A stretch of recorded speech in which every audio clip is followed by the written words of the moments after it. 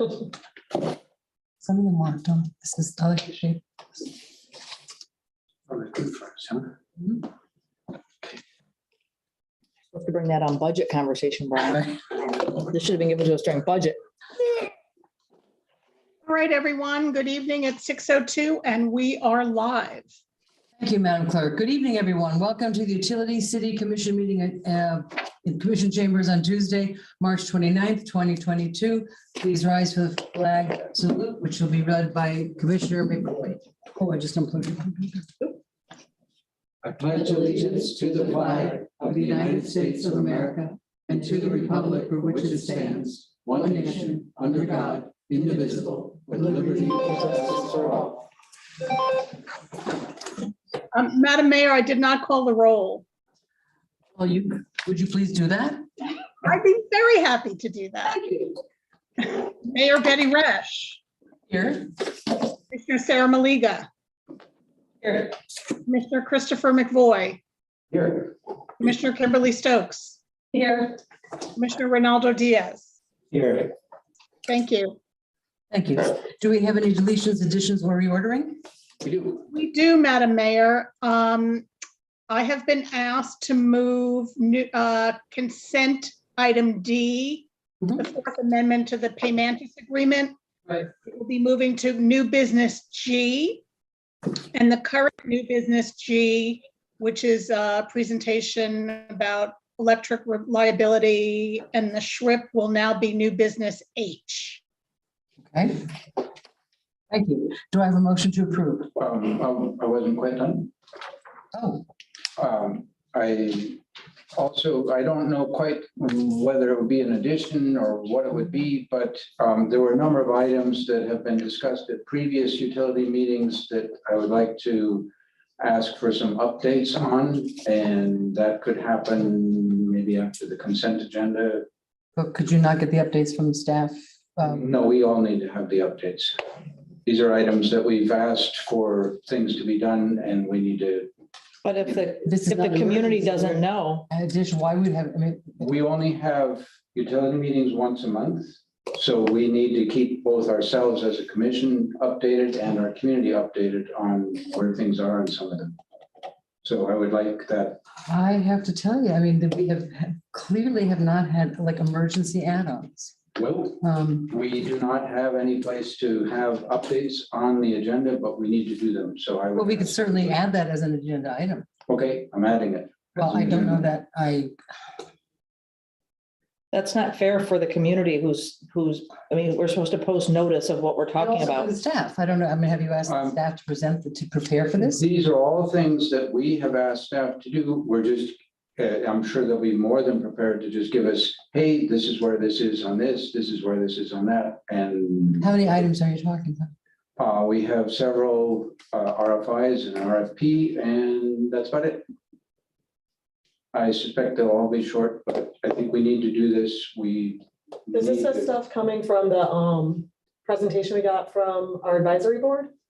Some of them come from that, some of them come from requests that we've made to the utility to do, and that there's been agreement to do, and we need to know where we are on And that. I certainly agree with you, but I don't know why this is coming up tonight at a meeting. With what you had certainly had an opportunity to speak with the city manager and the city clerk about adding it. I just, I don't see the emergency. I mean, With all due respect, Madam Mayor, at a previous electric utility meeting, you brought up in discussion items what we were going to do with the moratorium on solar. It was not on the agenda. In fact, I believe you brought it up at a non-utility meeting. And we went. and I made a forward with that statement and then we're discussion. done. All right, can we just ask staff? I was going to say, Something Mr. they're Liberty, prepared to do? are you prepared to answer questions you don't even know that you're going to get asked yet today? Sure. You are? Yeah. All right, then I'm going to have the, so I'd like to have, it would be so helpful if you didn't do this on a last minute basis. I have no objection to the updates, but I'm just saying, it puts everyone in sort of an awkward position to do this at the last minute. Please, if you have something, all of us, unless it's an emergency, we've been pretty careful. Yes, I made a statement that I changed my mind about the solar panels. but I didn't add anything to the agenda. I ask all of us not to bring up emergencies if they are not true emergencies. Sometimes it happens and sometimes they're so minimal that it doesn't really matter. Wasn't it? Hello? That Jesus calling? I don't know what that is, but I would ask that we try to refrain from adding. I hear you on that, and I think that's in general useful. And I would suggest maybe we ought to, at some point, today or other time, consider adding, because utility meetings. Yeah, an update would be happen so great. I frequently. think that's a great idea. Have an agenda item, pledge of Yeah. allegiance updates. That's fine. Yeah, My only, and my only hesitation, and we're gonna do it, the staff has said they can do it, and I'm leaving that up to them. Nobody likes a pop quiz. And but I'm happy that Mr. Libby's willing to do it. So I would just ask that please, if nothing's on fire, let's try to, and this is, we were asking for updates on many different issues. So it's not going to be just nothing. So where would we put that? I'm flexible about that. It could be after the consent agenda. It could be anywhere in Can we there. do it at the end, like we Yeah, usually let's get do it the at the updates end. from That's a city great idea. manager at the end of the Okay. city attorneys, and I think it would Perfect. be great if we could get updates from our directors at the Thank end you. of these meetings. That's a great idea. Yeah. Thank you. Yeah. Okay. So we're going to add an agenda item at the end of the meeting. Ma'am, I'm sorry. I see a light. I would just ask that this update doesn't turn into a debate Yeah. going back and forth with directors and with staff, Mhm. that it's just An a update. point of a point of an update and not an informational debate. And if there's things that we have further questions or concerns about, we can certainly, Mr. Liberty and his staff is available to us to speak privately and get the answers you need. So we are talking about,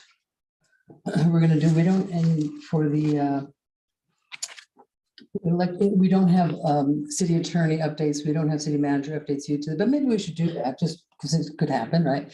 And there's add one more progress updates on certain things. And if you have something, I'm going to ask the commission, if you have something that you specifically want an update for, please give our staff the courtesy of asking them ahead of time so that they come prepared.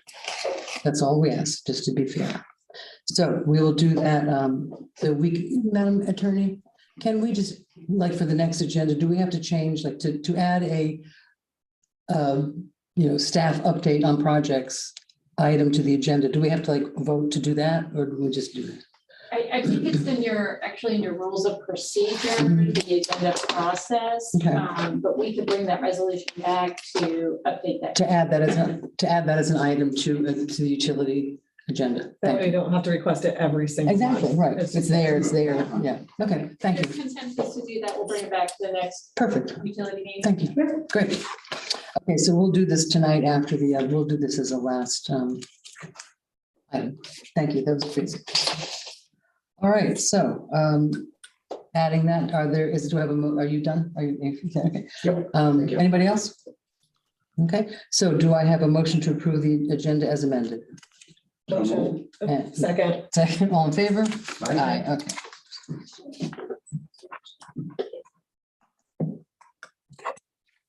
All right, so next we have presentation from the National League of Cities Service Line Warranty Program. Hello. Oh, I'm gonna try and share my screen here. So Okay. Why don't you introduce yourself? perfect. Thanks.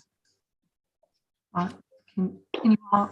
My name is Ashley Shaworski from the National League of Cities Service Line Program.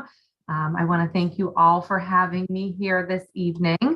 I think I have my screen shared. Can everyone? You do. Perfect.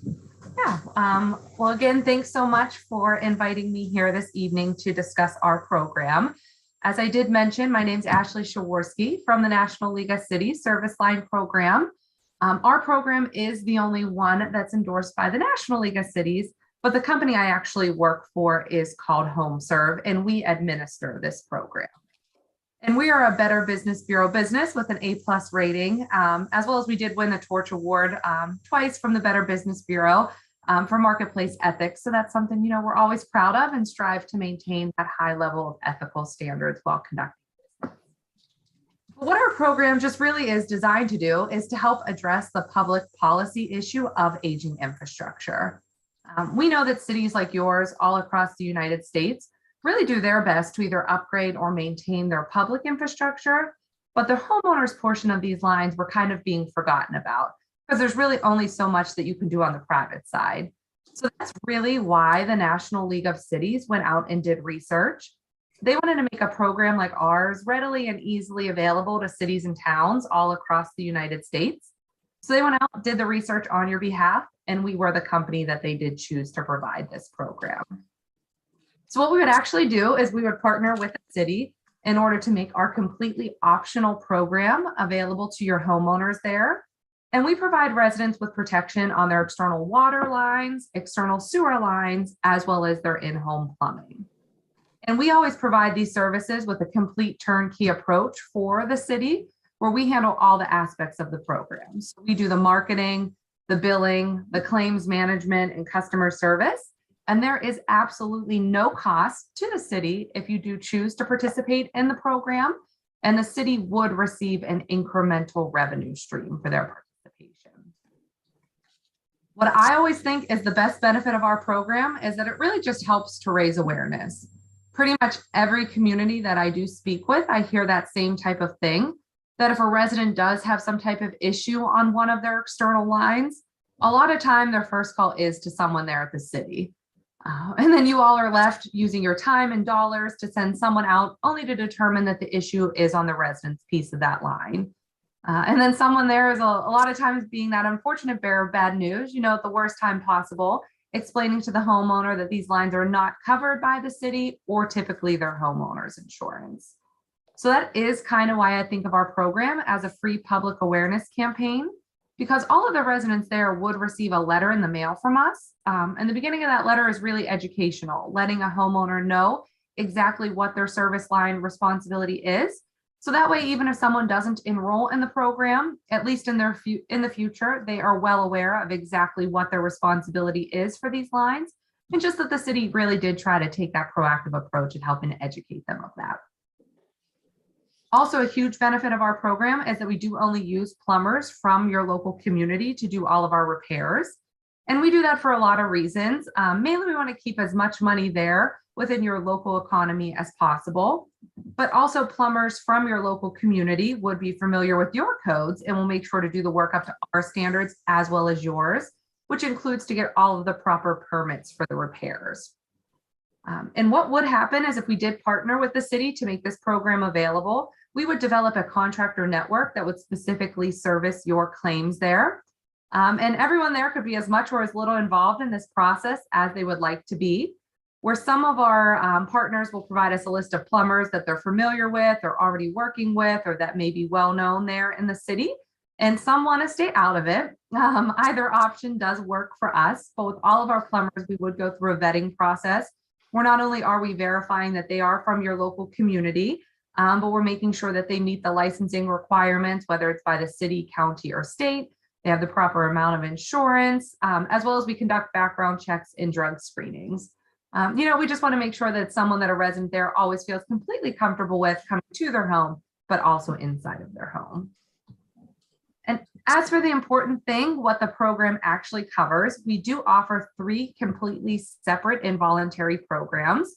A resident can choose to enroll in any of them, absolutely none, or whatever combination that they choose. The first 2 are the external options, external water line coverage and external sewer line coverage. Those 2 are set up very similarly, where we begin to cover those lines wherever they become your homeowner's responsibility, all the way to where they enter their home. So that way, if a resident there were to be having an issue, whether it was a broken, a cracked, a leaking pipe, a tree root issue, a clog that needs cleared out, really anything that impedes the flow of their lines, they just make a quick call to us. We dispatch the plumber from the area. The plumber goes out to determine what is going on, and they would repair or replace the line as needed. But what your homeowner would receive for their coverage is up to $8,500 towards each and every repair incident. So that is something that separates us from other companies out there, is that ours is always on a per incident basis. So we do not have an annual or a lifetime limit. and we do not limit the number of incidents or claims that anyone can have in a calendar year. So again, that homeowner does receive up to $8,500 towards each and every repair incident. That includes repairs to the public street and sidewalk if it's the resident's responsibility, as well as restoration to their property. And we do not have any type of service fee or deductible. Because we would never want $100 or $50 service fee to deter someone from actually giving us a call and getting their issues taken care of. And then in addition to those two external options, we do offer an in-home plumbing for the residents if they choose to enroll. And this kind of really was the missing piece of the puzzle and was kind of developed by request of our current municipal partners. And this covers any of the water, sewer, or drain lines that are actually in the home after the point of entry that may be broken or leaking. It also includes any lines that could be embedded under a slab or a basement floor, and coverage for the repair of clogged toilets. And this again is very similar to the two external options where there is never a service fee or deductible, no annual or lifetime limit, never a limit on number of claims that anyone can have. And with the in-home plumbing, the resident does receive up to $3,000 towards each and every repair incident. And we really come to find that when someone enrolls in any of these options, they are a little bit more proactive about getting their issues taken care of. Because a lot of times everyone is nervous to call that plumber because they don't know how much it's going to cost, or maybe they don't know who to call. But now they know the cost of determining their issue and getting it taken care of is not coming out of their own pocket. Another feature of our program is actually the revenue that the city would receive in return for their partnership. So the city does receive 10% of all of the premiums collected in the form of a revenue each January. We have a lot of partners that do different things with this. Obviously, anyone could do anything that they like, and some do just put it into the general fund. But we also have some partners that will use it to help residents that may be having trouble paying a utility bill from month to month, maybe have a high water bill due to a leak. We know cities try to help when they can, or we even have a partner that uses it to go towards an annual festival that the city holds. So it's really however your city sees fit. And lastly, I know the big thing everyone wants to know is how we get the word out about the program. So we only ever market the program by direct mail. So you don't have to worry about us calling door to door, anything like that. We typically send a letter out to the homeowners 2 to 3 times in a calendar year, in the spring, the fall, and the winter. And the reason why we have those multiple campaigns is because we offer the multiple products and typically alternate through those. But one nice thing is we never send anything out to a homeowner unless we do have the city's review and approval prior. And that's really your involvement in the program. We actually customize all of our letters specifically for your city. Once we have that customized, we send that over to you for your review and approval. If there's any revisions you want to see, you let us know. We always want to make sure that it's something that you're happy with. Once we get the approval, we let you know the dates that we would send those out. And if we do not receive approval, we do not mail. So you all there are always in complete control on if and when something were to go out. And to kind of give you an idea what this looks like, the beginning, as I mentioned before, really is that educational piece, letting the residents know exactly what your service line responsibility is. But then it is an introductory letter where the city would help to introduce the program to its residents, but it always states that we are a separate company providing the service, as well as it's 100% optional. The letter would go out with the city's either logo or letterhead. That way your residents know that this is the program that you all are participating in. But the bottom of that has all of our information, our logo, our phone number to call with questions or to enroll. Same thing with our website. They can go on there for lots of information or sign up right on our website, or they return that letter right to us.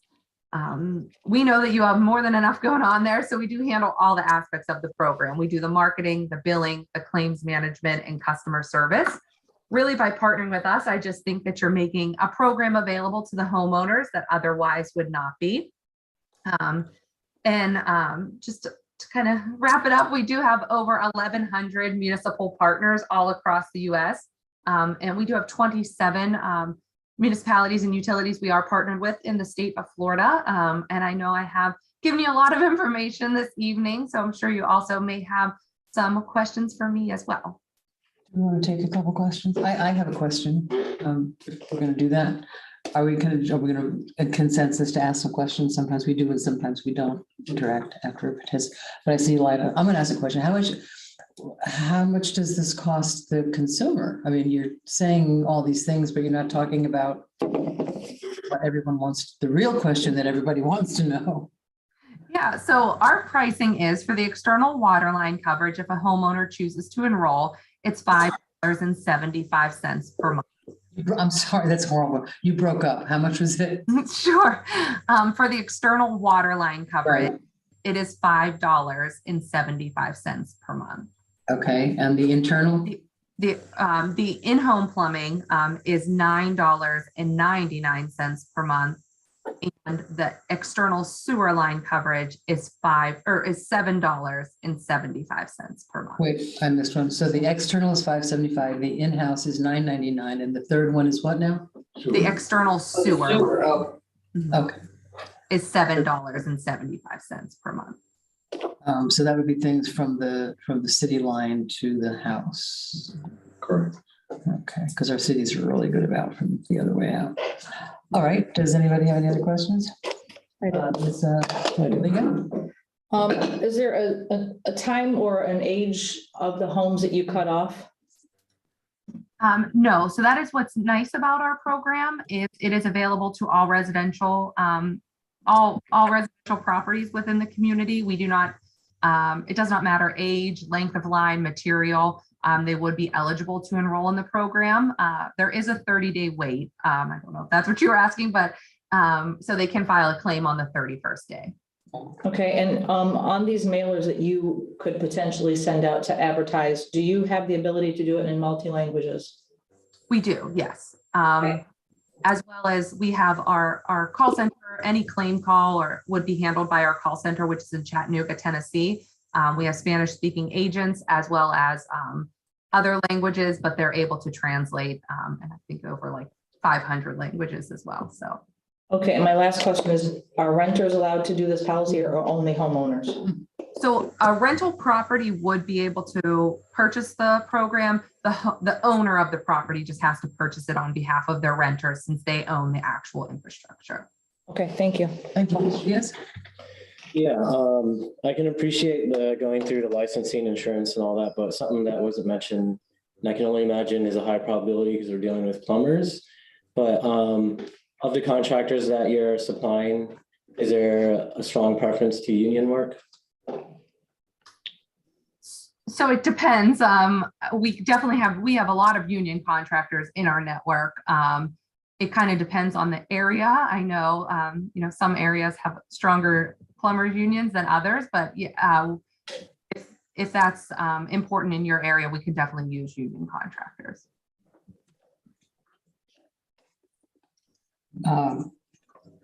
Commissioner Stokes. One last question.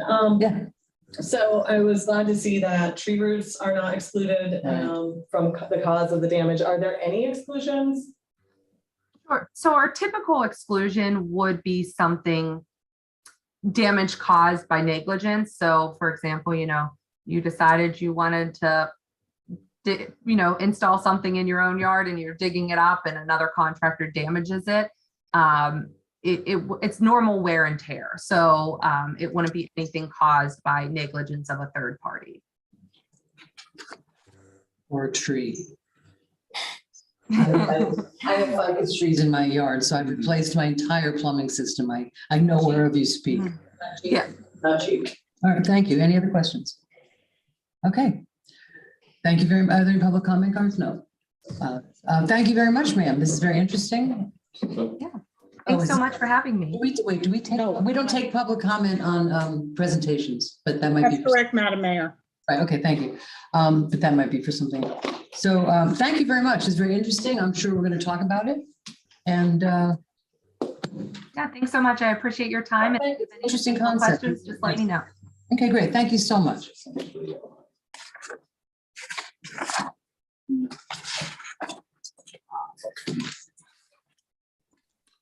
Okay.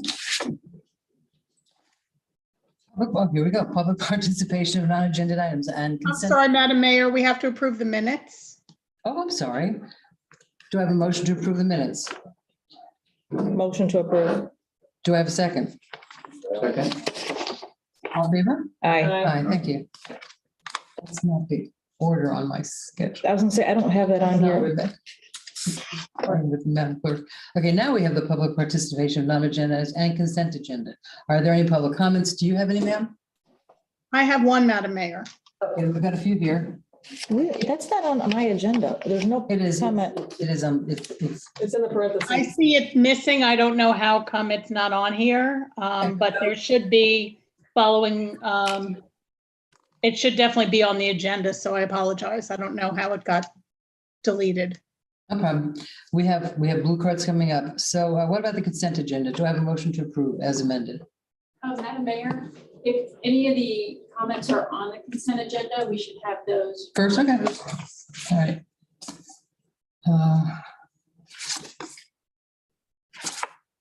It's all about something we've already done. Okay, oh, consent agenda, line foreman. Consent agenda, electric utility, consent agenda D is someone's. We pulled it. We pulled it, that's what we did. Okay, so we're fine. So none of them are on that issue. We have changed the order of that one. Motion to approve as amended. Thank you. For a second? Second. Okay, all in favor? Aye. Okay, Madam Clerk, why don't you read yours first? Yes, Madam Mayor. My one comment is from Susan Brunecki, 1775 18th Avenue North.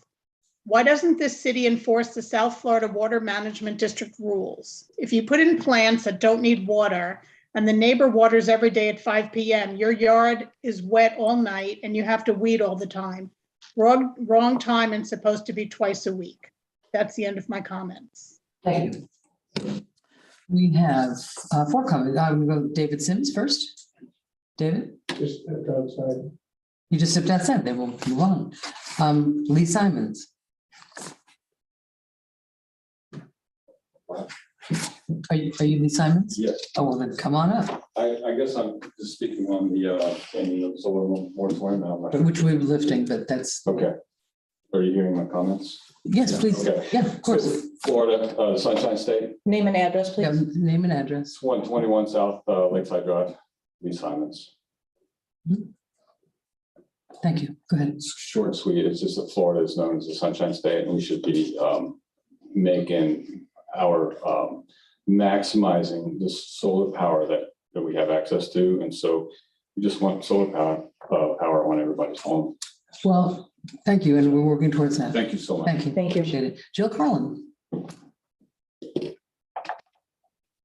Thank you, Madam Mayor.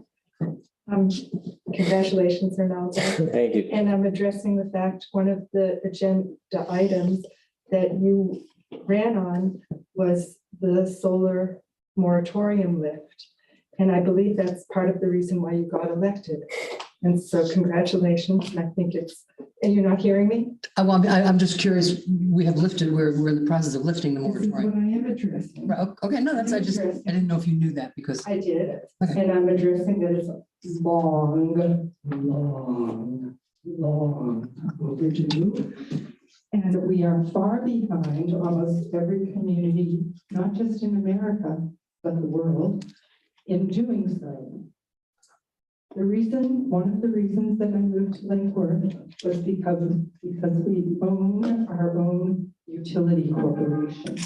We can be completely independent of purchasing power from anybody else. This is a fact. I know about this.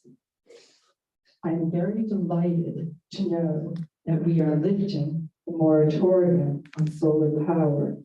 And we can continue on this path, not just with solar, but there are a variety of energy options that we can use to help make Lake Worth the first sustainable community in America. I keep pressing this. So thank you very much for lifting the moratorium. Every house in Lake Worth can be independent, and Lake Worth can be a highly profitable community based on our independence. Thank you so much. thank you. Samuel Jackson.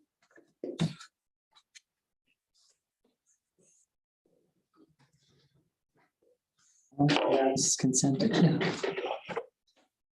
Hello, how y'all doing? Good to see you. Commissioners, how y'all do here? Thank you. Comment. Thank you. Just a comment.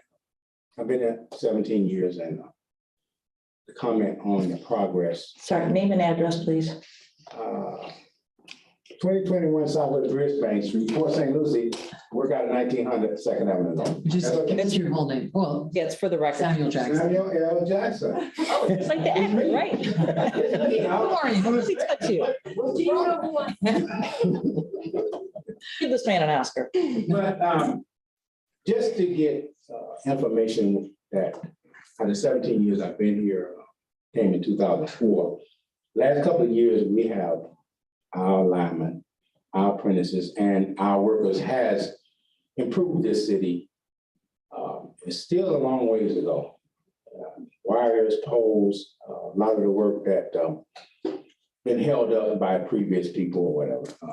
Doesn't matter. We need to keep on going and continue with the progress here. And I used to, when I first started here, I used to come back from Port St. Lucie in Miami. I was living in Miami 4 times a week for outages. In and out of bed, 2, 3 o'clock in the morning, no matter what. They just come back, because it's how frequent it was. And our reputation was, all you gotta do is drop a rain and here it was like that, Mhm. you know. But in the last couple of years, like something wrong with the phone, it ain't ringing. But just to say that, you know, we can continue with making this place better. And I've been around a lot, seen a lot of things. Thank you. Thank you Thank very you, much. sir. And thank you guys for all the work that you do, keeping us safe and in lights and power. It's a 24-hour job for sure. Thank you very much. Madam Mayor, Yes, I'm sorry, the gentleman who stepped out, yes. I- David Sims? yes, I think he wanted his comment read. Oh, that's fine. I'm happy to do I that. forgot he didn't mention that. Okay, thanks. David Sims, 17 North L Street. I'm in full support of rooftop solar and the removal of the 1.5% cap. However, I'm concerned about the effects of net metering on the utility's financial viability and ask the commission to consider it. Thank you, David. It's one thing I bring up all the time, but we're gonna have to figure that one out. All right. So do I have a motion for the consent agenda? We did, didn't we? No, we didn't because we had to give comments. Oh, no, we did. Did we vote? Yes, we did. We can Yes. vote it again. We can do it again. I was told that we have the comments first because it was the consent agenda. So, Madam Clerk, where are we? So I had that Commissioner Maliga made the motion and Commissioner McVoy seconded. Okay, so we just need to vote. All in favor? Aye. Thank you. So now we're on to new business, Madam Mayor. We are. New business item A, which is the task order A with Kimley Horn and Associates for the Lake Worth Beach water main directional drill project. Mr. Shields. Good evening, Mayor. Commissioners. Nice Floor to is be yours. here at the first inaugural joint utility meeting. That's right. That's right. Therefore, I brought you guys gifts. Thank you. I would like them. Don't get too heated. Stress relax. Brian Shields, Water Utility Director. This item is a companion item to the next one up with the electric utility. Electric utility is going through designing cable crossings across the intercoastal waterway. Mhm. And in conjunction with that, the water utility will also get a new water main design. We have a design and permitted, ready to go out to bid. The electric utility obviously can move forward with theirs. Ours is for future, so I have a line that's permitted in the event in the future that certain entities, namely the town of Palm Beach and the town of South Palm Beach, choose us as their future utility provider. We've been positioned to serve them and serve the beach. So this item is for the design for Kimley Horn, one of our continuing consultants, do the engineering design work with Power Engineers who's working for the electric utility on the design, environmental work, permitting, soil borings, et cetera. Thank you. Any questions? Any questions? All right, do I have a motion? Do you have a question? I do. Where's my light? There's my light. I noticed that the site visits was relatively small. I think 2 visits I noticed in there. That seems small for checking out presumably complex stuff. Can you expand on that a little bit? Yes, that's because Power Engineers is handling the bulk of the Okay. subsurface location, soil borings, permitting, that type of thing. And we get the economy of scale of working with both consultants and sharing the project. And we'll put, this one's for Ed, but we'll put the electric line inside the water pipe so we get hot water at the other end automatically. Highly charged. You drink it and you get very electric. Thank you. Do I have a motion to approve? So move. Do I have a second? Second. All in favor? Aye. Thank you. Item B, which is the task order number 6 with Power Engineers to complete the engineering design and permitting for the Intercoastal Waterway Distribution Crossing. Good evening, Madam Mayor. That's the electric piece. That's what I thought. Yeah, thank you. So to put this in context, we currently have 2 conductors that go across the inland waterway somewhere near Bryant Park, and they cross over to serve the beach complex. They were installed sometime during the mid 70s to late 70s, perhaps earlier. The date of actual installation is not known. We haven't been able to find those records, and we don't find really good information on how they were installed and what they're insulated with. Those 2 lines operated at 4,000 volts, what we call 4 kV. They served the beach complex. They were direct buried. We believe they were plowed or trenched into the river bottom, which was the norm in those days. And that's what's serving the beach. We frankly don't know how much longer they will last. There is no way to inspect them. They're literally buried in the silt. We can see the terminations where they come up above ground. Frankly, we try not to touch them because we don't want them to break. Should we lose those lines, should they fail, which lines of that nature direct buried in the ground, they're not in conduit, they're direct buried. We could be out of power at the beach for probably a year to 18 months. Oh, that's not good. It's not good enough. We don't have emergency generators up there capable of doing that. We have to install temporary emergency generation. I don't believe there's enough gas supply at the beach to power that, but we'd have to check, or we'd have to have fuel trucks run. Okay. And that would be for some period of time. So essentially with what we're facing right now is they put a really big extension cord over to the beach and just laid it on the bottom of the intercoastal. Correct. They laid 2 of them over there. And they're side by side. We operate on one and the other is kept hot, meaning that the breaker is closed, but we're not actually flowing energy through it. Okay. At the moment, they're operating fine, and we should knock on wood that they continue to do that. But as a part of prudent planning, what we said is we should plan for something better. Yeah. And one of the things I think that we face up here as the commission now is that a lot of things, just for financial, whatever reasons, have, delayed maintenance, have just been put off. So it's time that I'm glad that we're doing that sort of thing now. So we've done this in phases, which is not unusual in how you do these projects. You begin with a conceptual study, but conceptually, what could be involved? What could the cost be? And the conceptual numbers that we have in the budget, in the plan, because we don't have the detailed numbers yet. After conceptual, you move into detailed engineering, and then you get into permitting. Get the permits to actually do the work, and getting the permits from the Army Corps of Engineers and all of the agencies that would be involved in allowing us to pull the wire across the bottom is pretty extensive. So this is the first step. We've actually done the conceptual already. That's been completed. We're asking for the dollars to do the detailed engineering. The detailed engineering will come up and tell us this is exactly how you have to do it. And these are the permits you need. And we will also be obtaining the permits during this phase.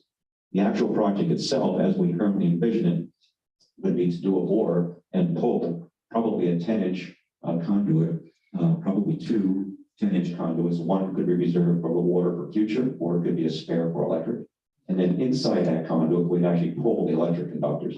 So they would not be very exposed to the elements in the mud in the bottom. They would also be protected, probably 10 to 20 feet below the river bottom, pretty far below. So if you're going to put 2 in and you're going to use 1 for the electric conduit, if we ever do the water, that would go in the other one? Water could go in the other one, correct. Okay. We would also probably pull a separate, smaller conduit just for fiber. So we'd have some fiber communications for whatever needs we might have out there. That would be the time to do it at the same time. Any questions? Motion to approve. Do I have a second? Second. All in favor? Aye. Aye. Thank you very much. Moving it. But I asked you if you had a question. Yeah, but you didn't make part of it. Sorry, Madam Mayor. My question is, and I'd like this to be sort of a general policy, the financial implication that's usually put on these items is for the design or conceptual studies. which is good. But could we, as a general practice, and I guess this would be for the city manager, could we also put an estimate of what the actual project is estimated? I recognize that, until detailed design, you don't know the cost, but it's useful for us from a planning purpose. Hey, we're looking at, 6 million, 1 million, no million, whatever the number is. And could you provide that for what we're looking at this point? We have a placeholder in a budget of $3 million. We believe the answer is somewhere between 2 million and 3 million. Okay, that's helpful to know. And one of the reasons that we teamed with water early on is to say that there's some mutual benefit to both departments by at least doing the permitting up front, even though they may not need ultimately that water line. It makes sense to at least get them all permitted so we can build it in the future. And at this point, we're not committing to actually pulling the second pipe in. We might decide for budget reasons just to pull one pipe in and maybe not even a fire pipe, just a single tenant just for electric. That's going to be one of the options that we come out of this with. And that 10-inch, would that wind up being dual electric and water at some point? No, we could not blow both at the same time. It would be one or the other. Okay, so if we want to do water, we're looking at 2 pipes. That's correct. Okay. And I'll point out too, speaking for water here, that they don't yet have a final determination as to exactly when they'll need that water line for themselves. So that they may not need it. It may be so far out in the future that they may just hold on to the permits and not build it right away. Well, there are some economies of scale to build them both at the same time. I think Commissioner Diaz may want to comment on that because he's in the context of water quality issues and harmful algae blooms. There may be some interest, and in the capacity that we have in our RO plant, we can expand quite a bit. So we might well want to be in the water selling business. I believe I'm speaking for water, not the water utilities. Brian still here? He is. Yeah, I can make a quick comment on that. Really appreciate this work because it's critically important. I mean, it's not limited to Lake Worth. There are other parts in the Lake Worth Lagoon, probably very similar to our area, where one, unfortunately placed yacht anchor can cause a lot of problem to that exposed distribution line. So, and getting, paving, kind of like what Mr. Jackson said, and making sure we build Lake Worth for a proper future, that water main, getting that across the lagoon, I think is going to set us up for a really, really good future. Yeah. Right. The item that was approved was simply to design and permit for the future in the event that we come to an agreement with the town on the other side. And maybe we could provide water to our own casino. That would happen at the same time. Yeah, that's definitely part of the plan. Yeah. Even if Punch doesn't take on water. But we'll see. Thank you very much. I'm sorry. I should also point out that we would be converting from 4 kV or 4,000 volts to 26,000 volts. And if we want to be able to continue our dream as a city of one day seeing oceanfront energy or perhaps offshore data centers become reality, it'll be very important to have an adequate supply of power to the beach. But I don't want people to think that that's why we're doing this. We're doing this because the power that we have at the beach today is beyond end of life. And we can't wait till life ends in order to go figure out what to do. That would put us in a very bad position to not have power at the beach for perhaps over a year. Okay, great. Yeah, that would be not good. Madam Clerk, do you have any public comment cards? I don't, but Madam Mayor, I'm sorry, my sound is being a little wonky. I didn't hear who made the motion and second, if there was one. We didn't do that. Yeah, we did. I made the motion. And I think you seconded it. See, there was keep track. That would be Commissioner Diaz seconded. Correct. Thank you. I have one comment card from this is new business G. Thomas Conboy. We've already talked about new business. No, I'm addressing this. You can't say B, agenda item B. Agenda item D. Sorry, excuse me, I can't designate. Oh, okay, so it's D. You want, okay, so both of you come on, take your turn. D? We're on B. Ed just talked about. Which is B. B. Okay, so that's Okay, thank you so much for bringing this up. The future involves no need for pipes across the intercoastal. There is no need for that, period. We can obtain our water through new technology, including saltwater conversion to freshwater and including rainwater catchment. So there's no, in terms of the water utility, In terms of the electric utility, we're lifting the solar moratorium. We can use solar. There are a whole variety of technologies. If we wish to be forward thinking, we can be. If we wish to stay in the past and employ past technologies, this is what we've been doing unsuccessfully or successfully for a long time, but we can be the vanguards of the future. We can employ new technologies. Thank you. I forgot to have you say your name and address. Jill Carlin, 2381 Sunset Avenue, number 205, Lake Worth Beach, Florida, 33461. Thank you. Tom Conboy?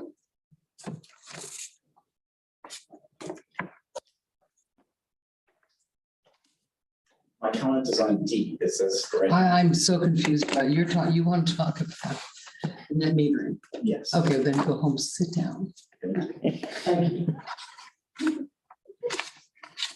I love having family, a city that's a family. Really. But come back later. Okay, so where are we? C, Vote. as in cat. We need a vote. We did that. Oh, we did, so we're on C. Yes. Ratification of work order number 59 with New Cat Corp for emergency repairs on the 6th Avenue substation transformer. So moved. Do I have a second? Second. All in favor? Aye. Thank you. Now we're on item D. We're talking about taking off the net metering cap. I see what you did there.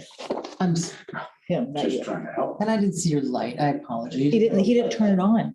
He didn't turn on, so I couldn't see. Now, why do you have a light on now? He's just making sure it works. Okay, It's a solar. power. task order 6, we should get renewable lights. Task order number 6 with power engineers to complete engineering design and permitting for the Intercoastal Waterway Distribution Crossing. I think we just. No, we just did that one. We're on D, Yeah. And we Delta. just did the one after. No, now we're on, okay, now we're on, Delta, Delta, that's the cap, net. removing cap. Okay, what happened to the work order? Oh, we just passed it. Thank you. Oh, my God, it's been a long day. Resolution 2022, removing the 1.5% cap from net metering program. Do I have a motion? Motion. Do I have a second? Yes, and there'll be time for comments on Sure, well, yeah, sure. it. Yes, there will be time for comments. I do have to agree that this is very long overdue. We seem to have had some bumps in the road as to getting to this point, but I am glad we are here. I do also agree that, obviously from the standpoint of what residents in the city would like, it's very clear that we want to end the moratorium. 1.5% was a very low number to have a cap on. As we see from other parts of the world that have much higher percentages of rooftop solar. That said, we do, as a community, need to think about how are we going to structure our electric utility in the future. There are big technological changes, as we've talked about a number of times over the last year, I guess, that are in the offing, that we have electric vehicles that are expected to increase a lot. We have communities in the US that are already, through their utilities, electric utilities, are offering encouragement for people to buy electric vehicles, substantial economic encouragement, because the utilities see that as a potential source of storage, which of course is very relevant to renewable energy that is not as continuous as fossil fuel sources generally are. So we do need to look at the technological changes that are on the horizon and have been on the horizon for a while now.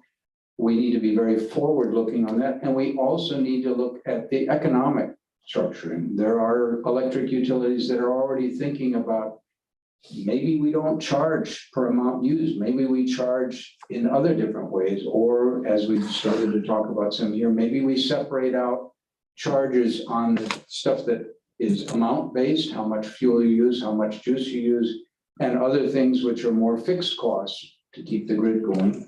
Even the grid things may change in our fairly short-term horizon as these technologies keep coming at us and as costs of those technologies. So I very much hope that we will be looking forward to make the utility a real leader in Florida and in the country of how we move to help consumers, help our residents in terms of their costs, and reduce our reliance on non-renewable energy.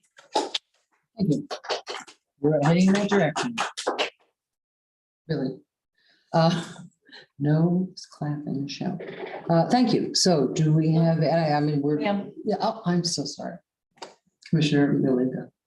I do have a question in regards to the interconnection agreement on page 2 of 6, number 8.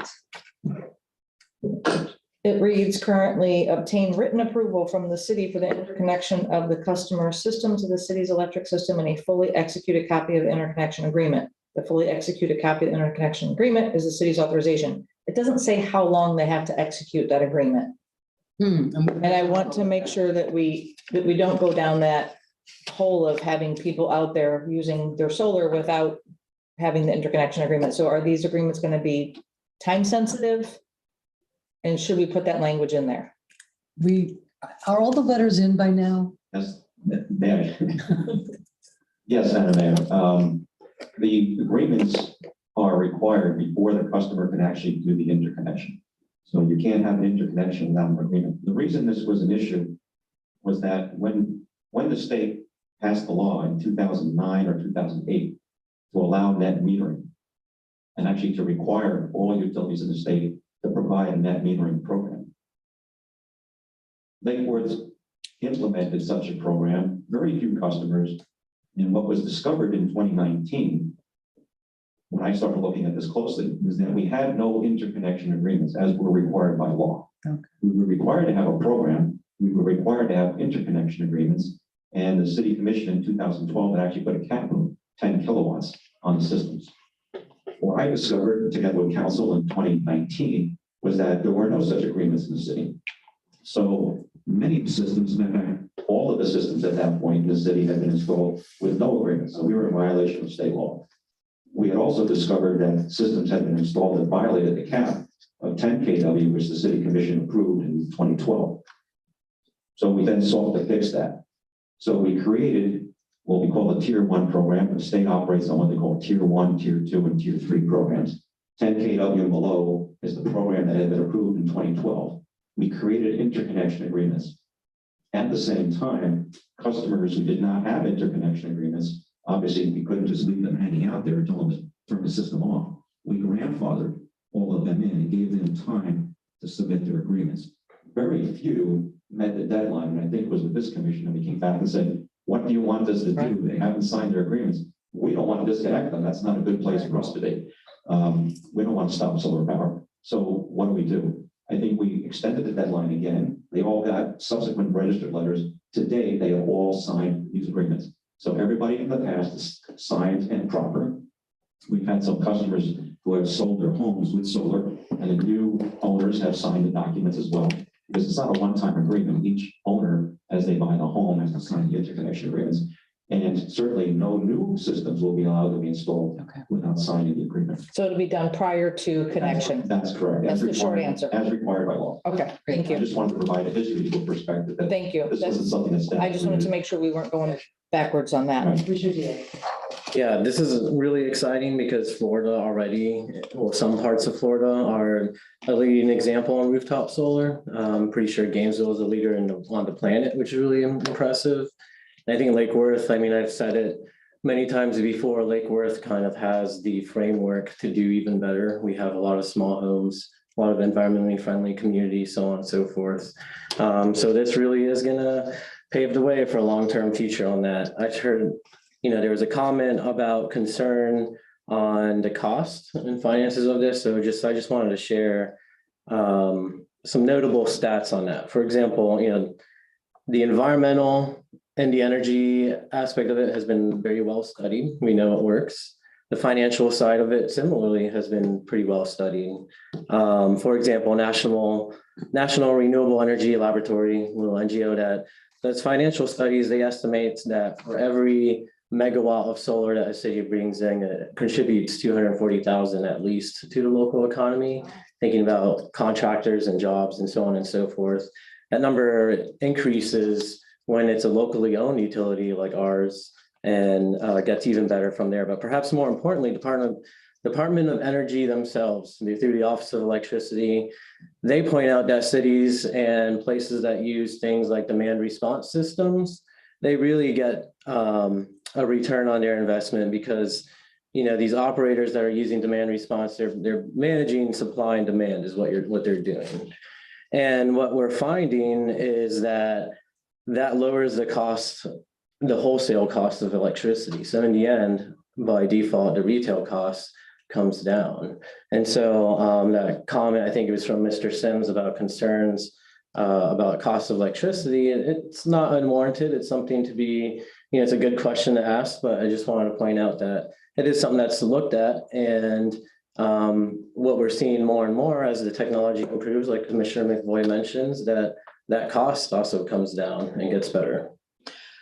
Thank you. And also, I think we have to also recognize the fact that solar is not perfect and pure. There are demonstrations in Norway going on right now about, I think it's cadmium that they're pulling at, which is a very highly noxious mineral, which there's going to be waste from that. Tonight is not the night to do that, but I'm glad we're doing this. Let's not go back and forth. I agree with you. I do have to say that when somebody raises that kind of thing, you have two sides of the balance. All I'm saying is nothing's perfect. You have to raise, what are the side effects of a nuclear plant? Yeah. What are the side effects? Mr. McVoy, I think you understand me well enough It's disingenuous to say, hey, the materials are a problem. The materials in anything we use. Of course, It's Mr. the McVoy. relative balance that's the issue. So it's not reasonable to raise just one Well, side. what I said was that it's just nothing's perfect. Mr. Conboy has a comment. Oh, I'm sorry. I didn't see it. Oh, there's your light. It's a quick comment, and it's more for this summer. I know we've talked a lot in the Go back. past about wanting to continue our path to becoming more green, and we've done a lot of work with the community solar, or the solar farms that we've bought into, and we want to keep that going. We want to keep this momentum going. And from our conversations, we're used to having a whole department dedicated to these new ideas, and I would really like it part of our budget discussions this summer to include a position to really help us manage this, because we know it's a lot of work and we're all excited to do it. If I may respond. Yes, I agree 100%. We've actually indicated in our budget request a new position for a manager of energy conservation and greenhouse gas reduction to be located within the utility, which have a whole bunch of responsibilities, one of which is managing our grant program and a whole bunch of other things that we need to do. I wanted to clear something up with the community so people feel good about what we're doing and may not be realizing it. We have, as a percentage of our total load and as a percentage of our total customers, we're actually one of the leaders in the state today. So even though it was only 1.5%, that's a higher percentage than some of the utilities not too far from here. I'm not saying that's enough. I'm saying we're actually ahead. If you take a look at the contracts that we entered into for solar, by the end of 2024, 20% of the power for this city, I mean, not just the city buildings, every customer in the city, 20% of the power will be coming from solar. Another 38 to 39% will be coming from nuclear. So we'll be about 58 to 60% carbon free in the energy supply that comes into the city and every single customer. Now, some people may say that's fantastic, that's great. You can also look at it the other way and say only 40% of our power is going to be at risk of fossil fuel prices. And we will have retired our only plant that has coal on it by the end of 2025. So we're well underway with great things. So I know people are passionate about this, but I just want to make sure that they're aware of this information so they're not thinking we're doing nothing. I'm not saying we can't do more, and we should do more, but we're doing a lot already, and we're racing ahead. There's plenty of other utilities. My peers in the industry look at me and say, why did you take so much solar? Because that's what we believe in, right? And we're doing that. And we also have the community solar working on the street right now. And when is the big solar field going to open up? 2023? The first part will begin flowing power to us in 2023, and then it comes on in stages through 2024. And then eventually how much of our utility will be, solar essentially? About 20% will be solar under contracts with the city, and there'll be some other percentage, probably by that point 2, 3, or 4%, that is customers making their own solar. Right. But I also point out that we have that tier 1 cap at 10 kW. staff suggests that should be looked at again. Should we have a higher cap? That's not something the staff put in place. That's something that came from the commission over a decade ago, right? That should be looked at. Okay, thank you. Any other questions or comments from because Mr. Conboy is just, it's so patient. But I see Leon. Thank you, Director Liberty. On the 10 kW cap, I was going to comment it out earlier that it's part of this agreement. And yes, it does make sense for us as policy to review that.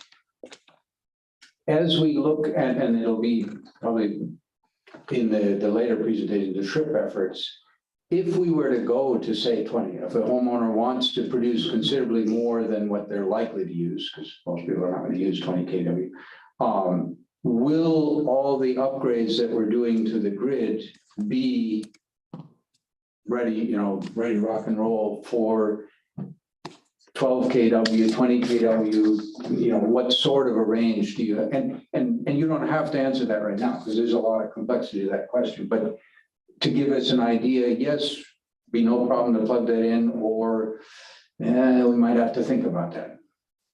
Just to give us an idea. I think that's an excellent question. I think it's important for people, and not everybody knows the laws, and these aren't the laws that we created, but the first thing is the law of net metering that was created and was created by the legislature and signed by the governor back in 2009, I think, or 2008. And it's the same in many states. Net metering means that you're net to zero. So if your home only needs, let's say, a 5 kW system, I'm just taking numbers out of the air. Right? If your home only needs a 5 kW system to net to zero at the end of the year, you can't install a 15 kW system. You have to net it to zero. So the net metering rules want you to net roughly to zero. You could be slightly over, but you have to net to zero. The rules also require that the system that you install can't exceed a certain percentage of the capacity of the wire that's connected to your home to carry that power. That being said, as a part of our SHRIP program and upgrading all of our infrastructure to 26 kV, the intention is to allow unfettered access, to let people have vehicle charging, to have vehicle to grid where we're going to take power back from vehicles, to let people develop solar. The last thing we want to do is to tell a customer, you can't connect the solar system because the wires serving your home are not large enough. Right? Or the grid, Or the home we one. need to reinforce this grid and rebuild it, which is part of why we're talking about SHRIP. Right. So we will do that. So right now, we can't do that, right? Up until recently, we didn't even have the modeling to be able to say, how will the system behave if we connect this size load at this point? How will we protect the system? Now we have the capability to do that. That didn't exist until recently. But part of the benefits of SHRIP is to upgrade this infrastructure so that customers can have this open commerce and do what they want to do. Thank Those that want to. Those that want to. Okay, one more time for the commission. Going, I'm afraid to say, but come on up, Mr. Conboy. just put something there going like this. This is very patient. What's your name and address? Thomas Conboy, 30 South M Street. First off, I'm really excited that we're doing this tonight. I have been watching solar for a long time.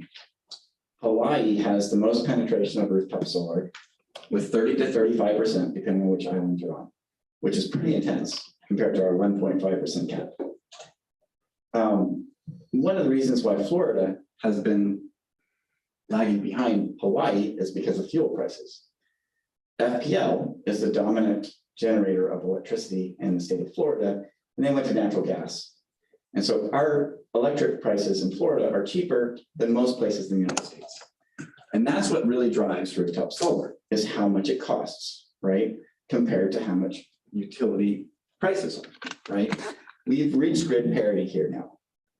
So this is the time for us to really start accelerating the solar. And this is our opportunity to do that. We need to do this for our planet, okay? We absolutely need to move to renewable energy on this planet, period. Yep. That's everybody, not just our city. One thing that Commissioner McBoy brought up was charging electric vehicles. And we have a very unique city in that we have alleys and we also have streets. And we have a lot of houses that don't have driveways or abilities to pull their car up and plug in. There are ways to do this on telephone poles in public parking spaces that are on the street. So we probably should be considering these types of things for our future, especially around the downtown. So I highly encourage that as well. We're actually working. Thank you guys for the removing the moratorium tonight. More than welcome. And we are working on more charging stations downtown. I believe we just talked about that. So have we done a motion? on that? Yes. Thank you. For some reason, I have trouble keeping track tonight. We did not vote. All, thank you very much. All in favor? Aye. Thank you very much. All right. Moving right along. E, the First Amendment to Work Order Number 7, authorizing the L.E. Myers Company to complete additional construction services for the 7th Avenue North Circuit's voltage conversion and storm hardening project in the amount not to exceed $150,772.04. Is it, do we have a presentation from staff or do I have a motion? I can provide some background information, but you have a motion already? We don't have, we didn't have a motion. Anybody have a motion? Motion to approve. Second?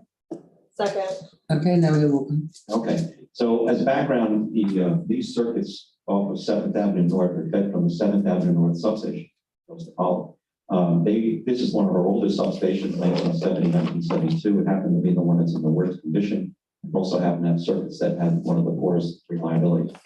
The plan here was to convert the circuits from the old 4,000 volts to the new 26,000 volts, while also rebuilding the substation from producing 4,000 volt power to just producing 26,000 volt power, which is properly regulated, and also would have what we call reactors, not nuclear reactors, but devices that prevent what we call fault currents from going so high that would damage equipment on our poles and perhaps in customers' premises.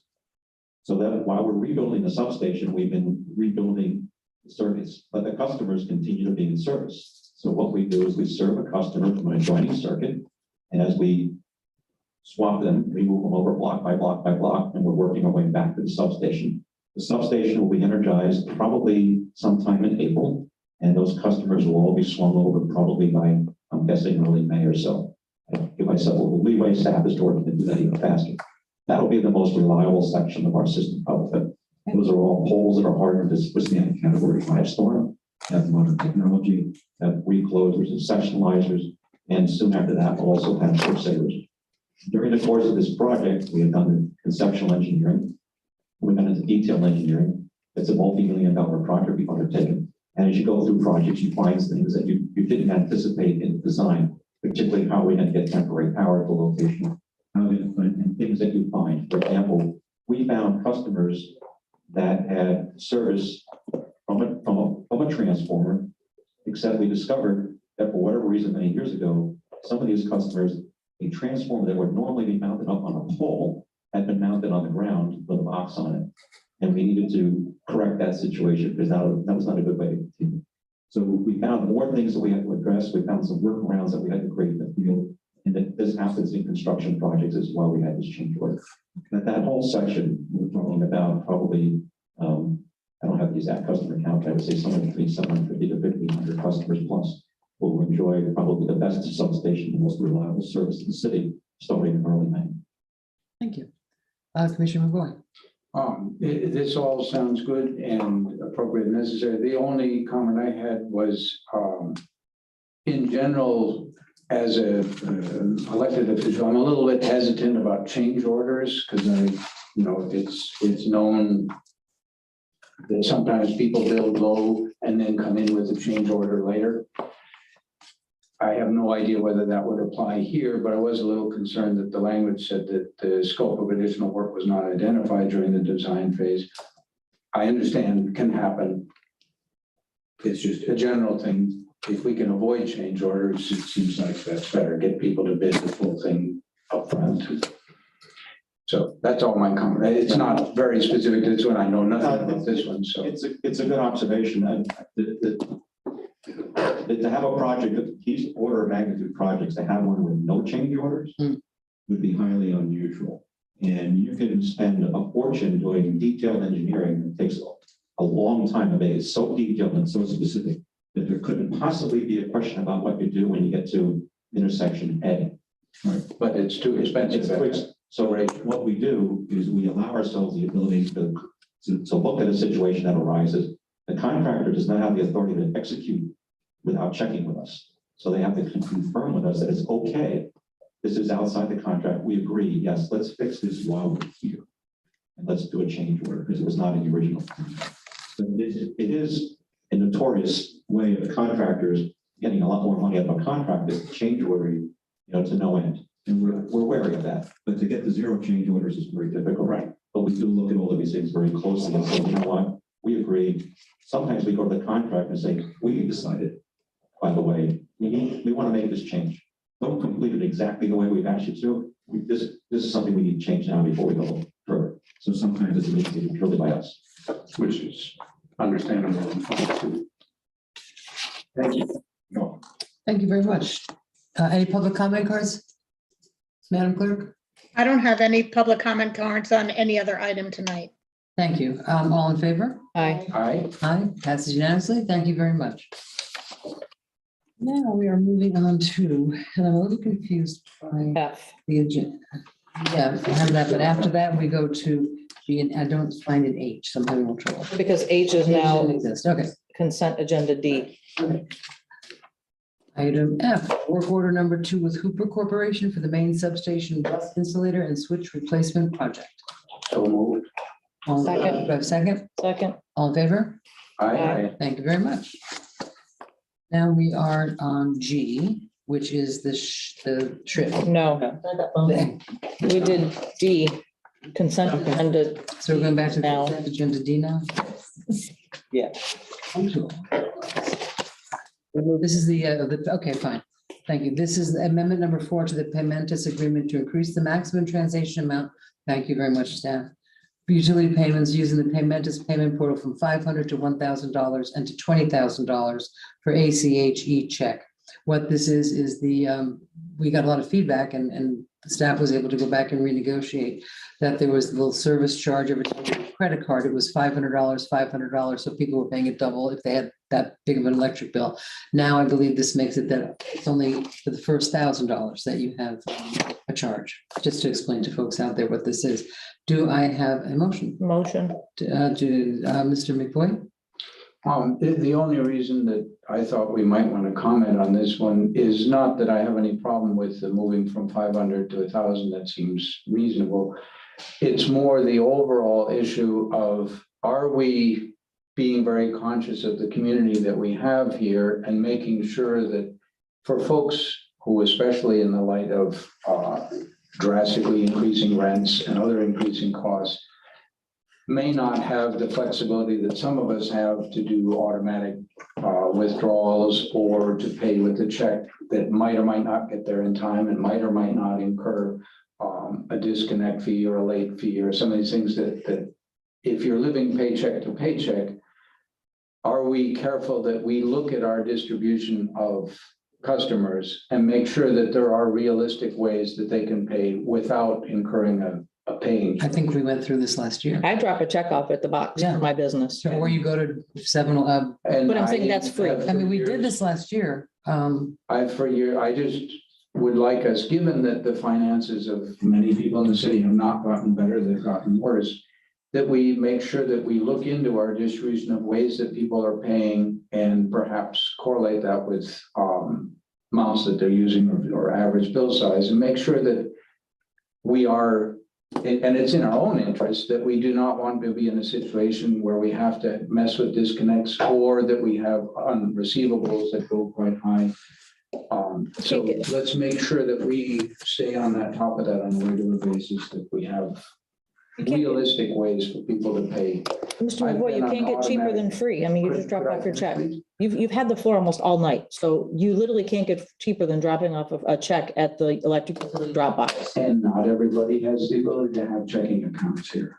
Okay, so That's where I want to make sure. Yes, if I may, I always want to make sure the public is well informed, well aware of this. So beginning in below in early 2019, we started researching what we referred to as pay your need function for customers who choose to pay in cash. The situation that we had over 2,000 customers a month paying in cash.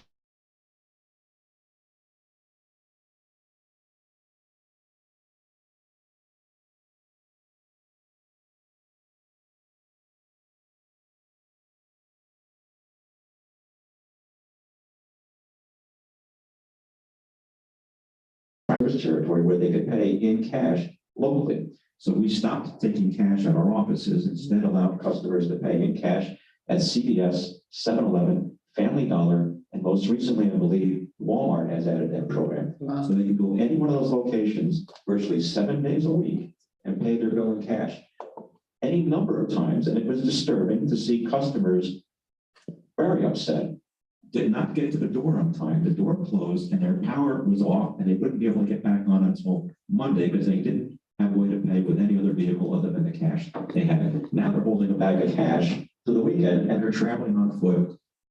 Right? Not a good thing. So we created the Pay Near Me program today between 2,200 and 2,300 customers, which is about the same as what we were doing before, are paying in cash at these 7 or 8 locations around the service territory. And by the way, if you happen to be in Kentucky or Oregon on vacation, and you want to pay your late worth bill at the 7-Eleven in cash, you can do that. You don't have to be here to do it. So that, we believe, has helped a lot. It also relieved the long lines at the window and in customer service just to provide services other somebody else who just needed something else. Now you don't have to wait because there's a long line. There would be 50 to 100 to 200 people at a time waiting to pay cash. And sometimes they're carrying cash payments for their friends and neighbors.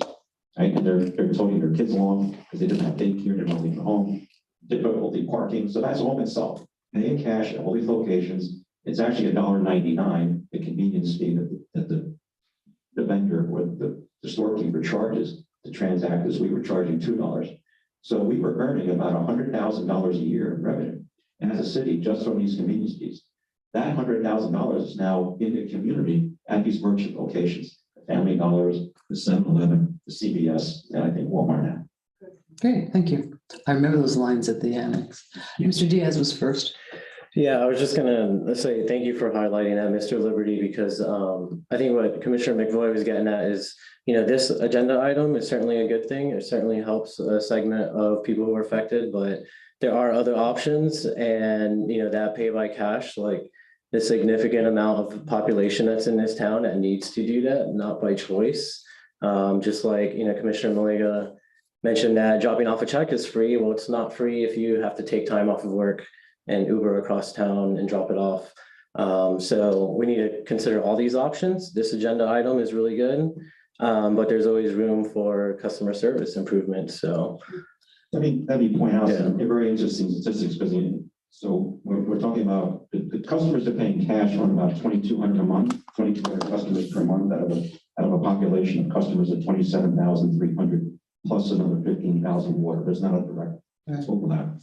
But we have approximately in the paymentus, there's about 16,535. This is a recent month.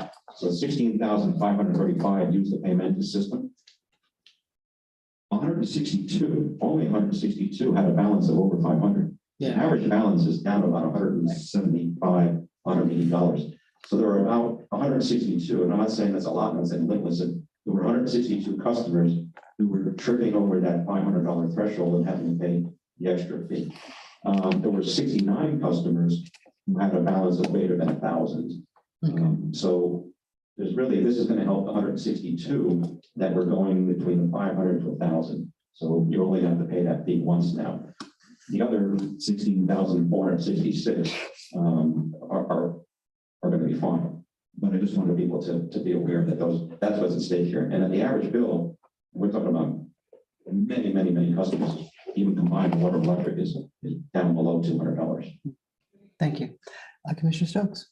Yes, I agree. I'm very excited that we're upping the limit here. I know that part of the challenges have been the technology that our city currently uses. And so I've been excited to be able to work with Director Liberty and IT and our city manager, and we're going to try to get our auto pay enrollment option 100% online instead of having to print out and mail or fax a form. So we're working on that so that we can start promoting auto pay, make it easier for people to use, because our goal, I think, is for the city to not have to pay these credit card fees, for our customers to not have to pay these fees. So the more we can educate and push out these alternatives, the better. So I know that that's something we've been working on. I appreciate all the help I've gotten from staff there. And then also looking at other ways to not wait for $6 million to improve our total IT system, to start seeing some of these improvements. So we're gonna keep talking about that during budget season as well. And this, I think, wasn't a great situation of the contract that we were in, but we're making it better. So improvement is always awesome. I'm sure those 162 people will be Yes. gratified. Thank you. Ma'am, Yep, oh, I'm sorry. redheaded stepchild in the corner. So it's funny, you said 162 people. So I'm a business owner. I'm one of those, are you including the businesses in town as well? All customers. Okay, so I was one of those people who pay well above $500 for my establishment. So I'm appreciative of this, but to not pay the fee, I started writing a check and dropping it off because I wasn't gonna pay the fee twice because it just didn't, dollars and cents, it didn't make sense. So I appreciate it. The businesses appreciate it.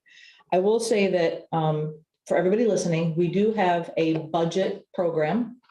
And just to test out the system, after our last electric utility meeting, I said, let me just see, as a layman person, how hard is it to really get on this system? So I went to an email that nobody knows of mine, and I sent a request in, and it came. And when I opened the PDF file back to Commissioner Stokes, and it said, print form, fill out, and put in an envelope and send to the PO box. I was like, that's antiquated. So I laughed, I filled it out, and I gave it to my spouse. I said, you walk this down to the electric utility and tell me the experience that you have. And she did, and I said, so how was it? She goes, they took it and said, okay, thanks, you'll hear from us. So I'm like, all right, let's set the clock. Literally within 9 business days, I had an answer. And when I got, first we had some issues with the form that was sent to me. It had the old city logo and the old city address, which I brought to city manager's attention right away and said, first of all, they didn't ask me what language I wanted the form in. So now we will have that in Creole and Spanish and English accessible. So then when I sent we dropped out the form, we get it back and I get this long letter, right? Blah, blah, blah, blah, blah. Congratulations, you've been accepted. So my spouse reads it and she goes, but I don't know how much it is. So I read the whole thing. I got down to the bottom and right here in little tiny letters or numbers in black, it said how much my bill was going to be. So it was a simple process because it only took 9 days. And now I know budget wise, this is always going to be my bill. This is for my home, not my commercial. But it's nice that we're continuously working, like Commissioner Stokes said, we need to get more technologically savvy because not many people have a printer, an ink, and then to not have it emailed to me in the right language. What if I didn't understand the form that they sent me? So I'm happy that we are moving through all this and we're making all of the customer services experiences better. The only thing I would recommend, and I didn't get around to having this conversation with you yet, is moving the amount that the person's approved from the bottom, last line, to in the middle in green and bigger font. Yeah. Congratulations, you've been accepted. Here's your new budget payment, blah, blah, blah, blah, blah, blah. Because literally if 2 of us read it and we were like, where is it? It was literally like where this number 7 is at the very bottom. So kudos to the staff because it was a pretty good experience. It was just some of the things that we need to fine So tune. maybe we could have a fillable PDF. That's what I think that they're working on. But everybody who's listening, fill out the budget form, see if you're accepted, because it does help, especially people who are on a fixed income, to know what they're, I'm self-employed, might as well call it a fixed income. Well, to that point, I'm glad it was easy, but it's still way too difficult. This should be mouse clicks. You shouldn't have to Correct. mail a form back in. I shouldn't have to print and scan and. I've lived in other places that had other utilities and you have to go through that to go on the budget. The problem is that we have antiquated technology. It's not because staff doesn't want to do things. Right. Staff is saying, please get us these tools because we look bad. We look like we're back. We look like the Flintstones sometimes. We're using the tools that we've been given. Mhm. We need better tools to do this. And that, unfortunately, that requires investment. And we all have to find a way to pay for that. But the budget billing module, it's one thing just to enroll in budget billing. It's another thing to actually get billed in the budget billing module and have it adjust properly and continue to roll over year for you. The current billing module, it really is very clunky and not good for that. So we need a new utility billing module that gets into a whole bunch of stuff that we need to do on the utility customer service side. And it's not just electric, it includes your water and your refuse pickup. You're on that program as well. It just so happens that it's managed through the electric utility. But we're marching ahead. We've got 4 major technology initiatives that we talked about in the last meeting. We're going to go with a 5th, which is a new customer information system. Hopefully, get approval to move forward with that later this summer, which will greatly transform our billing capabilities, messaging, all of this type of stuff. I know that there is a lot of concern, rightfully so, on the part of IT, for having customers providing bank routing numbers and things like that, signatures, and then having that information in our systems. So how do we protect it? How do we protect the transit? How do we protect it in here? Because there's bad actors out there that don't have that information. We have to be able to protect it. Yes, there That are. may be part of the reason why it's being done on paper, but there's still risk with paper. Thank you. City Manager. Well, I'm pleased to see the final answer on Commissioner McBoy's concern about doing what we can do to improve the customer experience. And as you can see, we've heard evidence of those things, and we have continual improvement, and we're open to any idea and options to make it easier for our customers to get information regarding their utilities as well as pay the bills. We want them to pay the bills. Yes, yes. So we want to make it easy as possible and user friendly. So as you see, there are many options that we have employed to do that, and open to any other ideas and options. And also, as far as our technology, as we discovered some of the kinks and areas we can improve on in getting the forms and so forth and updating our system, we have brought together all our teams together. So what we found is we just all need to talk as a team, the utilities team, the IT team, and also our webmaster, and coming together and bringing the solution of making that a user-friendly process online to apply for whatever item that is related to your utilities. So we're working through that, and I think you'll be pleased with the outcome soon. Thank you. I have one more question. I'm sorry. Can you pay with a money order? Or can you drop off a money order in the Dropbox? I believe you can. In an envelope, yeah. So we have now another answer. We have, you don't need a checking account. And the Dropbox is open 24 hours a day, Yes, it is. and it's free. Yes. So really, that covers a lot as well. Thank you. And just to follow up on yours, if I could, is one of the things that we might get to when all the pieces align and so on, that if somebody wants to sign up for the budget one, they could put in the query online and say, hey, calculate out for me about what it would be. And then you could choose, yeah, I want to do that, or, oh boy, no, I don't really want to do that. I would think that might be a useful option. Obviously not with the fill out the paper, print the paper, send it in, wait 9 days, decide that you don't want to do it. If we get to the stage of it being an interactive kind of thing with the appropriate data protections and all that stuff that people know how to do, not me, but somebody does. The systems that I'm familiar with, you would get that every month on your bill. It would give you your budget option. So you could choose from your bill, you pay the budget option and check it off on your bill. You go on to the budget option at that point. You don't have to go online and fill out documents. Oh, That's the system that I'm familiar with when I lived in another part of the country. Literally, it was on the bill every month. It was there every month. choose Your budget option, whether it was my gas bill, if you had gas there or electric, I could choose. All you had to do was check the boxes, put me on the budget, and that month I would pay the budget amount. And I'd be on the budget until I got in touch with us and take me off the budget. because the I didn't need to talk to anybody. the municipality told you what the budget amount would be. Correct. In that case, it was a large investor-owned Right. utility that served the area where I lived. But that's the way it was done. There was no forms going back and forth. That's my little, Live and learn, live and learn. That's where our building system doesn't accommodate that today. Yeah, And yes. Today. Exactly. Today. That's where we want to be. Staff wants to be there. Right. And I think you want to be there too. Because yes. we won't need to have staff spending time on that. They can be spending staff doing other things, spending their time doing other things. We don't want to get rid of them. Right. No way, right? Plenty of work to go We around, need I'm more of sure. them, right? But we want to have them focus on the things that were value added. Well, and I know that access is there because I just did my beach pass because it's, almost April. And I had an answer within 12 minutes in my email after I uploaded everything that it requested. Mhm. You've been approved, pay here, it's on its way. Mm. And literally took 12 minutes for me to get my parking pass. So kudos to that department. That's where Ed wants to be. Yeah, we're gonna get Ed working there. All righty. Do we Now, did we vote? Madam Clerk, We have a motion, Madam Mayor. We do not have a second. don't even have a second. I made the motion. Second from Commissioner Stokes. All in favor? Aye. Thank you very much. Okay, now we're on to agenda, which is now G, new business G, Madam Clerk. Is it No, H. H? We can move it to H. It's really H because it got moved. It got moved. Okay. All right. So H, electric utility reliability, system hardening and reliability improvement program, and projects identified for funding under the proposed series 2022 utility revenue bond. I believe this is just a presentation. They're not for any action tonight, City Manager.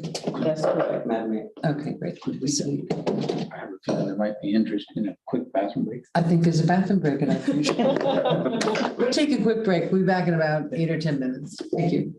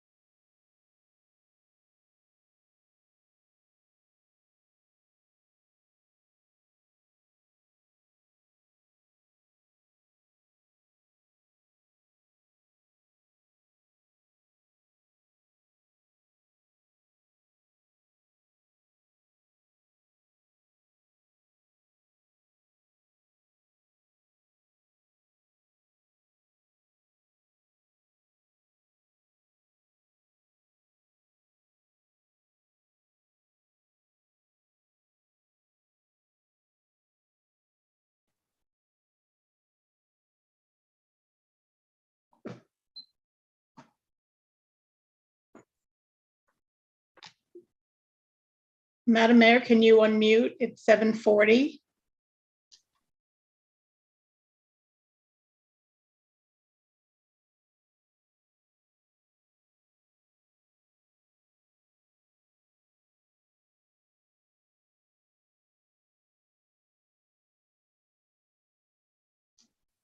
Improvement program of projects identified for funding on the proposed Series 2022 utility revenue bond.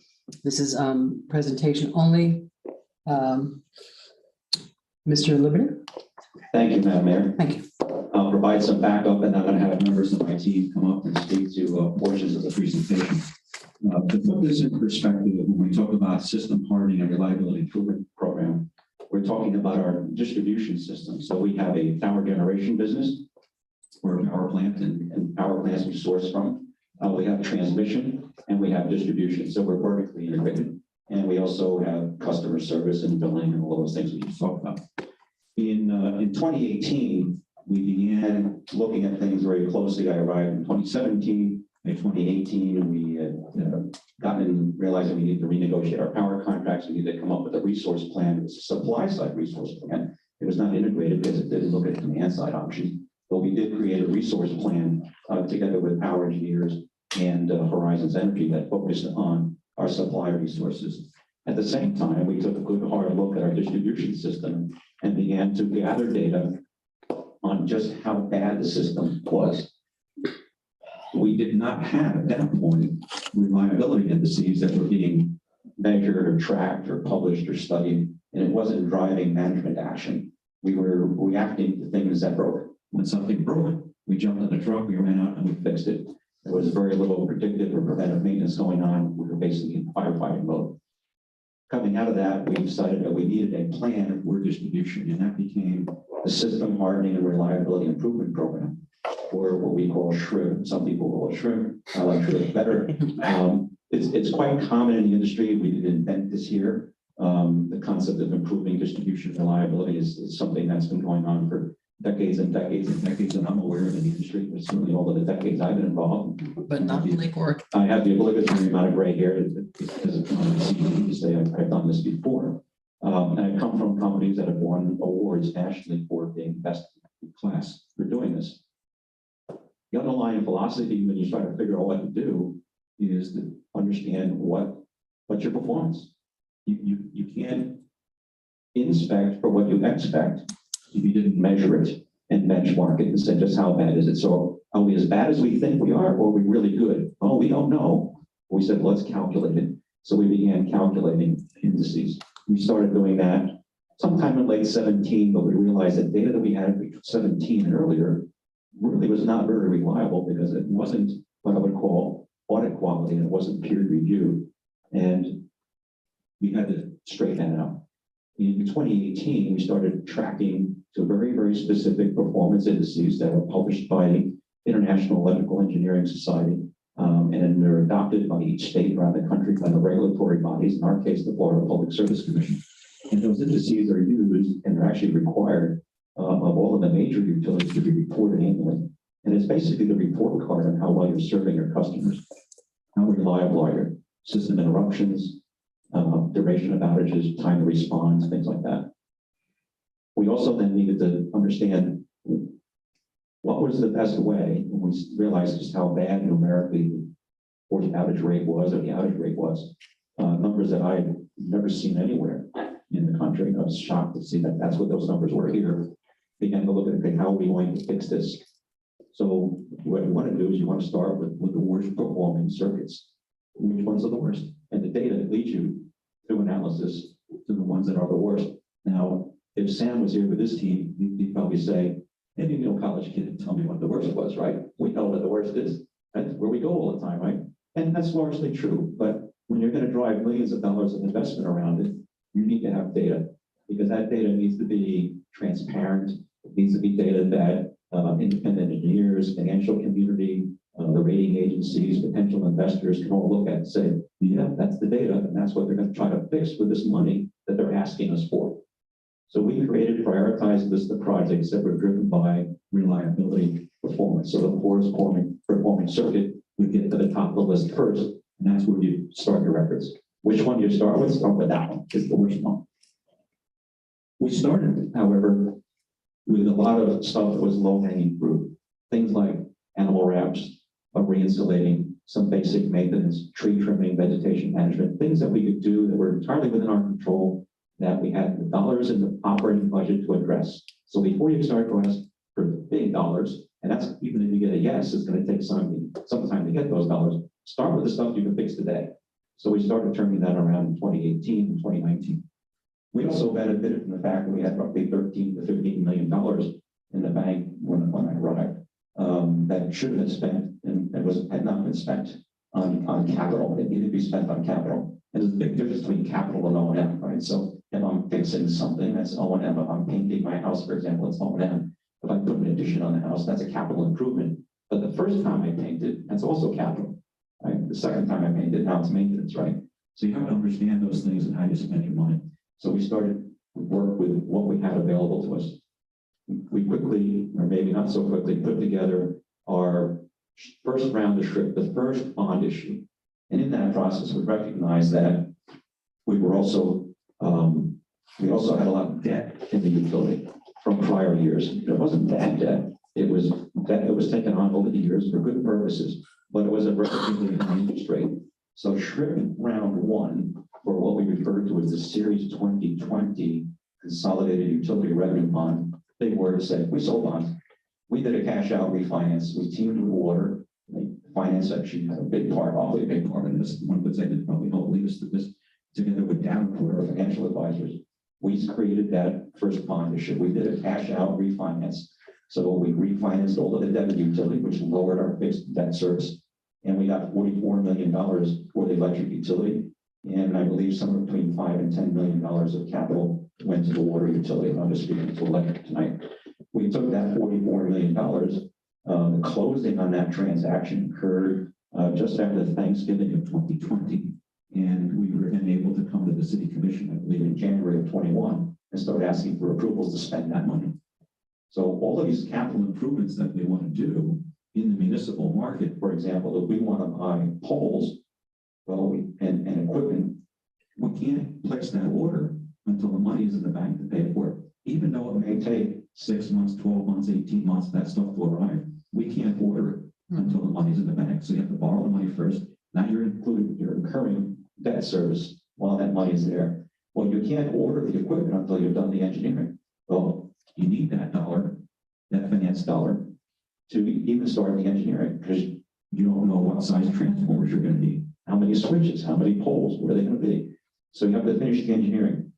So the point is that we really got going with the serious money in January of 21, and we're burning through that 44 million in a good way.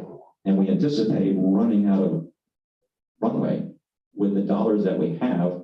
Midsummer is our current estimate. That means we have already committed all of the dollars that we borrowed, even though we're still in construction and engineering on many of those projects. That's why you see 7th Avenue South, or rather 7th Avenue North under construction. We see a lot of engineering materials being ordered, the new 138 yard, the new 26 yard, this canal. You see all of those western circuits that are fed out of canal being hardened right now. Some of the 26 kV stuff out there being straightened out. New transformers being ordered for canal, new work in the main yard, new breakers, tons of new stuff going into the system. There's $44 million of work underway. We're looking ahead, though. We want to look ahead. So while there's a team busy at work in the field, Sam and his team, and all of our IBW contractors that are here doing that work, my team is looking. So we're going to run out of money to commit midsummer. We need to be ready with the next batch. If you recall, when we went through the budget process in September during the budget workshops, one of the items that was in there was the placeholder of $44 million for capital for the electric utility. That's a combination of SHRIP and some other projects that are non-SHRIP related, but it was $44 million. What you'll see tonight is not a $44 million list. It's a lower number. It's $40 million. So we were able to take some things out, move some things around, and bring that number down. What you'll see in a moment, staff will take you through the report on our reliability and how we stack up with others in the state. I think it's important for people to understand what customer expectations are. And this is not something that we conjured up here just for use of Lake Worth Beach. I worked for utilities where management incentive compensation, in fact, how the Public Service Commission helps determine whether they're going to be friendly during your rate increases requests. They're going to look at these types of numbers. Now, they don't look at our numbers. You, for our purposes, you're the agency, right? You look at the data. But these are numbers that are well recognized in the industry all over the country, all over the world, and we publish ours. So you get there with many utilities. The larger utilities, of course, are required to. We do it on a voluntary basis.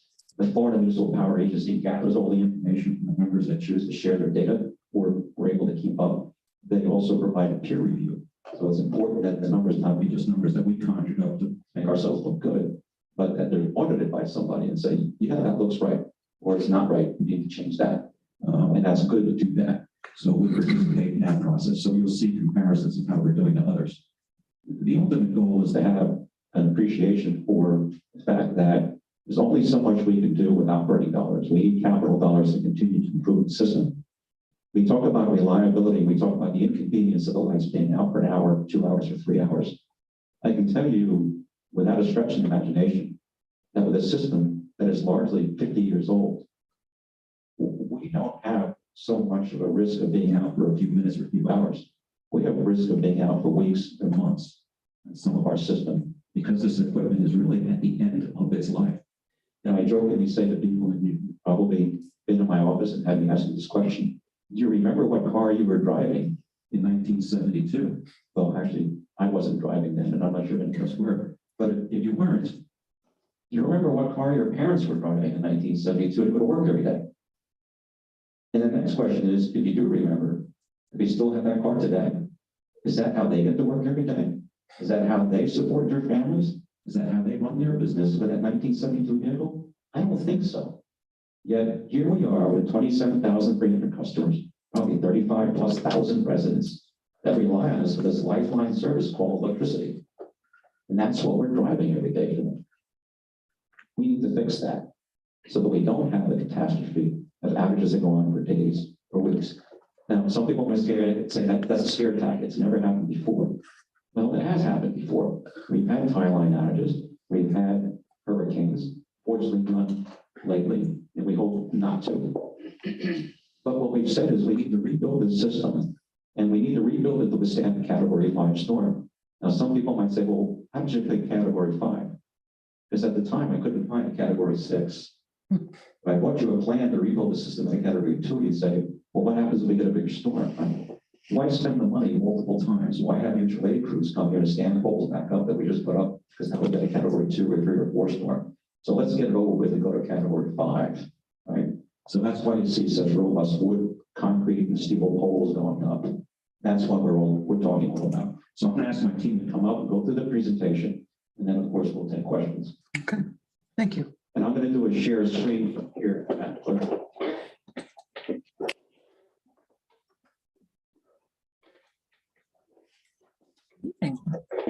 Good evening, Commissioners, Madam Mayor.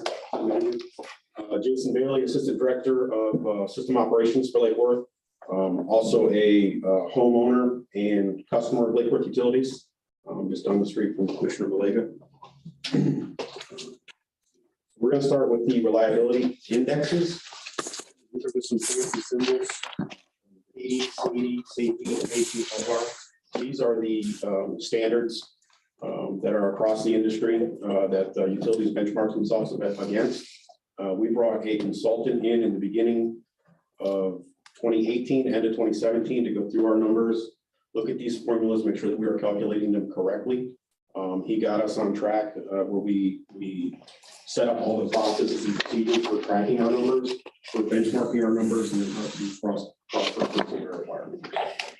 These are the actual standard definitions of them. We'll go over a more layman's term in the next slide on each one. So this one is safety, and safety measures the average frequency of interruption for the average customer. And how this number was derived is every time a customer has an outage, one customer has an outage, that's a 1. 2 customers have an outage, now it goes to a 2. So last year, year to date through November, we had 107,050 outages. Like, wow, we don't even have that many customers. So you take that total outage count divided by our total number of customers of 27,327, and that gives us a frequency of 3.9. So as you can see on this chart, the average customer in the 11 months of last year, they experienced 3.9 outages. Now, some may experience 1, others may have experienced 10, but the average across the entire system was 3.9. Whether it was 2 minutes or an hour and a half. That is correct. Anything greater than 1 minute counts as a sustained Thank you. outage. And you can see by the chart there, we broke it up in quartiles with first quartile, second quartile, third quartile. You know, when Mr. Liberty got here, his goal was we need to be in the first quartile. We want to be in that top 25%. And you can see where the goal was 0.5. So that utility in the top quartile, they're at a 0.5. So all of their customers are experiencing about half an outage a year. And you can see where we're 8 times that as far as being off the first quartile. We do also, on that last slide, we do also have FPL benchmarked in there. FPL 2020, they're more in the middle of this slide there. They release their numbers annually and they have not released their 2021 numbers. And those 2020 numbers, FPL breaks their numbers down by area. So that is the West Palm area that the numbers we're comparing to. The next slide here is staging. So this measures the average duration of interruption to the average customer. So how we come up with this value is it's called customer minutes of interruption divided by total number of customers served. So the formula for customer minute interruptions, if I have 1 customer out for 100 minutes, that's 100 customer minutes of interruption. Okay. If I have 10 customers out for 100 minutes, that's 1,000 minutes of interruption. So last year we had 3.6 million customer minutes of interruption. So when you take that number divided by the total number of customers of 27,327, comes out to be 133 minutes. So what this is saying is the average customers for the 11 months of last year across the entire territory are out for 133 minutes. And that's over the course of a year. 11 That's months. only 11 months. This is year to date through November. But roughly a year. Yeah, our December was pretty good, so the number wouldn't have been much for December, but the FMPA numbers are only published monthly and they did not have the December year-to-date numbers done when I did this report. Now, Katie, we're leading the state in first place. Is that good? I think so. It tells a story. So Katie is derived by Sadie divided by safety. So it's just the other 2 numbers and it's a division. We have that low number for Katie. And what that's telling us is we're having large outages and the team is clearing them really, really quickly.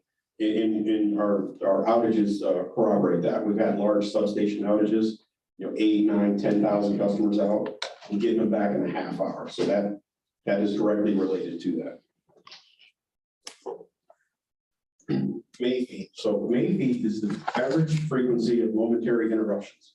So momentary is what you guys will see is a blink. That 1 to 2 second outage where the breaker opens up, tries to let whatever's in it fall clear, and goes back in. This one we are in the last quartile again. This one, unfortunately, a lot of the team doesn't think this way, but me, I'll take a momentary any day over the week over sustained. If I can blink somebody's lights and get the lights back on, I'll take the blink instead of taking the feeder out. But this shows where we're at. So, the entire city, that's 5.8 times every customer seen about 6 blinks for the 11 months. And for that, we had 80 breaker operations. So that was 80 faults on the system that successfully closed back in. All right, so the L bar here measures the average time of a single outage. So this one does not take any customer counts into effect. This is strictly just outage minutes. So whether it was 1 customer or 27,000 customers, it's only the length of the outage. So this one directly reflects on the line department on they're getting out there, getting these outages cleared.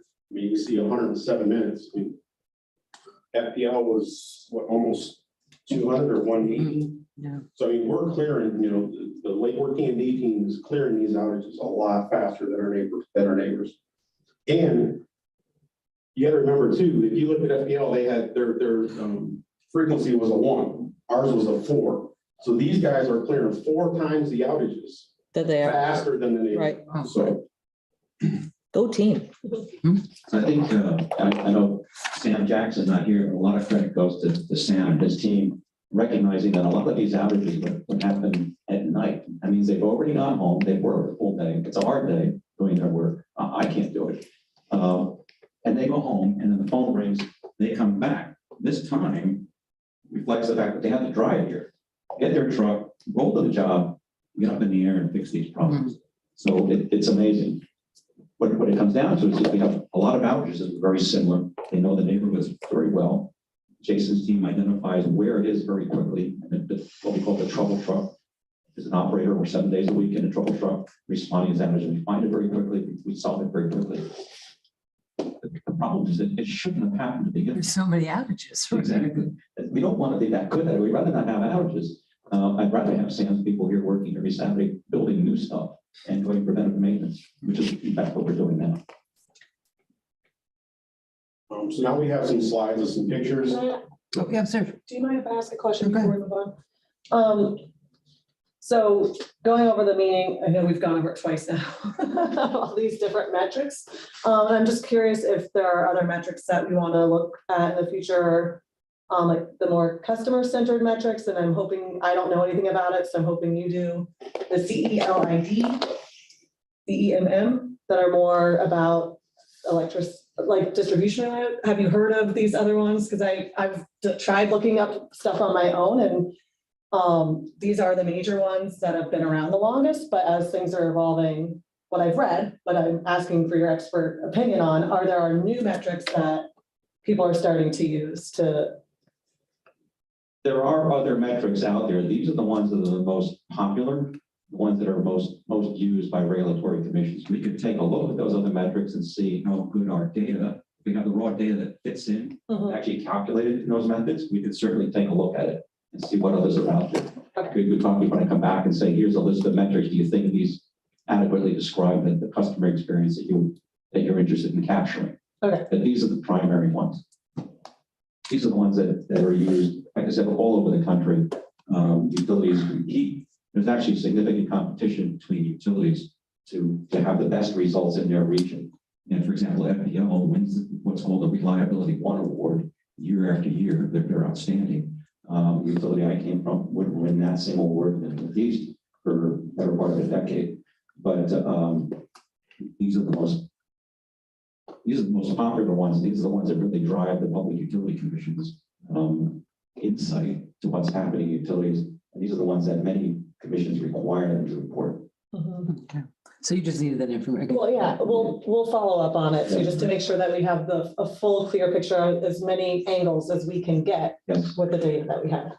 Okay, I see your last, and we're trying to keep this going, and I think the staff indicated that if we have larger questions, we should give them to, see what we can do tonight and see. So go ahead, Mr. McBoy. Thank you. A couple of things. I want to make sure I understand some of these numbers reasonably well. I think you mentioned that, and you call them blinks, which is a pretty good name for it. A blink might be 2 hours or it might be a minute, but a blink is an outage. Is that? A blink is a momentary. Right. So that's short. Under a That's minute. captured under maybe anything under 1 minute. Right. Be considered a momentary. And even say a 2 hour outage, I think one of the things that's worth thinking about because here's how I'm thinking about this. From an engineering point of view, reliability of a system, as you get up to the high end, incremental increases in that reliability become extremely expensive. When you're getting from, hey, do we have power half the time to we have power 60% of the time, that's relatively economically doable. As you're up at 99% and you want to go to 99.2, that gets a lot more expensive.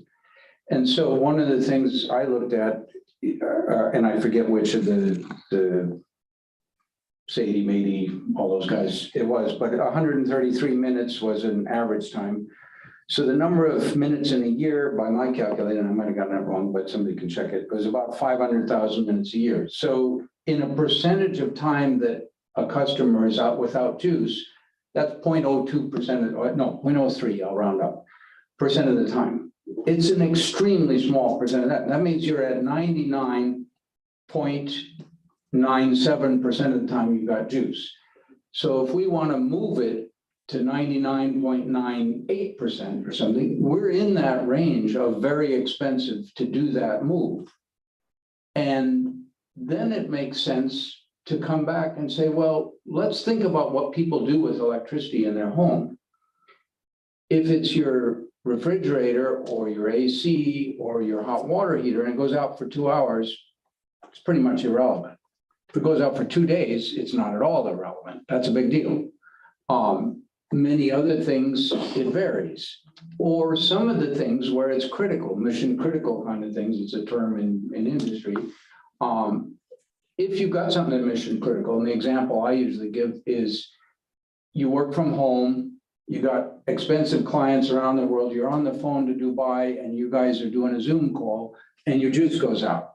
Well, that's mission critical. That's no good. You don't want to do that. One way to fix that is to increase the reliability of the whole system. Another approach is say, you know what, we're going to buy you a UPS, a universal power supply for your computer, because we don't really care if your AC goes out for 2 days. You can live with that. Your computer going out for a minute in the middle of a call, that's a big deal. But that we can fix with other technological approaches.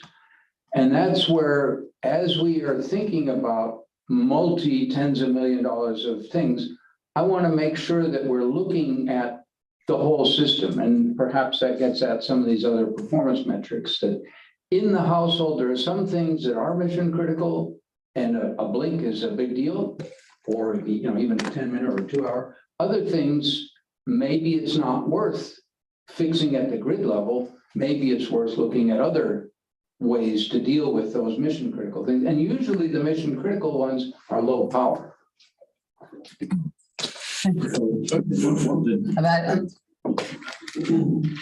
Is that a statement? Or where are we going with it? I mean, that's an interesting point, but My concern, and we'll show in these pictures later, the system is literally falling down around us on blue sky days. I understand the numbers are horrible, but what I care about, my family lives here.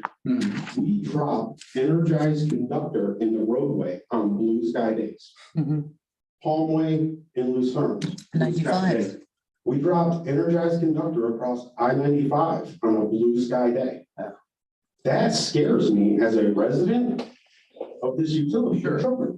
But that's not showing up in any of these statistics. Really. Absolutely it is. Absolutely. That outage down there, that was 5,100 customers for over an hour. The East 09 dropping across the interstate, that was 3,200 for almost 2 hours. Those and dangerous. usually drive this. Those were live wires that fell down. Yes, thankfully, the breaker de-energized it, but it doesn't, you have a conductor running across the roadway that traffic was driving over. Had to have FHP out there to help crews get this conductor out of the roadway. Like, that's what scares me. Cross arms, blue sky day just breaking under their own lane. No, I get to, and I think. And as far as mission critical, my mission critical items are elevators. Yep. We have a lot of these elderly facilities here with elevators, traffic lights, railroad crossings. Yeah. Grandmothers with medication in their refrigerators, like that's the stuff that concerns me. Pumps for oxygen pumps, medical. Now, sure, there are certain things, and some of them are larger, some of them already have backup systems in. I'd be willing to bet, although I don't know, that the railroad guys definitely have backup systems because they can't afford to not have those arms go. So they're backing themselves up because they can't worry about these statistics of the regional grid, whether it's FPL or NS or anybody else. So they've already looked at other ways to make sure they're 100%, because they gotta be 100%. I get that. And somebody who's on oxygen gotta be that, but that's still a relatively low load. So that's where, as we're thinking of very expensive investments, I want to make sure that we're thinking very holistically. Are we looking at the best ways to invest that money? Okay, then commissioners, I guess question. Thank you. And Jason, I hear your sentiment. As a business owner, I don't pay for a generator, but I own a gym. If I have somebody in mid-stride on a treadmill and the power goes off, guess who's getting sued when they hurt themselves? The business owner, not the electric utility. Okay, I know that another place in town, Matthew's Brewery, they don't have a backup generator. So when they lose power, they just have to hope that their refrigerator system doesn't drop below a certain temperature to where their product all goes bad. So it might seem small to you, but when we have people who have major investments in this town, and it is their livelihood and their life safety of customer safety, when that power outage happens, it affects people greatly. My entire business runs, if the power goes out, I have no internet, I have no emergency door button for people to get out, everything gets shut down. So for somebody like UPS, who's not open at night, power goes out, they could care less, they don't even really know.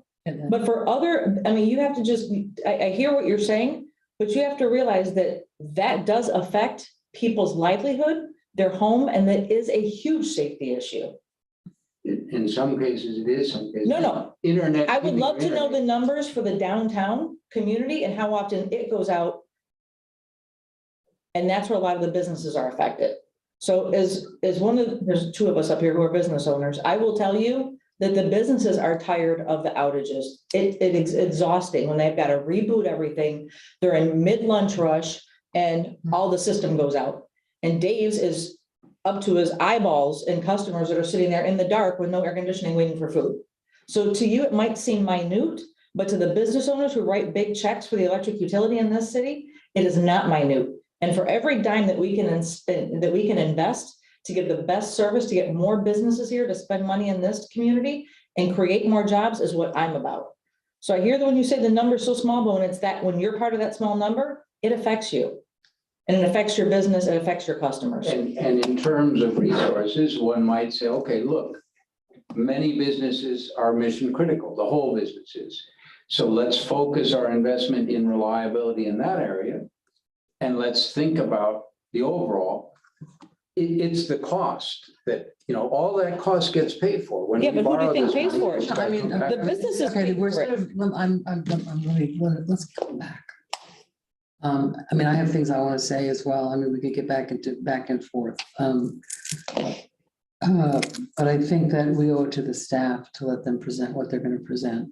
Agreed. You know, I cannot imagine that anybody, you know, especially, this is my one comment that I'm going to make, is that, you know, we hear from this dais quite often, one of the problems that we have is the public consent, the public perception of the electric utility, its reliability, its cost.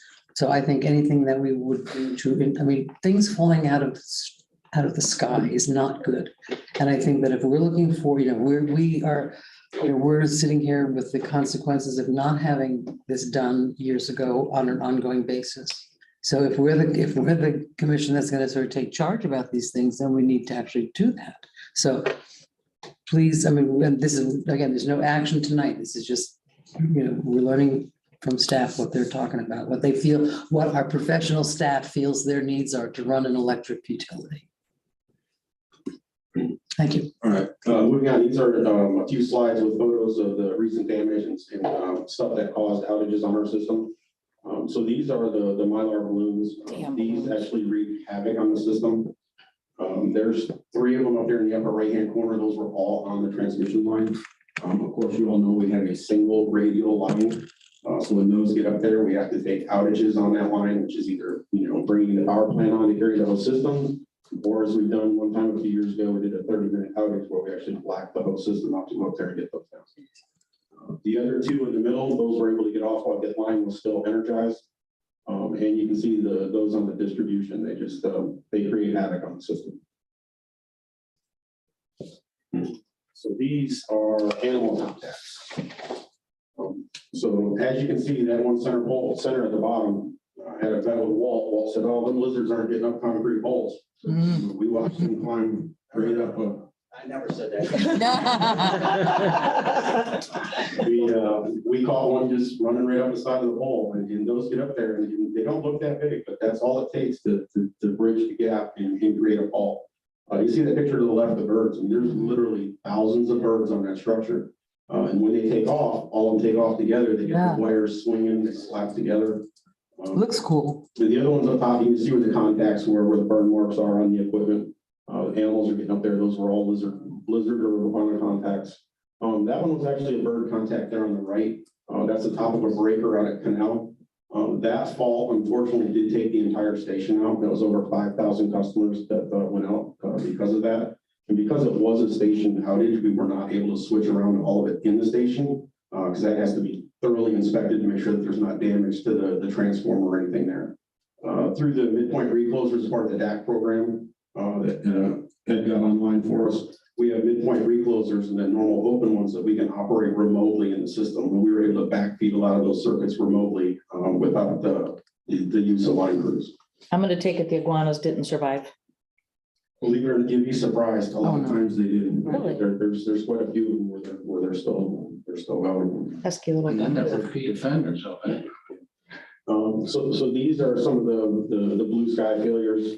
This is where the cross arms are just rotting under their own weight. Oh my And conductors coming down. All these were blue sky. I mean, you see the weather in the background and that one, that day shift one, those are all just failure from me. Fell down. Past and life, yes. And all these resulted, all those cross arms resulted in feeder lockouts. So that's the entire feeder. You're talking, our feeders range from 500 to 1,200, some of the larger ones, but most of those are distribution. So you're talking all of those customers out until a crew can get there, get a hold of that wire, get it back up safe, or get it rubbered up where it's safe to let us go back and energize it, and they'll come back and make repairs. These are all another blue sky day failures. So that picture on the right-hand side had a fault across the top of that. You see where it shattered all the porcelain. There's a damaged switch. We're tracked right to the ground. That was also a feeder lockout. That center picture right there, if you look at the top conductor there, that switch burned open on a blue sky day, not even on a high load day. So that switch failed, created a single phase condition to all the customers downstream. We had to de-energize that whole circuit for a crew to get up there and put a temporary repair on there. Bottom left-hand corner, those are the old porcelain switches that were original. The new gray one on the right-hand side there, those are the new 38 kV polymers, 900 amps. So we've increased the amperage loading on these and the insulation level to 38 kV. That center pole, that was a mid-December day, beautiful, no wind, tipped over on its own blue sky day failure. You know, that feeder is all of the Lake Osborne estates from 6th Avenue to Lake Worth Road. And we had to take that feeder off for them to grab a hold of that, stand that back up safely, and then re-energize it. And then they replaced that afterwards while it was energized. What was that upper right-hand corner, upper left-hand corner? What was that? So that was 4th Avenue North substation. And we had a switch that the switch failed. When it failed, it flashed across it and created a phase to ground fault and it shattered all that porcelain. Those are porcelain, and when those shatter, it's like shrapnel. Yeah. They explode outward. And they're from 1972. Yes, that's all original, the original substation. Vintage. You can see the transformer, the substation transformer right behind it. We're very fortunate that shrapnel didn't penetrate any of the cooling fins. You know, that's why all the new stations are polymer now. Okay.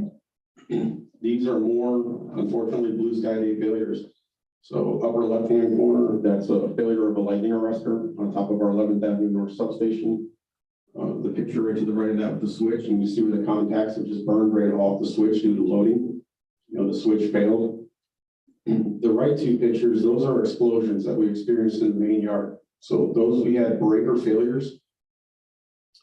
We're very fortunate that that center bay there, on any given day, there's personnel up and down that bay. And we're just very fortunate when these failed that there was not personnel in the yard. The bottom right-hand corner, that is one of the interrupters inside those breakers, and that's what actually the failed component. So that one actually had a crack in it, a pinhole through it that was allowing voltage to leak out of it. That's what caused those explosions. This one was under different breaker. So after the second failure, we pulled every breaker out of service, did a thorough inspection, tested, and rebuilt almost all of them. The bottom just shows a switch failure. Where it's, you know, porcelain again, where it shattered. That was a lizard contact got across that. Picture to the left there, the underground. So that was an underground feeder cable. Those are the original underground direct buried cables going in and out of all of our substations. So that one failed. That goes to our east switching station, and that's the core of downtown. The 6th Avenue, 4th Avenue North substations, and the core of downtown were fed through that cable. So that cable failed, same thing. The entire station was out for about 2 hours until we could temporarily switch around it. The picture to the left there, that shows an automatic sleeve. Those, we've had a few of those fail. They've instituted a policy now to remove all them from the systems. They're going back and putting high compression sleeves in and removing all those. But when that burns through like that, that energized conductor is coming down to the ground. Pole fires. These are our favorite. So that center bottom picture is what's called a polymer dead end. And you see how that one's real white and flaky. That picture we showed you earlier, the gray switch, that's what new polymer looks like, stark gray. When this breaks down, it allows the voltage to leak across that insulator. So what it's doing is it's leaking across that insulator and it's heating up the pole. And what it does is it burns the pole from the inside out. You won't see it until it's, I mean, you might be able to smell it if you're there, but it burns there, it just smolders inside the pole, so you don't see it. But what it does is it burns the entire top off the pole and all the conductor comes crashing down. It's just pancakes. And that's a polymer insulator that's doing that? So, yes, sir. That's an original polymer from the. So that's an 70s. old. That's broken down from the sun. How old was it? I don't know the exact, I actually have that in my office. I can check for a manufacturer. Well, I'm just curious because we're replacing with polymer, but so is This that is, going to well, happen? you gotta remember, that's polymer from the 70s. Oh, So it is from the science- 70s. Okay, yeah, I'm Science sorry. says Yeah. in light years with Okay. polymers. So this would be another good reason why we should just be using cement poles instead of wood. Yeah. It's double edged. So if you take a phase of ground pole on a concrete pole, you also run the risk of exploding the pole. Oh, It's got everything is a trade-off. So the concrete poles, what they're doing now is they're over insulated and putting on fiberglass standoffs to prevent that. Okay. If they're built correctly, it prevents that. And we have exploded poles and sent concrete chunks flying and Oh, geez. cars and down on sidewalks. Oh, Yes. We just shattered a guy's windshield in this van, the 3 to 4 pound chunk of concrete. off the thank back God of it the was pole. just a van. Yeah. yeah, really? Ours Florida was- is a very rough environment on stuff, anything that you sit out in. And people think the opposite because we don't have snow and ice. Yeah, but ice is It's rough here. Yeah, motor vehicle accidents. So this is another big one that really wreaks havoc on our system. You can see all these broken poles, 10th Avenue North, that's the 10th Avenue North. That's actually our transmission line, that bottom left corner. So our single transmission line, car on Interstate 95 pulled over and slammed up against it. Thankfully, it did not damage the pole. I mean, there was some small chunks out of it where it made impact, but it didn't knock the power out. But if that pole would have broke, I couldn't even begin to calculate how long we would be out. Really? Do we go after the insurance companies for those, for Yes, that they do. damage? Okay, They try to make restitution. We, Okay. we do, however, in many cases, they're hit and runs Yeah. where the driver is gone and the car's there, or Oh, the okay. driver has not survived and they're denied insurance. So our collection rate on insurance claims is very, very low. And also as part of Shrek 1, you'll see that later in Mr. Gill's presentation. We replaced all the holes on the 1 West 13 feeder circuit about a year and a half ago. We've already had one of those brand new poles last week get knocked out by a car. So I mean, it's, these motor vehicle accidents are wreaking havoc. And that one, is there anything that we can do to reduce the risk on that? And that one, we're pretty much stuck, I Well, think. what we've done, that's a good question, we add a comment there. We can't prevent the motor vehicle accident, that's out of our control. What we can do is have a system that we can sectionalize Right, quickly. which you've been working on a Right, lot. and that saved us, that cut the size of that outage by more than half. Yeah, by more than half, they were able to do it remotely. From Yeah, and the remote control of it is way cool. So using automation. And safer. Quickly opened up the midpoint sectionalizer and everybody downstream of that sectionalizer was okay. And then we backfed them from an adjoining circuit. Right. And we did that remotely. Yeah, you've done a lot of redundancy building in things and remote rerouting. Once we get the whole system networked at 26, it's going to greatly increase our ability to do it. Right now, we have so many pockets of 4 kV in between all the 26. Which you can't reroute. You can't do anything. So once we get the uniform voltage, we'll be able to really, it'll pay dividends. And lastly, this one here is just to show the lightning. So lightning does beat up on us pretty good. And you can see that picture in the upper right-hand corner. I mean, that storm just sat over us. And all those lightning strikes were in 30 minutes. really? It was a 30-minute track of the lightning. Florida's the lightning capital Yeah. of much of the world. We're number one. That one actually damaged the pole bonds on We believe that was the one that damaged the pole arms of the static line. We actually, I'll have to double check that, but we ran a report through, I don't know if it was NASA's lightning tracker, but we actually got the actual GPS coordinates right down Really? Yeah, the remember you inch sent it. to see exactly where it struck on the transmission line, because we did have a hit in the transmission. And that, like the motor vehicle one. Can Is there, happen. is there anything that we can do on that? Obviously, the energy and lightning strikes is huge. Correct. Lightning arresters on the line, pole bonds, grounding at the base of the pole, giving it a path to go. Right. How that prevents the damage. Gives it And a you're path to doing- go. It blinks the recloser. It'll come back. The customer will experience a momentary. And having a second timeline. Having a second time. Some of the photos you showed, some of the poles look like they have a lot of gear on them, a lot of like multiple transformers. I think some of them had street lights attached to them. I can't imagine that's particularly good for the poles. So, how normal is that? And when we get to 26K everywhere, is that going to lessen the amount of stuff that has to be up there? No, it will not. It will not lessen the stuff, but it's not going to add to it. The conductor is going to remain the same. But what we're doing with the poles, the new poles that are going in, they're a larger diameter. You'll see that in the later slides. You'll see the existing pole and you'll see the new pole set right next to it. And you'll see the diameter difference. And also we're shortening the spans between poles. So we're putting more poles in than what's already there to accommodate for that.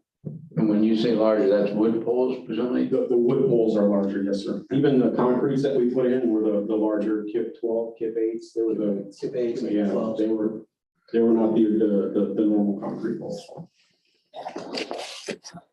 Anything else? Thank you, Jason. All right, thank you. Very, very well. Thank you very much.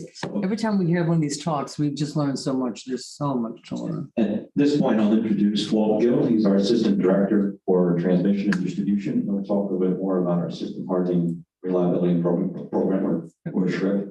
And Walt's been here for many years, as has Jason, and has been through the wars here trying to fix this system. Good evening.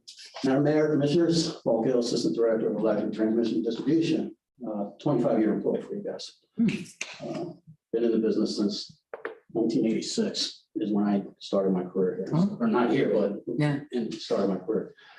So why do we want to perform SHRIP? Well, the first thing is, the first most important thing is to support the load growth and to create a grid for the future. Because we want whoever's going to be sitting in my seat later on, I want them to say, man, Walt Gill, man, he did an awesome job here. I don't have to do nothing for my 10 years here, and Ed and Jason and everybody else. Yeah. So, by doing that, by building the grid of the future, we're incorporating net metering, rooftop solar, EV charging stations, both at home and in the public, battery energy storage, and the creation of microgrids. The second most important thing is to build redundancy. There's no redundancy in the system. The system back in the day was designed the way it was supposed to be designed, and it worked functionally well for what it was designed for as a radial system. What we're up against now is there's no way to backfeed these feeders and stuff like that. So that's what we're trying to do with the rebuild of the system as well. Multiple paths to get the power to the customer. Resilience against weather and wildlife, automation. We want to put the automation out there because it helps. If Jason's and his team, the more they can do on their end before my guys start coming in, the quicker the outages are restored. Okay. Keep our costs down, make every KW count. Every KW that's produced, we want to make it count. We want to improve our power factors, prolong the equipment life, streamline all of our process, reduce our warehouse and stock items. Because right now I have multiple voltages that I'm dealing with. So I have to stock multiple items. And it inflates my warehouse monetarily. And it also, there's always that chance of grabbing the wrong part off the shelf, So we want to streamline all that in the warehouse. Increase personnel productivity. One voltage, they know what they got the gear, they know what they got to do. They don't have to worry about swapping out gears and stuff like that. Standardizing on the 26 kV. And we want to be able to replace the aging equipment and meet current codes. Back in the 70s, everything was direct buried. 60s and 70s are direct buried. Right. Back in this, we want to meet code. We want to meet the current standards. But the other word you could red, some red area. What did I say? Direct repair. Oh, direct area, direct area. Direct berry. Yeah, direct area cable back in the day, that's sliced bread. You know, it's not no more. Yeah, no, we gotta protect these cables. As we're finding out, 30 years down the line. Yeah. They're starting to get. You want it in conduit, so you can pull it. And they're failing. And they're failing. And they're failing, yeah. And I mean, they can just take so they're not much, in conduit, so when they fail, You're stuck. and you don't know where they are. we have to come up with a temporary overhead solution and then quickly get a contractor in to do a directional drill. In some cases, we find out that driveways or homes may have been built over them. Oh, yeah. And we're stuck. And meanwhile, we've got thousands of customers hanging in some contingent situation. That one picture that Jason showed of the, you saw the underground blown up and Mhm. the boots there and everything. I actually was on that job that night. That cable actually went underneath 3 houses. And it just so happened that the fall occurred inside the yard. Thank God, not underneath the house. So, we want to repair and replace, and we want to repair and or replacement of the least reliable 26 kV system components, rebuild our substations, remove all our insulators and our steel brackets and everything. We want to decrease the number of outages while maintaining personal safety and public safety. I can't have wire dropping across a playground. I can't. It doesn't, it does me no good. It does- City attorney's looking at you like, no, you can't. Her eyes just. And she knows that I deal with a lot of claims and stuff like that. I said, we don't have that much. Her eyes behind you, but she was like. Exactly. We want to take our circuits, we want to take these humongous circuits and split them up into more manageable circuits with the DAC projects and the mid-range reclosers and the trip savers and everything that we're putting out there, all the automation that we're putting out there. I'd rather have 400 or 500 customers than 3,500 customers experiencing that. And then if I can get that down to a lateral where there's only 50 customers on that lateral, that's even better. If I can get it down to the transformer level, then I'm only affecting 8 people. And that's the goal. We want to centralize that goal, that outage, and who's experienced that outage with the least amount. Next slide, please. So what have we done? What have we done so far with the monies that we've had already? So first thing we got to do, you got to take care of the backbone, which is our sole side tie line. So we upgraded our tie line protection and our control systems out there, replaced the old electromagnet mechanical relays and put in state-of-the-art microprocessors. We're now able to everything's GPS clock coordinated. We have the ability to identify fault locations within the feet now, rather than taking time and driving down the circuits and looking for faults. Even on underground line, you can do that or not? It can point us into a general area, Okay. and then through our equipment, we can actually locate the fault quicker. We're able to monitor the power quality. Commissioner Boyd, you bring up working from home. A lot of people using their computers and everything. You gotta have decent power quality, and if you ain't got that, your computer's all over the place and everything like that. Secondary line protections, module ATS alarms, and automatic battery charger alarms. These all feed into Jason's office in this outfit. What you're looking at right now, this is we're actually changing, and we're working on the 138 system. These guys are highly skilled and trained. They are working this 138 kV. That's 138,000 volts. We're working that live. Specialized equipment, the buckets and everything like that. The only thing crazier is the guys that work on the regional lines from a helicopter. Yeah. Those guys I've are seen that. seriously nuts. Continue, we're showing this is some of the stuff. We added the new MOS switches over there on the left-hand side. We added another set of switches right there in the main yard just south of the Public Works building. That allows Jason to separate that main yard out, not relying on the power plant to do an island out. I'm not saying we don't have to do an island out no more, but it reduces, by adding this into the system, it allows us not to have to rely on that power plant. The old and then the new switches. So these old switches, these are vintage 1970s, 80s, early 80s switches. Very, very rudimentary and everything like that. The new switches on the right, they actually open up and they give a wide visible open to the personnel. So when you see that switch open, you know It's pretty you're- obvious. You know you're working a deadline. Yeah.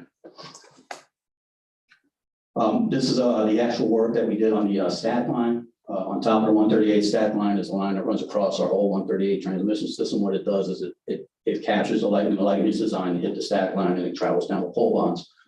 When we did the inspection on the line, we actually found that a lot of pole bonds were not connected. A lot of the pole bonds have been blown off. A lot of pole bonds have been hit by lightning already, which was causing the tops of poles to fall, starts falling and everything. So we had to top the poles and redo all the pole lines and bring everything down to ground. We actually had a static line failure. We had a device blow up the hyperloxo station. That was beyond the life. It's basically a major explosion, firewall. And ionized the air above it. It led to a massive fault and it actually burned the static line down. The static line fell down in the yard. Hyperloxo station also supports cities downstream of us. We our FPL actually flows power through hyperloxo. So we dumped downstream towns. And that was because of a failure, equipment failure inside our yard. And with the new tie line project, we're actually replacing the current static line, and we're actually putting new technology up there that's also going to have fiber in it as well. So we get a lot of information back from the cars and everything like that. What you're looking at right here is the new electric system operations center. We're going to build that over into in the training room of the water treatment plant. The way it's been there, it's the third floor, or second floor of the water treatment plant. It's already, they were gracious enough to how they don't use that space in Pavon. So they asked, we asked and they said, yeah, they're gracious enough to let us have it. So we're going to design Jason's new digs in there. So it's in the mall. So we've already bought and installed and have operating a new system control and automated data acquisition system. That's what we call SCADA. SCADA will be installed here. There'll be an isolated section of the control room, which is the rooms on the right. You can see a big curved screen there on the right. There'll be lots of monitors mounted on the curb, system operator desk. They'll be locked in this room because of NERC and FERPA security guidelines. They'll be isolated behind the badge. There will be a conference room here with a viewing window. So during storms or a present event, we'll be people wondering what's going on or hurricane recovery. They'll be able to watch what's going from the viewing room, but we will not allow anybody in that room. I'm not sure Jason's even let me go in that room, but they have their own access exit. They've got a small alley in there. Jason's office will be there. And then out in the hallway, which is the same hallway that the water treatment operators are in now. The other end, there's always an operator there. So from a security point of view, you always have somebody else in the building. They have adequate restroom facilities, ADA compliant. They'll have adequate elevators and all kinds of access there. So it's a hurricane secure building. That was going to be Right. So the building we're in now has no rating. All our mission critical servers are in that building for not just us, but other city functions. They'll be moving over into this building in a secure environment. We'll also have our servers air gapped, and they are today, meaning that there's no way for anybody to get in through the internet to actually get on our servers that control our equipment. We're subject to federal regulations on that, and we are inspected periodically and have pretty strict compliance requirements. That will go up tenfold once we have the second timeline and we go from a radio to part of the network, and our security concerns will go dramatically.